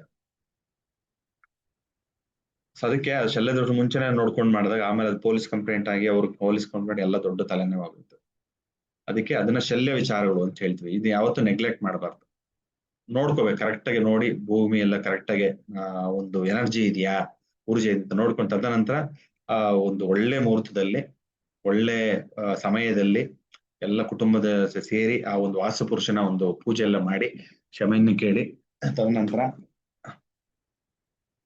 ಮನೆಯನ್ನ ಆರಂಭ ಮಾಡುವಂಥದ್ದು. ಅರ್ಥ ಆಯ್ತಾ? ಅದು ಶಲ್ಯಗಳು ಅಂದ್ರೆ ಏನು ಬರ್ಕೊಳಂಗಿದ್ರೆ ಅನಾವಶ್ಯಕ ವಸ್ತುಗಳು. ಅದ್ರ ಬಗ್ಗೆನೇ ಒಂದು ಟಾಪಿಕ್ ಸಪ್ರೇಟ್ ಇದೆ, ಹೇಳ್ಕೊಡ್ತೀನಿ. ಸೊ ಈ ಒಂದು ವಿಷಯಗಳಿಗೆ ವಾಸ್ತು ಪೂಜೆಯನ್ನ ಮಾಡಬೇಕು ಅಂತ ಹೇಳುತ್ತೆ ಶಾಸ್ತ್ರ. ಇನ್ನೊಂದು ಯಾವ ಸಮಯದಲ್ಲಿ ಎಲ್ಲ ನಮ್ಮ ಮನೆಯಲ್ಲಿ ಬೆಂಕಿ ಎತ್ಕೊಂಡಿರುತ್ತೆ, ಬೆಂಕಿ ಅನಾಹುತ ಆಗಿರುತ್ತೆ. ಆ ಸಮಯದಲ್ಲಿ ಏನ್ ಮಾಡ್ತೀವಿ? ಬೇರೆ ಮನೆಗೆ ಹೋಗ್ತೀವಾ? ನಮ್ಮ ಹತ್ರ ಅನುಕೂಲ ಇರಲ್ಲ ಅಲ್ವಾ, ಹಣಕಾಸು ಯಥೇಚ್ಛವಾಗಿರಲ್ಲ. ಹಾಗಾಗಿ ಇರೋದನ್ನ ಏನ್ ಮಾಡ್ತೀವಿ, ಒಂದ್ ಸ್ವಲ್ಪ ರೆಡಿ ಮಾಡ್ಕೊಂಡು ಪೇಂಟ್ ಮಾಡ್ಕೊಂಡು ವೈರಿಂಗ್ ಎಲ್ಲ ತಿರ್ಗಾ ಎಲ್ಲ ಹೇಳ್ಕೊಂಡು ಹಾಗೆ ಅದರಲ್ಲೇ ಜೀವನ ಮಾಡ್ತಾ ಇರ್ತೀವಿ. ಹಾಗೆ ಮಾಡ್ಬೋದಾ? ಮಾಡಬಾರ್ದು. ಏನ್ ಮಾಡ್ಬೇಕು? ವಾಸ್ತು ಪೂಜೆನೆಲ್ಲ ಕರೆಕ್ಟಾಗಿ ಪುಣ್ಯಾಹ ಮಾಡ್ಕೊಂಡು ಗಣಪತಿ ಪೂಜೆ ಮಾಡಿ ತದನಂತರ ವಾಸ್ತು ಪೂಜೆ ಮಾಡ್ಕೊಂಡು ತದನಂತರ ಜೀವನ ಶುರು ಮಾಡಿದ್ರೆ ಒಳ್ಳೇದಾಗುತ್ತೆ. ಕೆಲವೊಂದ್ ಕಡೆ ಸಿಡ್ಲು ಬಿದ್ದೋಗಿರುತ್ತೆ ಮರಕ್ಕೆ ಮತ್ತೆ ಮನೆಗೆ ಸಿಡ್ಲು ಹೊಡ್ತಾ ಇರುತ್ತೆ ಅಲ್ವಾ, ಹೆಂಚುಗಳು ಎಲ್ಲ ಹೊಡೆದೋಗಿರುತ್ತೆ. ಅವಾಗ ಅದನ್ನೇ ಸರಿ ಮಾಡ್ಕೊಂಡು ಜೀವನ ಮಾಡ್ತಾ ಇರ್ತಾರೆ. ಮಾಡಬಾರದು. ಏನೋ ನೆಗೆಟಿವ್ ಎನರ್ಜಿ ಇರೋದ್ರಿಂದ ತಾನೇ ಸಿಡ್ಲು ಬಡ್ದಿರೋಂಥದ್ದು. ಅಂದ್ರೆ ನಿಮ್ ಪಾಸಿಟಿವ್ ಎನರ್ಜಿ ನೆಗೆಟಿವ್ ಎನರ್ಜಿ ಇದ್ದಾಗಲೇ ಅದು ಕರೆಂಟ್ ಪಾಸ್ ಆಗುವಂಥದ್ದು ಅಲ್ವಾ. ಒಂದು ಪಾಸಿಟಿವ್ ಒಂದು ನೆಗೆಟಿವ್ ಇದ್ದಾಗ ಅಲ್ವಾ, ಒಂದು ಪ್ಲಸ್ ಒಂದು ಮೈನಸ್ ಇದ್ದಾಗ್ಲೇ ಅಲ್ಲಿಂದ ಹರಿವು ಶುರು ಆಗುತ್ತೆ. ಹಾಗಾಗಿ ಅಂದ್ರೆ ಇಲ್ಲೇನೋ ನೆಗೆಟಿವಿಟಿ ಇದೆ ಅಂತ ಅರ್ಥ. ಅದನ್ನ ಸರಿ ಮಾಡ್ಕೊಳ್ಳೋದು ಹೇಗೆ? ವಾಸ್ತು ಪೂಜೆಯನ್ನು ಮಾಡಬೇಕು. ಅರ್ಥ ಆಯ್ತಾ? ಆಮೇಲೆ ಭಗ್ನ ಸ್ಥಿತಿ ಅಂದ್ರೆ ಎಲ್ಲಾ ಪಾಳು ಬಿದ್ದೋಗಿರೋಂಥದ್ದು. ಒಂದ್ 4 ರೂಮ್ ಇರುತ್ತೆ, ಒಂದ್ ರೂಮ್ ಬಿದ್ದೋಗಿರುತ್ತೆ ಮಳೆಗೆ, ಇರುತ್ತೆ ಹಣಕಾಸು ಇರಲ್ಲ, ಹಂಗೆ ಜೀವನ ಮಾಡ್ತಾರೆ, ಅದನ್ನ ಬಾಗ್ಲಾಕ್ಬಿಡ್ತಾರೆ, ಅದನ್ನ ಕ್ಲೋಸ್ ಮಾಡ್ಬಿಟ್ಟು ಮಿಕ್ಕಿದ 3 ರೂಮ್ ಯೂಸ್ ಮಾಡ್ತಾ ಇರ್ತಾರೆ. ಹೊರಗಡೆಯಿಂದ ನೋಡಿದ್ರೆ ಒಂದ್ ರೂಮ್ ಬಿದ್ದೋಗಿರುತ್ತೆ, ಗೋಡೆಗಳೆಲ್ಲ ಕುಸ್ತೋಗಿರುತ್ತೆ, ಅದು ಭಗ್ನ ಸ್ಥಿತಿ. ಗೊತ್ತಾಯ್ತಾ? ಹಾಗೂ ಕೂಡ ಅದ್ರಲ್ಲಿ ವಾಸ ಮಾಡ್ಬೇಕಂದ್ರೂ ಕೂಡ ತಿರ್ಗಾ ಪುನರ್ಜೀವನ, ಜೀರ್ಣೋದ್ಧಾರ ಅಂತೀವಿ, ಆ ಮನೆಗೆ ತಿರ್ಗಾ ಎಲ್ಲ ಕರೆಕ್ಟ್ ಆಗಿ ನೋಡ್ಕೊಂಡು ತಿರ್ಗಾ ಪೂಜೆನ ಮಾಡಿ ತದನಂತರ ಜೀವನ ಮಾಡೋಂಥ. ಕೆಲವೊಂದು ಚೇಳು ಸರ್ಪಗಳೆಲ್ಲ ಓಡಾಡ್ತಾ ಇರುತ್ತೆ ಮನೆಗಳಲ್ಲಿ, ನೋಡಿದೀರಾ? ಮತ್ತೆ ಗೂಬೆಗಳು ವಾಸಸ್ಥಳ, ಗೂಬೆಗಳೆಲ್ಲ ಒಂದ್ ಮೂಲೆಯಲ್ಲಿ ಒಂದ್ ರೂಮ್ ಅಲ್ಲಿ ಇರುತ್ತವೆ ಅಟ್ಟದ ಮೇಲ್ಗಡೆ, ಇವ್ರು ತಲೆನೇ ಕೆಡಿಸ್ಕೊಳ್ಳಲ್ಲ, ಆರಾಮಾಗಿರ್ತಾರೆ, ಅಯ್ಯೋ ಬಿಡು ಇದು ತಾನೆ ಅಂತ. ಮತ್ತೆ ಜಿಂಕೆ ವಾಸಸ್ಥಳ, ಜಿಂಕೆ ಕೂಡ ಸುಮ್ನೆ ಬರಲ್ಲ, ಅವು ಮನೆಗಳ ಹತ್ರ ಎಲ್ಲ ಓಡಾಡುತ್ತವೆ ಅಂತ. ಕೆಲವೊಂದ ಕೂರ್ಗ ಹತ್ರ ಎಲ್ಲ ಹೋದ್ರೆ ನೋಡಿದಿರಲ್ಲ, ಅಲ್ಲ ಮನೆ ಹತ್ರನೇ ಓಡಾಡುದು. ನಮ್ಮಲ್ಲಿ ಹೆಂಗೆ ಊರುಗಳಲ್ಲಿ ನಾಯಿಗಳು ಓಡಾಡತ್ವೋ ಅಷ್ಟು ಯಥೇಚ್ಛವಾಗಿ, ಅಷ್ಟು ನಂಬರ್ಸ್ ಅಲ್ಲಿ ಜಿಂಕೆಗಳು ಆ ರೀತಿ ಓಡಾಡ್ತಾ ಇರುತ್ತೆ. ಆ ಮನೆಗಳೆಲ್ಲ ಮನೆ ಒಳಗಡೆ ಬಂತು ಅಂದ್ರೆ ಜಿಂಕೆ ತೊಂದರೆ ಆಗುತ್ತೆ. ಆಮೇಲೆ ಚಂಡಾಲರ ವಾಸಸ್ಥಳ, ಚಂಡಾಲರು ಅಂದ್ರೆ ಏನೋ ಸ್ಮಶಾನ ವಾಸಿಗಳನ್ನ ಚಂಡಾಲರು ಅಂತ. ಅರ್ಥ ಆಯ್ತಾ? ಅಲ್ಲಿ ಹೋಗಿ ನಾವು ಮನೆ ಕಟ್ಕೊಂಡು ಅವ್ರಗಳ ಜೊತೆ ಪಕ್ಕದಲ್ಲೇ ಮನೆ ಕಟ್ಕೊಂಡಿದ್ರಾಗ್ಲೂ ಕೂಡ ಅದು ಕೂಡ ವಾಸ್ತು ಹೋಮಗಳನ್ನು, ವಾಸ್ತು ಪೂಜೆಗಳನ್ನ ವರ್ಷ ವರ್ಷ ಮಾಡ್ಕೋಬೇಕು. ಮೃಗಗಳು ವಾಸ ಮಾಡುವ ಸ್ಥಳ, ಪ್ರಾಣಿಗಳು ಎಲ್ಲ ವಾಸ ಮಾಡುತ್ತವಲ್ಲ, ಜಿಂಕೆಗಳು ವಾಸ ಮಾಡುವಂಥದ್ದು, ಪ್ರಾಣಿಗಳು ವಾಸ ಮಾಡುವಂಥದ್ದು, ಆ ಜಾಗಗಳಲ್ಲೂ ಕೂಡ ನಾವೇನೋ ಮನೆ ಕಟ್ಕೊಂಡಾಗ ಅಲ್ಲೂ ಕೂಡ ವಾಸ್ತು ಪೂಜೆಗಳನ್ನ ಮಾಡಬೇಕು. ಮತ್ತು ರಾತ್ರಿಯಲ್ಲಿ ಹಸು ಮತ್ತೆ ಬೆಕ್ಕುಗಳು ನೋಡಿದಿರಾ ಕೆಲವೊಂದು ಹಳ್ಳಿಗಳಲ್ಲಿ, ಬರೀ ಅವ್ರ ಮನೆಯಲ್ಲಿ ಮಾತ್ರ ಯಾವಾಗ್ಲೂ ಹಸು ಮತ್ತೆ ಬೆಕ್ಕುಗಳು ಒಳ್ಳೆ ಅಳೋ ತರ ಮಾಡ್ತಾ ಇರುತ್ತೆ. ಬೆಕ್ಕಂತೂ ಮಕ್ಕಳ ಅಳ್ತಂಗೆ ಅಳತ್ವೆ, ಹಸುಗಳು ಯಾವಾಗ್ಲೂ ಅಂಬ ಅಂಬ ಅಂತ ಒಂಥರ ಇರಿಟೇಷನ್ ಆಗ್ತಾ ಇರತ್ತೆ ಅವಕ್ಕೆ, ಯಾಕಂದ್ರೆ ನೆಗೆಟಿವ್ ಎನರ್ಜೀಸ್ ಇರುತ್ತೆ. ಆನೆಗಳು ಕುದುರೆಗಳು ವಿಚಿತ್ರ ಶಬ್ದ ಮಾಡುವುದು, ಆಗಿನ ಕಾಲದಲ್ಲಿ ಆನೆಗಳನ್ನು ಸಾಕೋರು ದೊಡ್ಡ ದೊಡ್ಡವ್ರು, ಹಣ ಉಳ್ಳವರು. ಈಗ ದೊಡ್ಡ ದೊಡ್ಡ ಕಾರ್ ತಗೊಳ್ತೀವಲ್ಲ ನಾವು, ಇನೋವಾ ತರ, ಆಗ ಆ ಆನೆಗಳೇ ಅವಾಗ ಇನೋವಾ ತರ, ಕುದುರೆಗಳು ಬೈಕ್ ತರ ಅಲ್ವಾ? ಹಾಗಾಗಿ ಅದು ಕೂಡ ಕುದುರೆಗಳು ಆನೆಗಳೆಲ್ಲ ವಿಚಿತ್ರ ಶಬ್ದಗಳು ಮಾಡ್ತಾ ಇರ್ತವೆ. ಅವಾಗ ಗೊತ್ತಾಗ್ಬಿಡತ್ತೆ ನಮ್ಗೆ, ಅಂದ್ರೆ ಆ ಜಾಗದಲ್ಲಿ ಏನೋ ತೊಂದರೆ ಇದೆ. ಇಮಿಡಿಯೇಟ್ ಆಗಿ ಏನ್ ಮಾಡ್ಬೇಕು, ನಾವೇನ್ ಮಾಡ್ತೀವಿ, ಯಾವ್ದೋ ಭೂತ ಪೇತ ಪಿಶಾಚಿ ಅಂತ ಫಸ್ಟ್ ಅಲ್ಲಿ ಹೊಟ್ಟೋಗ್ತೀವಿ. ಅದು ಮಾಡಕ್ಕಿಂತ ಮುಂಚೆ ಏನ್ ಮಾಡ್ಬೇಕು, ನಾವು ವಾಸ್ತುವನ್ನ ಸಾಲ್ವ್ ಮಾಡ್ಕೊಂಡ್ರೆ 80-90% ನಿಮ್ಮ ಪ್ರಾಬ್ಲಮ್ ಸಾಲ್ವ್ ಆಗ್ಬಿಡುತ್ತೆ. ಸ್ತ್ರೀ ಜಗಳ ಮಾಡುವ ಮನೆ, ಯಾವಾಗ್ಲೂ ಹೆಣ್ಣು ಮಕ್ಕಳು ಕಿತ್ತಾಡ್ತಾ ಇರುತ್ತೆ ಮನೆಗಳಲ್ಲಿ, ಅವಾಗ ಅಲ್ಲೂ ಕೂಡ ಏನ್ ಮಾಡ್ಬೇಕು, ಎನರ್ಜೀಸ್ ಡೌನ್ ಆದಾಗ್ಲಿ ಇವೆಲ್ಲ ಪ್ರಾಬ್ಲಮ್ ಶುರು ಆಗುವಂಥದ್ದು. ಅದಕ್ಕೆ ನಾವು ವರ್ಷ ವರ್ಷ ವಾಸ್ತು ಪೂಜೆಗಳನ್ನ ಮನೆಗಳಲ್ಲಿ ಮಾಡ್ತಾ ಬಂತು ಅಂತಂದ್ರೆ ಯಾವುದೇ ರೀತಿ ತೊಂದರೆಗಳು ಇರಲ್ಲ, ತಕರಾರುಗಳು ಇರೋದಿಲ್ಲ. ಮತ್ತೆ ಜೇನುಗೂಡು ಕಟ್ಟುತ್ತೆ, ನೋಡಿದಿರಾ? ಕೆಲವರೆಲ್ಲ ಜೇನು ಕಟ್ಟಿದ್ರೆ ಒಳ್ಳೇದು ಅಂತ ಹೇಳ್ಬಿಡ್ತಾರೆ. ಇಲ್ಲಿ ವಿಶ್ವಕರ್ಮರು ಹೇಳ್ಬಿಟ್ಟಿದ್ದಾರೆ, ವಾಸ್ತು ಪ್ರಕಾರ ಜೇನುಗೂಡು ಕಟ್ಟಿದರೆ ಜೇನುಗೂಡುಗಳು ಮನೆಯಲ್ಲಿ ಬಂತು ಅಂದ್ರೆ ತೊಂದರೆ. ಜಿಯೋಪಾಥಿಕ್ ಸ್ಟ್ರೆಸ್ ಅಂತ ಕರಿತೀವಿ ನಾವು. ಎಲ್ಲಿ ನಮ್ಮ ಮನೆಗಳಲ್ಲಿ ಬ್ಯಾಡದಿರೋ ಒತ್ತಡಗಳು ಭೂಮಿಯಿಂದ ಬರ್ತಾ ಇರುತ್ತೆ, ಆ ಶಕ್ತಿ, ಆಯಸ್ಕಾಂತ ಶಕ್ತಿಗಳು, ಅದೇ ಜಿಯೋಪಾಥಿಕ್ ಸ್ಟ್ರೆಸ್ ಅಂತ ಕರೆಯುವಂತ ತೊಂದರೆಗಳು. ಅದಿದ್ದಾಗ ಹುಡ್ಕೊಂಬರುತ್ತವೆ ಅದು. ಯಾಕೆ ಜೇನುಗಳು ಅಂತ ಜಾಗದಲ್ಲೇ ಕಟ್ಟುವಂಥದ್ದು. ಅವಾಗ ನಮ್ಗೆ ಏನಾಗುತ್ತೆ, ಓ ನಮ್ಮ ಮನೆಯಲ್ಲಿ ಕಟ್ಟಿದಾಗ ಕಾಂಪೌಂಡ್ ಅಲ್ಲಿ ಕಟ್ಟುತ್ತೆ, ಇಲ್ಲ ಒಂದು ರೂಮ್ ಅಲ್ಲಿ ಬಂದು ಕಟ್ಟುತ್ತೆ, ಇಲ್ಲ ಅಂತಂದ್ರೆ ಆ ಬಾಲ್ಕನಿಗಳಲ್ಲಿ ಕಟ್ಟುತ್ತೆ, ಆ ಜಾಗದಲ್ಲಿ 100% ಜಿಯೋಪಾಥಿಕ್ ಸ್ಟ್ರೆಸ್ ಇದ್ದೇ ಇರುತ್ತೆ. ಮತ್ತೆ ಇನ್ನೊಂದು ಪಾರಿವಾಳಗಳು ಬಂದೇ ಕುತ್ಕೊಳ್ತವೆ ಮನೆಗಳಲ್ಲಿ, ನೋಡಿದಿರಾ? ಕೆಲವರು ಮನೆಗಳಲ್ಲಿ ಅವ್ರು ಏನೊಂದ್ 4 ಕಾಳು ಹಾಕಲ್ಲ, ಆದ್ರೂ ಕೂಡ ಅದೇ ಜಾಗಕ್ಕೆ ಬರ್ತಾನೆ ಇರುತ್ತವೆ. ಅಂದ್ರೆ ಅಲ್ಲೂ ಕೂಡ ಜಿಯೋಪಾಥಿಕ್ ಸ್ಟ್ರೆಸ್ ಯಥೇಚ್ಛವಾಗಿ ಇರುತ್ತವೆ. ಅರ್ಥ ಆಯ್ತಾ? ಅವಾಗ್ಲೂ ಕೂಡ ನಾವೇನ್ ಮಾಡ್ಬೇಕು, ಇಮಿಡಿಯೇಟ್ ಆಗಿ ಇದನ್ನ ಏನು ವಾಸ್ತು ಪೂಜೆಯನ್ನ ಮಾಡುವಂಥದ್ದು. ಕಾಣಿಸ್ತಾ ಇದೆ ಇದು ಸ್ಕ್ರೀನು? ಮತ್ತೆ ಕಾಗೆ, 7 ರಾತ್ರಿ ವಾಸಿಸಿದ ಗೃಹ, ಕಾಗೆಗಳು ಅಷ್ಟೇ ಒಂದೊಂದು ಗೂಡು ಕಟ್ಕೊಂಡಿರ್ತವೆ, ಹೋಗೋದೇ ಇಲ್ಲ ಹೊರಗಡೆ. ಅದು ನಮ್ಮ ಮನೆ ಒಳಗಡೆ ಅಲ್ಲ, ನಮ್ಮ ಕಾಂಪೌಂಡ್ ಒಳಗಡೆನೆ ಇರುತ್ತವೆ. ಅವಾಗ್ಲೂ ಕೂಡ ಏನ್ ಮಾಡ್ಬೇಕು, ಅವೆಲ್ಲ ನೆಗೆಟಿವ್ ಎನರ್ಜೀಸ್. ಹಾಗಾಗಿ ವಾಸ್ತು ಪೂಜೆಯನ್ನ ಮಾಡಬೇಕು. ಎಲ್ಲಿ ಹೇಳುತ್ತೆ ವಾಸ್ತು ಪೂಜೆ ಮಾಡಬೇಕು, ಪೂಜೆ ಹೋಮ ಬಲಿ ಸುಖ ಸಮೃದ್ಧಿಗೆ?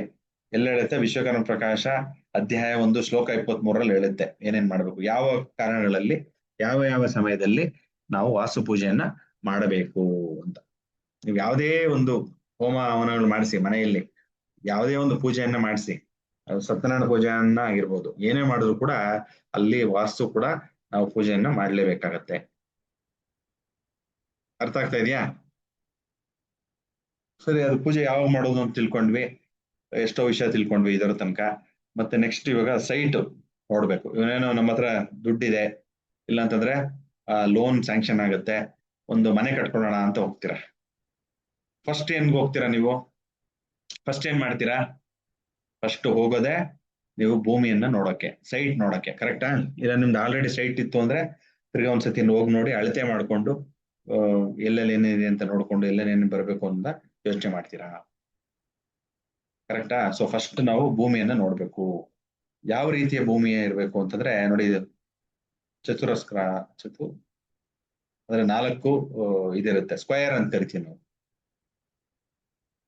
ಚತುರಸ್ರನ್ನ ಹೇಳ್ತಾರೆ ಕನ್ನಡದಲ್ಲಿ ಅಲ್ವಾ, ಚತುರಾಕಾರ, 4 ಸ್ಕ್ವೇರ್ ಅಂತ ಭೂಮಿ ಉತ್ತಮ. ಅದೇ ಸ್ಕ್ವೇರ್ ಸ್ವಲ್ಪ ಎಳ್ಕೊಂಡ್ರೆ ಅದು ರೆಕ್ಟಾಂಗಲ್ ಆಗುತ್ತೆ. ಸೊ ರೆಕ್ಟಾಂಗಲ್ ಸ್ಕ್ವೇರ್ ಎಲ್ಲ ಒಂದೇ. ಸೊ ಆ ರೀತಿ ಇರಬೇಕು.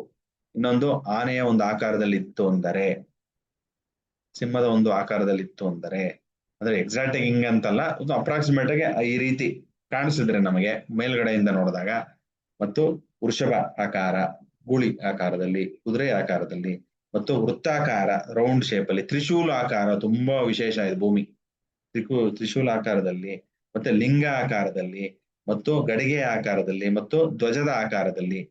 ಧ್ವಜ ಅಂದ್ರೆ ಯಾವ ರೀತಿ ಬರುತ್ತೆ? ಧ್ವಜ ಅಂದ್ರೆ ಈ ತರ ಬರುತ್ತೆ, ಆಲ್ಮೋಸ್ಟ್ ರೆಕ್ಟಾಂಗಲ್ ತರ ಬರುತ್ತೆ. ಒಂದ್ ಸ್ವಲ್ಪ ಅಲ್ಲಿ ಹೆಚ್ಚು ಕಮ್ಮಿ ಆದ್ರೆ ಓಕೆ. ಧ್ವಜಾಕಾರದಲ್ಲಿ, ಮತ್ತು ಭದ್ರಪೀಠ ಅಂತ ಕರಿತೀವಿ. ಏನ್ ಭದ್ರಪೀಠ? ದೇವಸ್ಥಾನಗಳೆಲ್ಲ ಮಧ್ಯೆ ಗರ್ಭಗುಡಿ ಮಾಡ್ಬಿಟ್ಟು ಭದ್ರಪೀಠದ ಮೇಲೆ ಕೂರ್ಸಿರುತ್ತೆ. ಇಲ್ಲ ಯಂತ್ರಗಳಿರುತ್ತೆ ಅಲ್ವಾ, ನಮ್ಗೆಲ್ಲ ಗೊತ್ತಲ್ಲ, ಶ್ರೀ ಯಂತ್ರ, ಕುಬೇರ ಯಂತ್ರ, ಲಕ್ಷ್ಮಿ ಯಂತ್ರ ಎಲ್ಲ ನೋಡಿ ಹೆಂಗಿರುತ್ತೆ. ಪ್ರತಿಯೊಂದು ಯಂತ್ರಕ್ಕೂ ಭದ್ರಪೀಠ ಹಾಕ್ಲೇಬೇಕು. ಅದ್ರ ಮೇಲ್ಗಡೆ ಯಂತ್ರ ರಚನೆ ಆಗೋದಂತ, ಕರೆಕ್ಟಾ?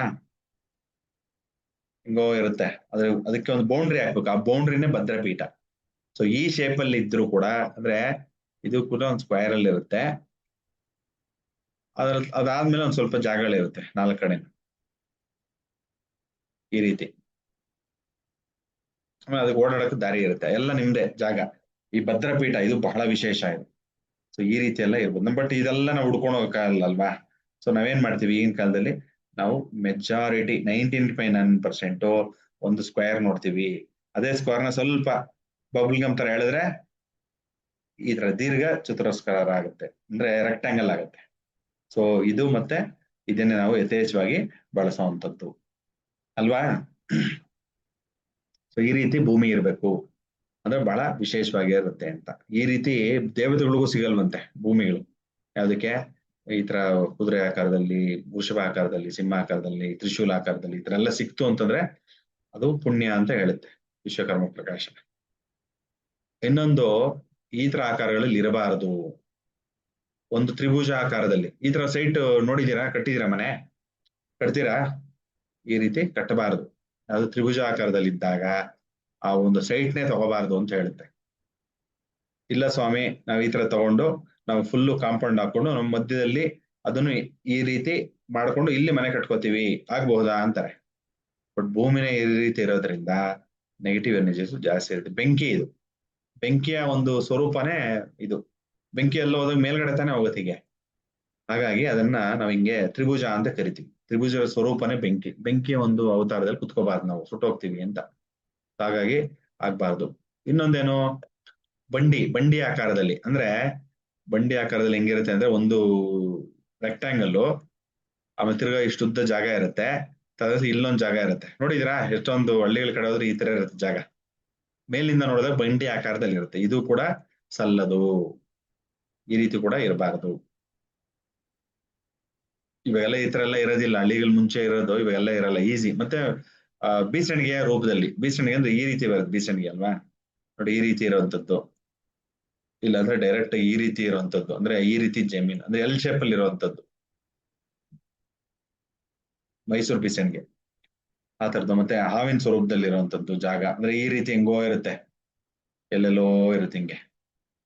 ಹಾಗಾಗಿ ಅದನ್ನು ಬೇಡ ಅಂತ ಹೇಳುತ್ತೆ. ಮತ್ತೆ ಕಪ್ಪೆಯ ರೂಪದಲ್ಲಿ, ಮತ್ತೆ ಕತ್ತೆಯ ರೂಪದಲ್ಲಿ, ಮತ್ತೆ ಪೈಥಾನ್ ಅಂದ್ರೆ ಕಾಳಿಂಗ ಸರ್ಪ ರೂಪದಲ್ಲಿ, ಹೆರೋನ್ ಅಂದ್ರೆ ಒಂದು ಪಕ್ಷಿಯ ರೂಪದಲ್ಲಿ, ಮತ್ತೆ ಗೂಬೆಯ ರೂಪದಲ್ಲಿ, ಒಂಟೆಯ ರೂಪದಲ್ಲಿ, ಮತ್ತೆ ಕಾಗೆಯ ರೂಪ, ಮತ್ತೆ ಹಂದಿಯ ರೂಪ, ಮತ್ತೆ ಬಿಲ್ಲಿನ ರೂಪದಲ್ಲಿ ಇರುತ್ತೆ. ಮತ್ತೆ ಅದೇ ಕೆಲವೊಂದು ಭೂಮಿ ಹೀಗಿರುತ್ತೆ, ಇದೇ ತರನೇ ಹೆಂಗೋ ಇರುತ್ತೆ, ಹೆಂಗೋ ಬರುತ್ತೆ, ಹೆಂಗೋ ಹೋಗುತ್ತೆ, ಹಿಂಗಿರುತ್ತೆ.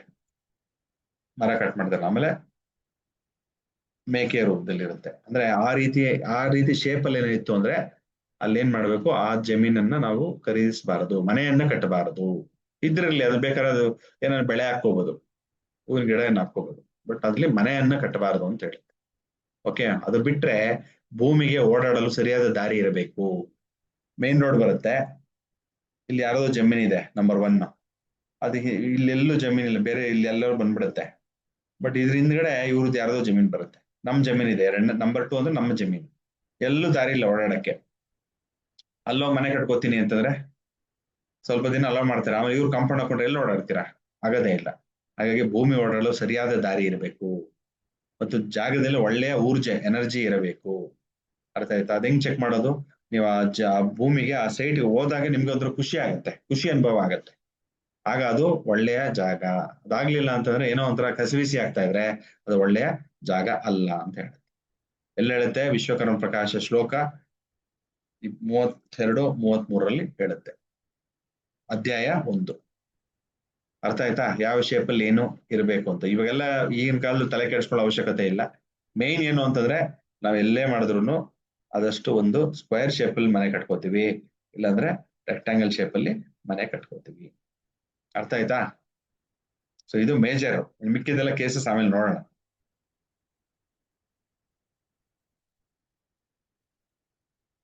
ನೆಕ್ಸ್ಟ್, ಇವಾಗ ಭೂಮಿ ಇರುತ್ತೆ ಅಂತ ಇಟ್ಕೊಳ್ಳಿ. ಭೂಮಿ ಯಾವಾಗ್ಲೂ ಪಶ್ಚಿಮದಿಂದ ಪೂರ್ವಕ್ಕೆ ತಗ್ಗಿರ್ಬೇಕು. ಅಂದ್ರೆ ಪಶ್ಚಿಮಕ್ಕೆ ಹೋಗಿ ನೀವು ನೀರನ್ನು, ಫಾರ್ ಎಕ್ಸಾಂಪಲ್ ಒಂದು ಬಕೆಟ್ ಅನ್ನು ನೀರನ್ನು ತಗೊಂಡು ನೀರ್ ಹಾಕ್ತೀರಾ ಅಂತ ಇಟ್ಕೊಳ್ಳಿ. ನೀರೇನ್ ಮಾಡ್ಬೇಕು, ಪಶ್ಚಿಮದಿಂದ ಉತ್ತರಕ್ಕೆ ಓಡ್ಬೇಕದು, ನಿಂತ್ಕೋಬಾರ್ದು ಎಲ್ಲನು. ಆಗ ಅದು ಒಳ್ಳೆ ಒಳ್ಳೆ ಭೂಮಿ ಅಂತ ಹೇಳ್ಬೇಕು. ಇನ್ನೊಂದು ದಕ್ಷಿಣದಲ್ಲಿ ನಿಂತ್ಕೊಂಡು ಫಾರ್ ಎಕ್ಸಾಂಪಲ್ ಅಲ್ಲಿಂದ ಒಂದು ಬಕೆಟ್ ಅಲ್ಲಿ ನೀರ್ ಹಾಕ್ತೀರಾ ಅಂತ ಇಟ್ಕೊಳ್ಳಿ. ಬಕೆಟ್ ಸಾಲಲ್ಲ, ಒಂದು ದೊಡ್ಡ ಟ್ಯಾಂಕ್ ಅಲ್ಲಿ ನೀರು ಬಿಡ್ಬೇಕು. ಅವಾಗ ಏನಾಗುತ್ತೆ, ನೀರು ಉತ್ತರದ ಕಡೆ ಓಡ್ಬೇಕು. ಆಗ ಇದು ಒಳ್ಳೆಯ ಭೂಮಿ ಅಂತ ಹೇಳ್ತೀವಿ. ಇದು ವೆರಿ ವೆರಿ ಇಂಪಾರ್ಟೆಂಟ್. ಅರ್ಥ ಆಯ್ತಾ? ಪಶ್ಚಿಮಕ್ಕೆ ಎತ್ತರ ಇರಬೇಕು ಅಂದ್ರೆ ಏನ್ ಹೇಳುತ್ತೆ ಜನರಲ್ ಆಗಿ, ಪಶ್ಚಿಮದಲ್ಲಿ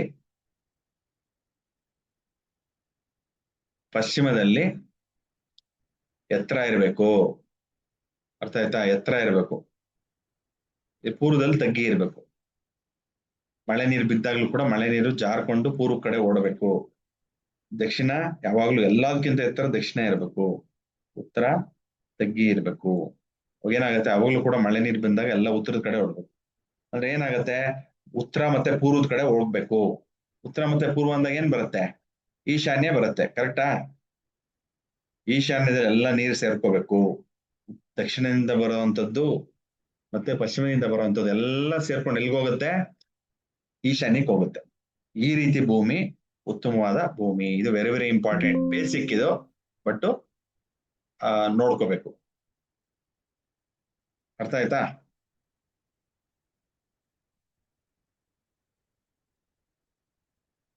ಹಾ, ಇನ್ನೊಂದು ಅದೇ ರೀತಿಯಲ್ಲಿ ತಗೊಂಡಾಗ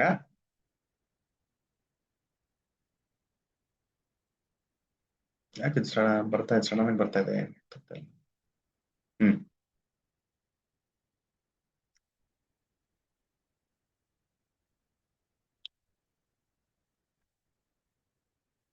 ಓಕೆ. ಇನ್ನೊಂದು ಏನು ಅಂತಂದ್ರೆ ಉತ್ತರ ಪೂರ್ವ ಆಯ್ತು, ಮತ್ತೆ ಈಶಾನ್ಯ ಸಣ್ಣ ಇಳಿಜಾರು ಇರುವ ಭೂಮಿ. ಹೇಳಿದ್ನಲ್ಲ, ಎಲ್ಲ ಸೇರ್ಕೊಂಡ್ರೆ ಎಲ್ಲಿ ಬರುತ್ತೆ ನೀರು. ಈಗ ನೋಡಿ, ಈ ರೀತಿ ಇರಬೇಕು ಭೂಮಿ. ಅಂದ್ರೆ ಇಷ್ಟೊಂದು ಡೆಪ್ತ್ ಅಲ್ಲ, ಜಸ್ಟ್ ಇಲ್ಲಿಂದ ಇಲ್ಲಿಗೆ ಅಟ್ಲೀಸ್ಟ್ 1 ಅಡಿ ವ್ಯತ್ಯಾಸ ಇರಬೇಕು. ಇಲ್ಲಿ ಜಾಸ್ತಿ ತೋರಿಸಿದೀನಿ ನಿಮ್ಗೆ ಗೊತ್ತಾಗ್ಲಿ ಅಂತ ಅಷ್ಟೇ.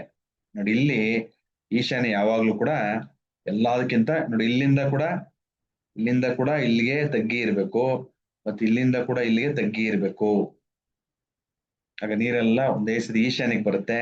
ಈಶಾನ್ಯದಿಂದ ನಾವು ಪೂರ್ವದ ಕಡೆಗೆ ಹಾರಿಸ್ಬಿಡ್ತೀವಿ ನೀರ್ನ. ಜಲ ಹಿಂಗ್ ಹೋಗ್ಬೇಕು, ಪೂರ್ವದ ಕಡೆ ಹರಿಬೇಕು. ಅವೆಲ್ಲ ಡೀಟೇಲ್ ಆಗಿ ಮಾಡ್ತೀನಿ ಪಾಠ, ಈಗ ಜಸ್ಟ್ ಅರ್ಥ ಮಾಡ್ಕೊಳ್ಳಿ. ಅರ್ಥ ಆಯ್ತಾ? ಭೂಮಿ ಹಿಂಗಿರ್ಬೇಕು, ಸ್ಲೋಪ್ ಹೆಂಗಿರ್ಬೇಕು, ಎಲ್ಲದಕ್ಕಿಂತ ಎತ್ತರ ಯಾವ್ದಿರ್ಬೇಕು, ದಕ್ಷಿಣದಲ್ಲಿ ಎತ್ತರ ಇರಬೇಕು. Very very important. ಉತ್ತರದಲ್ಲಿ ತಗ್ಗಿ ಇರ್ಬೇಕು. ನೋಡಿ, ವಾಯುವ್ಯದಲ್ಲಿ ಸ್ವಲ್ಪ ಇಲ್ಲಿ ಎತ್ತರ ಕಾಣಿಸುತ್ತೆ, ಉತ್ತರದಲ್ಲಿ ಸ್ವಲ್ಪ ಕಾಣಿಸುತ್ತೆ, ಈಶಾನ್ಯದಲ್ಲಿ ಜಾಸ್ತಿ ಕಾಣಿಸುತ್ತೆ ತಗ್ಗಿ. ಇಲ್ಲೂ ಅಷ್ಟೇ ನೋಡಿ, ದಕ್ಷಿಣದಲ್ಲಿ ನೈಋತ್ಯದಲ್ಲಿ ಎಲ್ಲದಕ್ಕಿಂತ ಕಂಪೇರ್ ಮಾಡ್ತು ಅಂದ್ರೆ ಹಿಂಗ್ ತಗೊಂಡಾಗ ಈ ರೀತಿ ತಗೊಂಡು ನೈಋತ್ಯದಲ್ಲಿ ಜಾಸ್ತಿ ಇರುತ್ತೆ ತಗ್ಗಿ ಎತ್ತರ. ನೈಋತ್ಯ, ತದನಂತರ ದಕ್ಷಿಣ, ತದನಂತರ ಆಗ್ನೇಯ, ತದನಂತರ ಪಶ್ಚಿಮ, ತದನಂತರ ಪೂರ್ವ, ತದನಂತರ ವಾಯುವ್ಯ, ಉತ್ತರ, ಈಶಾನ್ಯ. ಇದು ಆರ್ಡರ್. ಆಗೇನಾಗುತ್ತೆ ಅಂದ್ರೆ ಇಷ್ಟು ಎಲ್ಲ ಇಟ್ಕೊಂಡ್ರೆ ಮನೆನೇ ಬಿದೋಗುತ್ತೆ ಅಲ್ವಾ? ಆಗಲ್ಲ. ಅಂದ್ರೆ ಕಾನ್ಸೆಪ್ಟ್ ಏನೋ, ನೀರ್ ಹಾಕಿದಾಗ ಅದು ನೀಟಾಗಿ ಎಲ್ಲೂ ನಿಲ್ದಂಗೆ ಹರ್ಕೊಂಡು ಹೋಗ್ಬೇಕು, ಅಷ್ಟೇ ಕಾನ್ಸೆಪ್ಟ್. ಅಷ್ಟು ತಗ್ಗಿದ್ರೆ ಸಾಕು. ಅಂದ್ರೆ ಕೆಲವರೆಲ್ಲ ಒಂದು 4 ಇಂಚು 5 ಇಂಚು ನೈಋತ್ಯದಲ್ಲಿ ಜಾಸ್ತಿ ಇಟ್ಟಿರ್ತಾರೆ, 4 ಇಂಚು 5 ಇಂಚು. ಹಿಂಗ್ ಬರ್ತಾ ಬರ್ತಾ ಬರ್ತಾ ಈಶಾನ್ಯಕ್ಕೆ 0 ಮಾಡ್ತಾರೆ. ಹಾಗಾಗಿ ತಗ್ಗಿ ಪ್ರದೇಶ ಕ್ರಿಯೇಟ್ ಆಗುತ್ತೆ. ಎಲ್ಲಾ ಕಡೆಯಿಂದನೂ ತಗ್ಗಿ ಬರಬೇಕು. ಎಲ್ಲಕ್ಕಿಂತ ತಗ್ಗಿ ಯಾವುದು? ಈಶಾನ್ಯ. ಇದ್ ಕಡೆಯಿಂದನೂ ತಗ್ಗಿ ಬರುತ್ತೆ, ಪಶ್ಚಿಮದಿಂದನೂ ತಗ್ಗಿ ಬರುತ್ತೆ, ಮತ್ತೆ ಆಗ್ನೇಯದಿಂದನೂ ತಗ್ಗಿ ಬರುತ್ತೆ, ದಕ್ಷಿಣದಿಂದನೂ ತಗ್ಗಿ ಬರುತ್ತೆ, ನೈಋತ್ಯದಿಂದ ಕೂಡ ತಗ್ಗಿ ಬರುತ್ತೆ. ಇದು ಉತ್ತಮವಾದ ಭೂಮಿ. ಅರ್ಥ ಆಯ್ತಾ ನೋಡಿ? ನೈಋತ್ಯದಿಂದ ಈಶಾನ್ಯ. ನೈಋತ್ಯ ಎಲ್ಲದಕ್ಕಿಂತ ಎತ್ತರ ಇರಬೇಕು, ಎಲ್ಲದಕ್ಕಿಂತ ಕಡಿಮೆ ಯಾವ್ದಿರ್ಬೇಕು? ಈಶಾನ್ಯ ಇರಬೇಕು. ಇನ್ನೊಂದು ಪಶ್ಚಿಮ ಎತ್ತರ ಇರಬೇಕು, ಪೂರ್ವ ತಗ್ಗಿ ಇರಬೇಕು. ಆರೋ ಬರೆದಿದ್ದೀನಲ್ಲ, ಸ್ಲೋಪ್ ತಗ್ಗಿ ಇರೋದು ಇದ್ ಕಡೆ. ಇನ್ನೊಂದು ಆಗ್ನೇಯದಿಂದ ಈಶಾನ್ಯಕ್ಕೆ ತಗ್ಗಿ ಇರಬೇಕು. ನೋಡಿ, ಆಗ್ನೇಯದಿಂದ ಈಶಾನ್ಯಕ್ಕೆ ತಗ್ಗಿ ಇರಬೇಕು. ಅರ್ಥ ಆಯ್ತಾ? ಎಲ್ಲಾದ್ರೂ ಇದ್ರಲ್ಲಿ ಕೊಟ್ಟಿರ್ತಾರೆ. ಯಾವ್ದ್ರಲ್ಲಿ? ವಿಶ್ವಕರ್ಮ ಶ್ಲೋಕ 32, 33, 49ರಲ್ಲಿ ಇದನ್ನೆಲ್ಲ ನೀಟಾಗಿ ಕೊಟ್ಟಿರ್ತಾರೆ. ಚಾಪ್ಟರ್ 1 ಸ್ವಲ್ಪ ಅರ್ಥ ಮಾಡ್ಕೊಳ್ಳೋ ಕಷ್ಟ, ಅವು ಓದಿ ನೀಟಾಗಿ ಅರ್ಥ ಮಾಡ್ಕೋಬೇಕು. ಎತ್ತರದಿಂದ ತಗ್ಗು ಯಾವ್ದು? ಫಸ್ಟ್ ಯಾವ್ದು ಎತ್ತರ? ನೈಋತಿ, ತದನಂತರ ದಕ್ಷಿಣ, ತದನಂತರ ಇದು ಕಡಿಮೆ ಆಗ್ತಾ ಹೋಗುತ್ತೆ ತಗ್ಗಿ, ಪಶ್ಚಿಮ, ಪೂರ್ವ, ವಾಯುವ್ಯ, ಲಾಸ್ಟ್ ಅಲ್ಲಿ ಈಶಾನ್ಯ ಬರುತ್ತೆ. ಎತ್ತರದಿಂದ ತಗ್ಗು ಅಂತ. ಅರ್ಥ ಆಯ್ತಾ?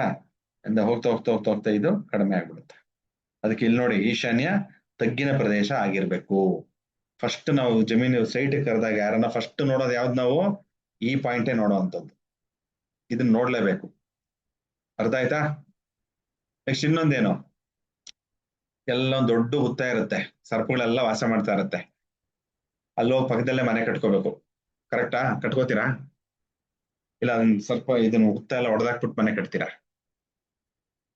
ಆದಷ್ಟು ಅದನ್ನ ಅವಾಯ್ಡ್ ಮಾಡಬೇಕು. ನೆಕ್ಸ್ಟ್ ದೇವಸ್ಥಾನ ಇರುತ್ತೆ, ದೇವಸ್ಥಾನ ಪಕ್ಕದಲ್ಲಿ ಮನೆ ಕಟ್ಕೋತೀರಾ? ಕಟ್ಕೋಬಾರದು. ಹುತ್ತದ ಪಕ್ಕದಲ್ಲೂ ಮನೆ ಕಟ್ಟಬಾರದು. ಹುತ್ತ ಇರೋ ಜಾಗನೂ ತೊಂದ್ರೆ. ದೇವಸ್ಥಾನ ಪಕ್ಕದಲ್ಲೂ ಅಕ್ಕಪಕ್ಕದಲ್ಲೂ ಮನೆ ಕಟ್ಕೋಬಾರದು. ಅದ್ರ ರೂಲ್ಸ್ ಇದೆ, ಅದು ಬರೋಣ ಆಮೇಲೆ. ಸದ್ಯಕ್ಕೆ ಜನರಲ್ ಆಗಿ ಮಾಡಬಾರ್ದು. ಆಮೇಲೆ ಧ್ಯಾನ ಮಂದಿರಗಳು ಬರುತ್ತೆ, ಧ್ಯಾನ ಮಂದಿರಗಳು, ಮೆಡಿಟೇಷನ್ ಸೆಂಟರ್ಸ್, ಆಮೇಲೆ ಶ್ಲೋಕಗಳು, ಭಜನೆಗಳೆಲ್ಲ ಮಾಡ್ತಾರೆ ಹಾಲ್ಗಳಲ್ಲಿ. ಅಲ್ಲಿ ಕುತ್ಕೊಂಡೋಗಿ ಯಾವಾಗಲೂ ಶಬ್ದ ಇರುತ್ತೆ. ನಿಮ್ಗೆ ಜೀವನ ನೆಮ್ಮದಿಯಾಗಿ ಜೀವನ ಮಾಡಕ್ಕಾಗಲ್ಲ, ಇರಬಾರ್ದು. ನದಿ ಪಕ್ಕದಲ್ಲಿ ಇಲ್ಲೇ ಕಟ್ಕೊಂಡಿರ್ತಾರ ಮನೆ, ಕಟ್ಕೋಬೋದಾ? ಏನಾಗತ್ತೆ? ಮಳೆ ಎಲ್ಲ ಬಂದಾಗ ಪ್ರವಾಹ ಆಗ್ಬಿಡುತ್ತೆ, ಕಟ್ಕೋಬಾರದು. ನೆಕ್ಸ್ಟ್ ಬೆಟ್ಟದ ತಪ್ಪಲಲ್ಲಿ ಕಟ್ಕೋಬೋದಾ? ಏನನ್ನ ಒಂದ್ ಕಲ್ಲು ಮೇಲಿಂದ ಬಿದ್ರು ಜಾರ್ಕೊಂಬಂದ್ರು ತೊಂದರೆ ಆಗತ್ತೆ, ಕಟ್ಕೋಬಾರದು. ಅರ್ಥ ಆಯ್ತಾ? ಕಟ್ಕೋಬಾರದು. ಬಂಡೆಗಳ ಪಕ್ಕದಲ್ಲಿ ಇದು ಅಷ್ಟೇ, ಏನನ್ನ ಸ್ವಲ್ಪ ತೊಂದರೆ ಅಲ್ಲಿ ಇಲ್ಲಿ ಆಗಿ ಭೂಕಂಪ ಆದಾಗ ಮನೆ ಇದೇ ಬಂದು ಮನೆಯನ್ನ ಇದು ಮಾಡ್ಬಿಡತ್ತೆ. ಇಲ್ಲಾಂದ್ರೆ ಇದು ಸಿಕ್ಕಾಪಟ್ಟೆ ಬಿಸಿ ಇರ್ಕೊಂಡಿರುತ್ತೆ, ಅದೆಲ್ಲ ಸಂಜೆ ಆಗ್ತದೆ ಏನಾಗುತ್ತೆ, ಅಲ್ಲಿಂದ ಶಾಖ ತಟ್ಟುತ್ತೆ ಮನೆಗೆ, ಅದು ಕೂಡ ತೊಂದರೆ ಆಗ್ಬಿಡುತ್ತೆ. ಇನ್ನೊಂದು ಯಾವ್ದೋ ಒಂದು ಭೂಮಿ ಇರುತ್ತೆ, ಭೂಮಿಲಿ ಬರೀ ತಗ್ಗು ಇರುತ್ತೆ. ಇದು ಪಿಕ್ಚರ್ ಹಿಂಗ್ ಬಂದಿದೆ, ಕೆಲವೊಂದಿನ ಹಳ್ಳ, ಸಿಕ್ಕಾಪಟ್ಟೆ ಹಳ್ಳ ಇರುತ್ತೆ, ಹಳ್ಳ ಹಳ್ಳ ಹಳ್ಳ ಇರುತ್ತೆ. ಅರ್ಥ ಆಯ್ತಾ? ಅಲ್ಲೂ ಕೂಡ ಉಪಯೋಗಿಸಬಾರ್ದು. ನೋಡಿ ಇಲ್ಲಿ ನೋಡಿ, ಎಲ್ಲ ಹಳ್ಳಗಳಿವೆ, 7 ಬಂಡೆ ಹಳ್ಳ ಇದೆ. ನೀರೆಲ್ಲ ಬಂತು ಅಂದ್ರೆ ಕುಸಿತಾ ಇರುತ್ತೆ ಭೂಮಿ. ಕುಸಿಯೋ ಭೂಮಿಲಿ ಮನೆ ಕಟ್ತಾರ? ಕಟ್ಟಬಾರದು. ಇನ್ನೊಂದು ಥಾರ್ನಿ ಲ್ಯಾಂಡ್. ಥಾರ್ನಿ ಅಂದ್ರೆ ಎಲ್ಲ ಬರೀ ಮುಳ್ಳುಗಿಡಗಳಿರುತ್ತೆ ಯಥೇಚ್ಛವಾಗಿ, ಎಲ್ಲೋದ್ರೂ ಮುಳ್ಳುಗಿಡ. ಸ್ವಲ್ಪ ದಿನ ಆದ್ರೆ ತಿರ್ಗಾ ಅದೆಲ್ಲ ಗಿಡ ಬರ್ತಾ ಇರುತ್ತೆ, ಮುಳ್ಳಿನ ಗಿಡನೇ ಬರ್ತಾ ಇರುತ್ತೆ. ಆ ಭೂಮಿ ಎಷ್ಟು ನೀವು ತೆಗೆದ್ರು ಮಣ್ಣು, ಹೊಸ ಮಣ್ಣು ಹಾಕೋತಿರ್ ಒಳಗಡೆಯಿಂದ ಬರ್ತಾ ಇರ್ತೀವಲ್ಲ. ಹಾಗಾಗಿ ಅಂತ ಜಾಗದಲ್ಲಿ ಕೂಡ ಮನೆಗಳನ್ನ ಕಟ್ಟಬಾರದು ಅಂತ ಹೇಳುತ್ತೆ. ಎಲ್ಲೇ ವಿಶ್ವಕರ್ಮ ಶ್ಲೋಕ 49, 60 ಅಧ್ಯಾಯ 1 ಇವೆಲ್ಲ ಎಲ್ಲೆಲ್ಲಿ ಮನೆಗಳನ್ನ ಕಟ್ಟಬಾರದು ಅಂತ ಸೂಚನೆಯನ್ನ ಕೊಡುತ್ತೆ. ಓಕೆನಾ? ಸೊ ಈಗ ಈ ಭಾಗವನ್ನ ಮುಂದಿನ ತರಗತಿಯಲ್ಲಿ ನೋಡೋಣ. ಸೊ ಈಗ ಒಂದು ಪ್ರಾರ್ಥನೆಯನ್ನ ಮಾಡಿ ತರಗತಿಯನ್ನ ಮುಗಿಸೋಣ. ಎಲ್ಲರೂ ನೇರವಾಗಿ ಕುತ್ಕೊಳ್ಳಿ, ತದನಂತರ ಅನ್ಮ್ಯೂಟ್ ಮಾಡ್ತೀನಿ, ಮಾತಾಡೋಣ. ಸೊ ಎಲ್ಲ ನೇರವಾಗಿ ಕುತ್ಕೊಂಡು ಕಣ್ಣನ್ನು ಮುಚ್ಚಿ ನಮಸ್ಕಾರ ಮುದ್ರೆಯಲ್ಲಿ ಒಂದು ಶಾಂತಿ ಮಂತ್ರವನ್ನ ಪಠಣ. ಓಂ ಸಹನಾ ಭವತು ಸಹನೌ ಭುನಕ್ತು ಸಹ ವೀರ್ಯಂ ಕರವಾವಹೈ तेजस्विनावधीतमस्तु मा विद्विषावहै।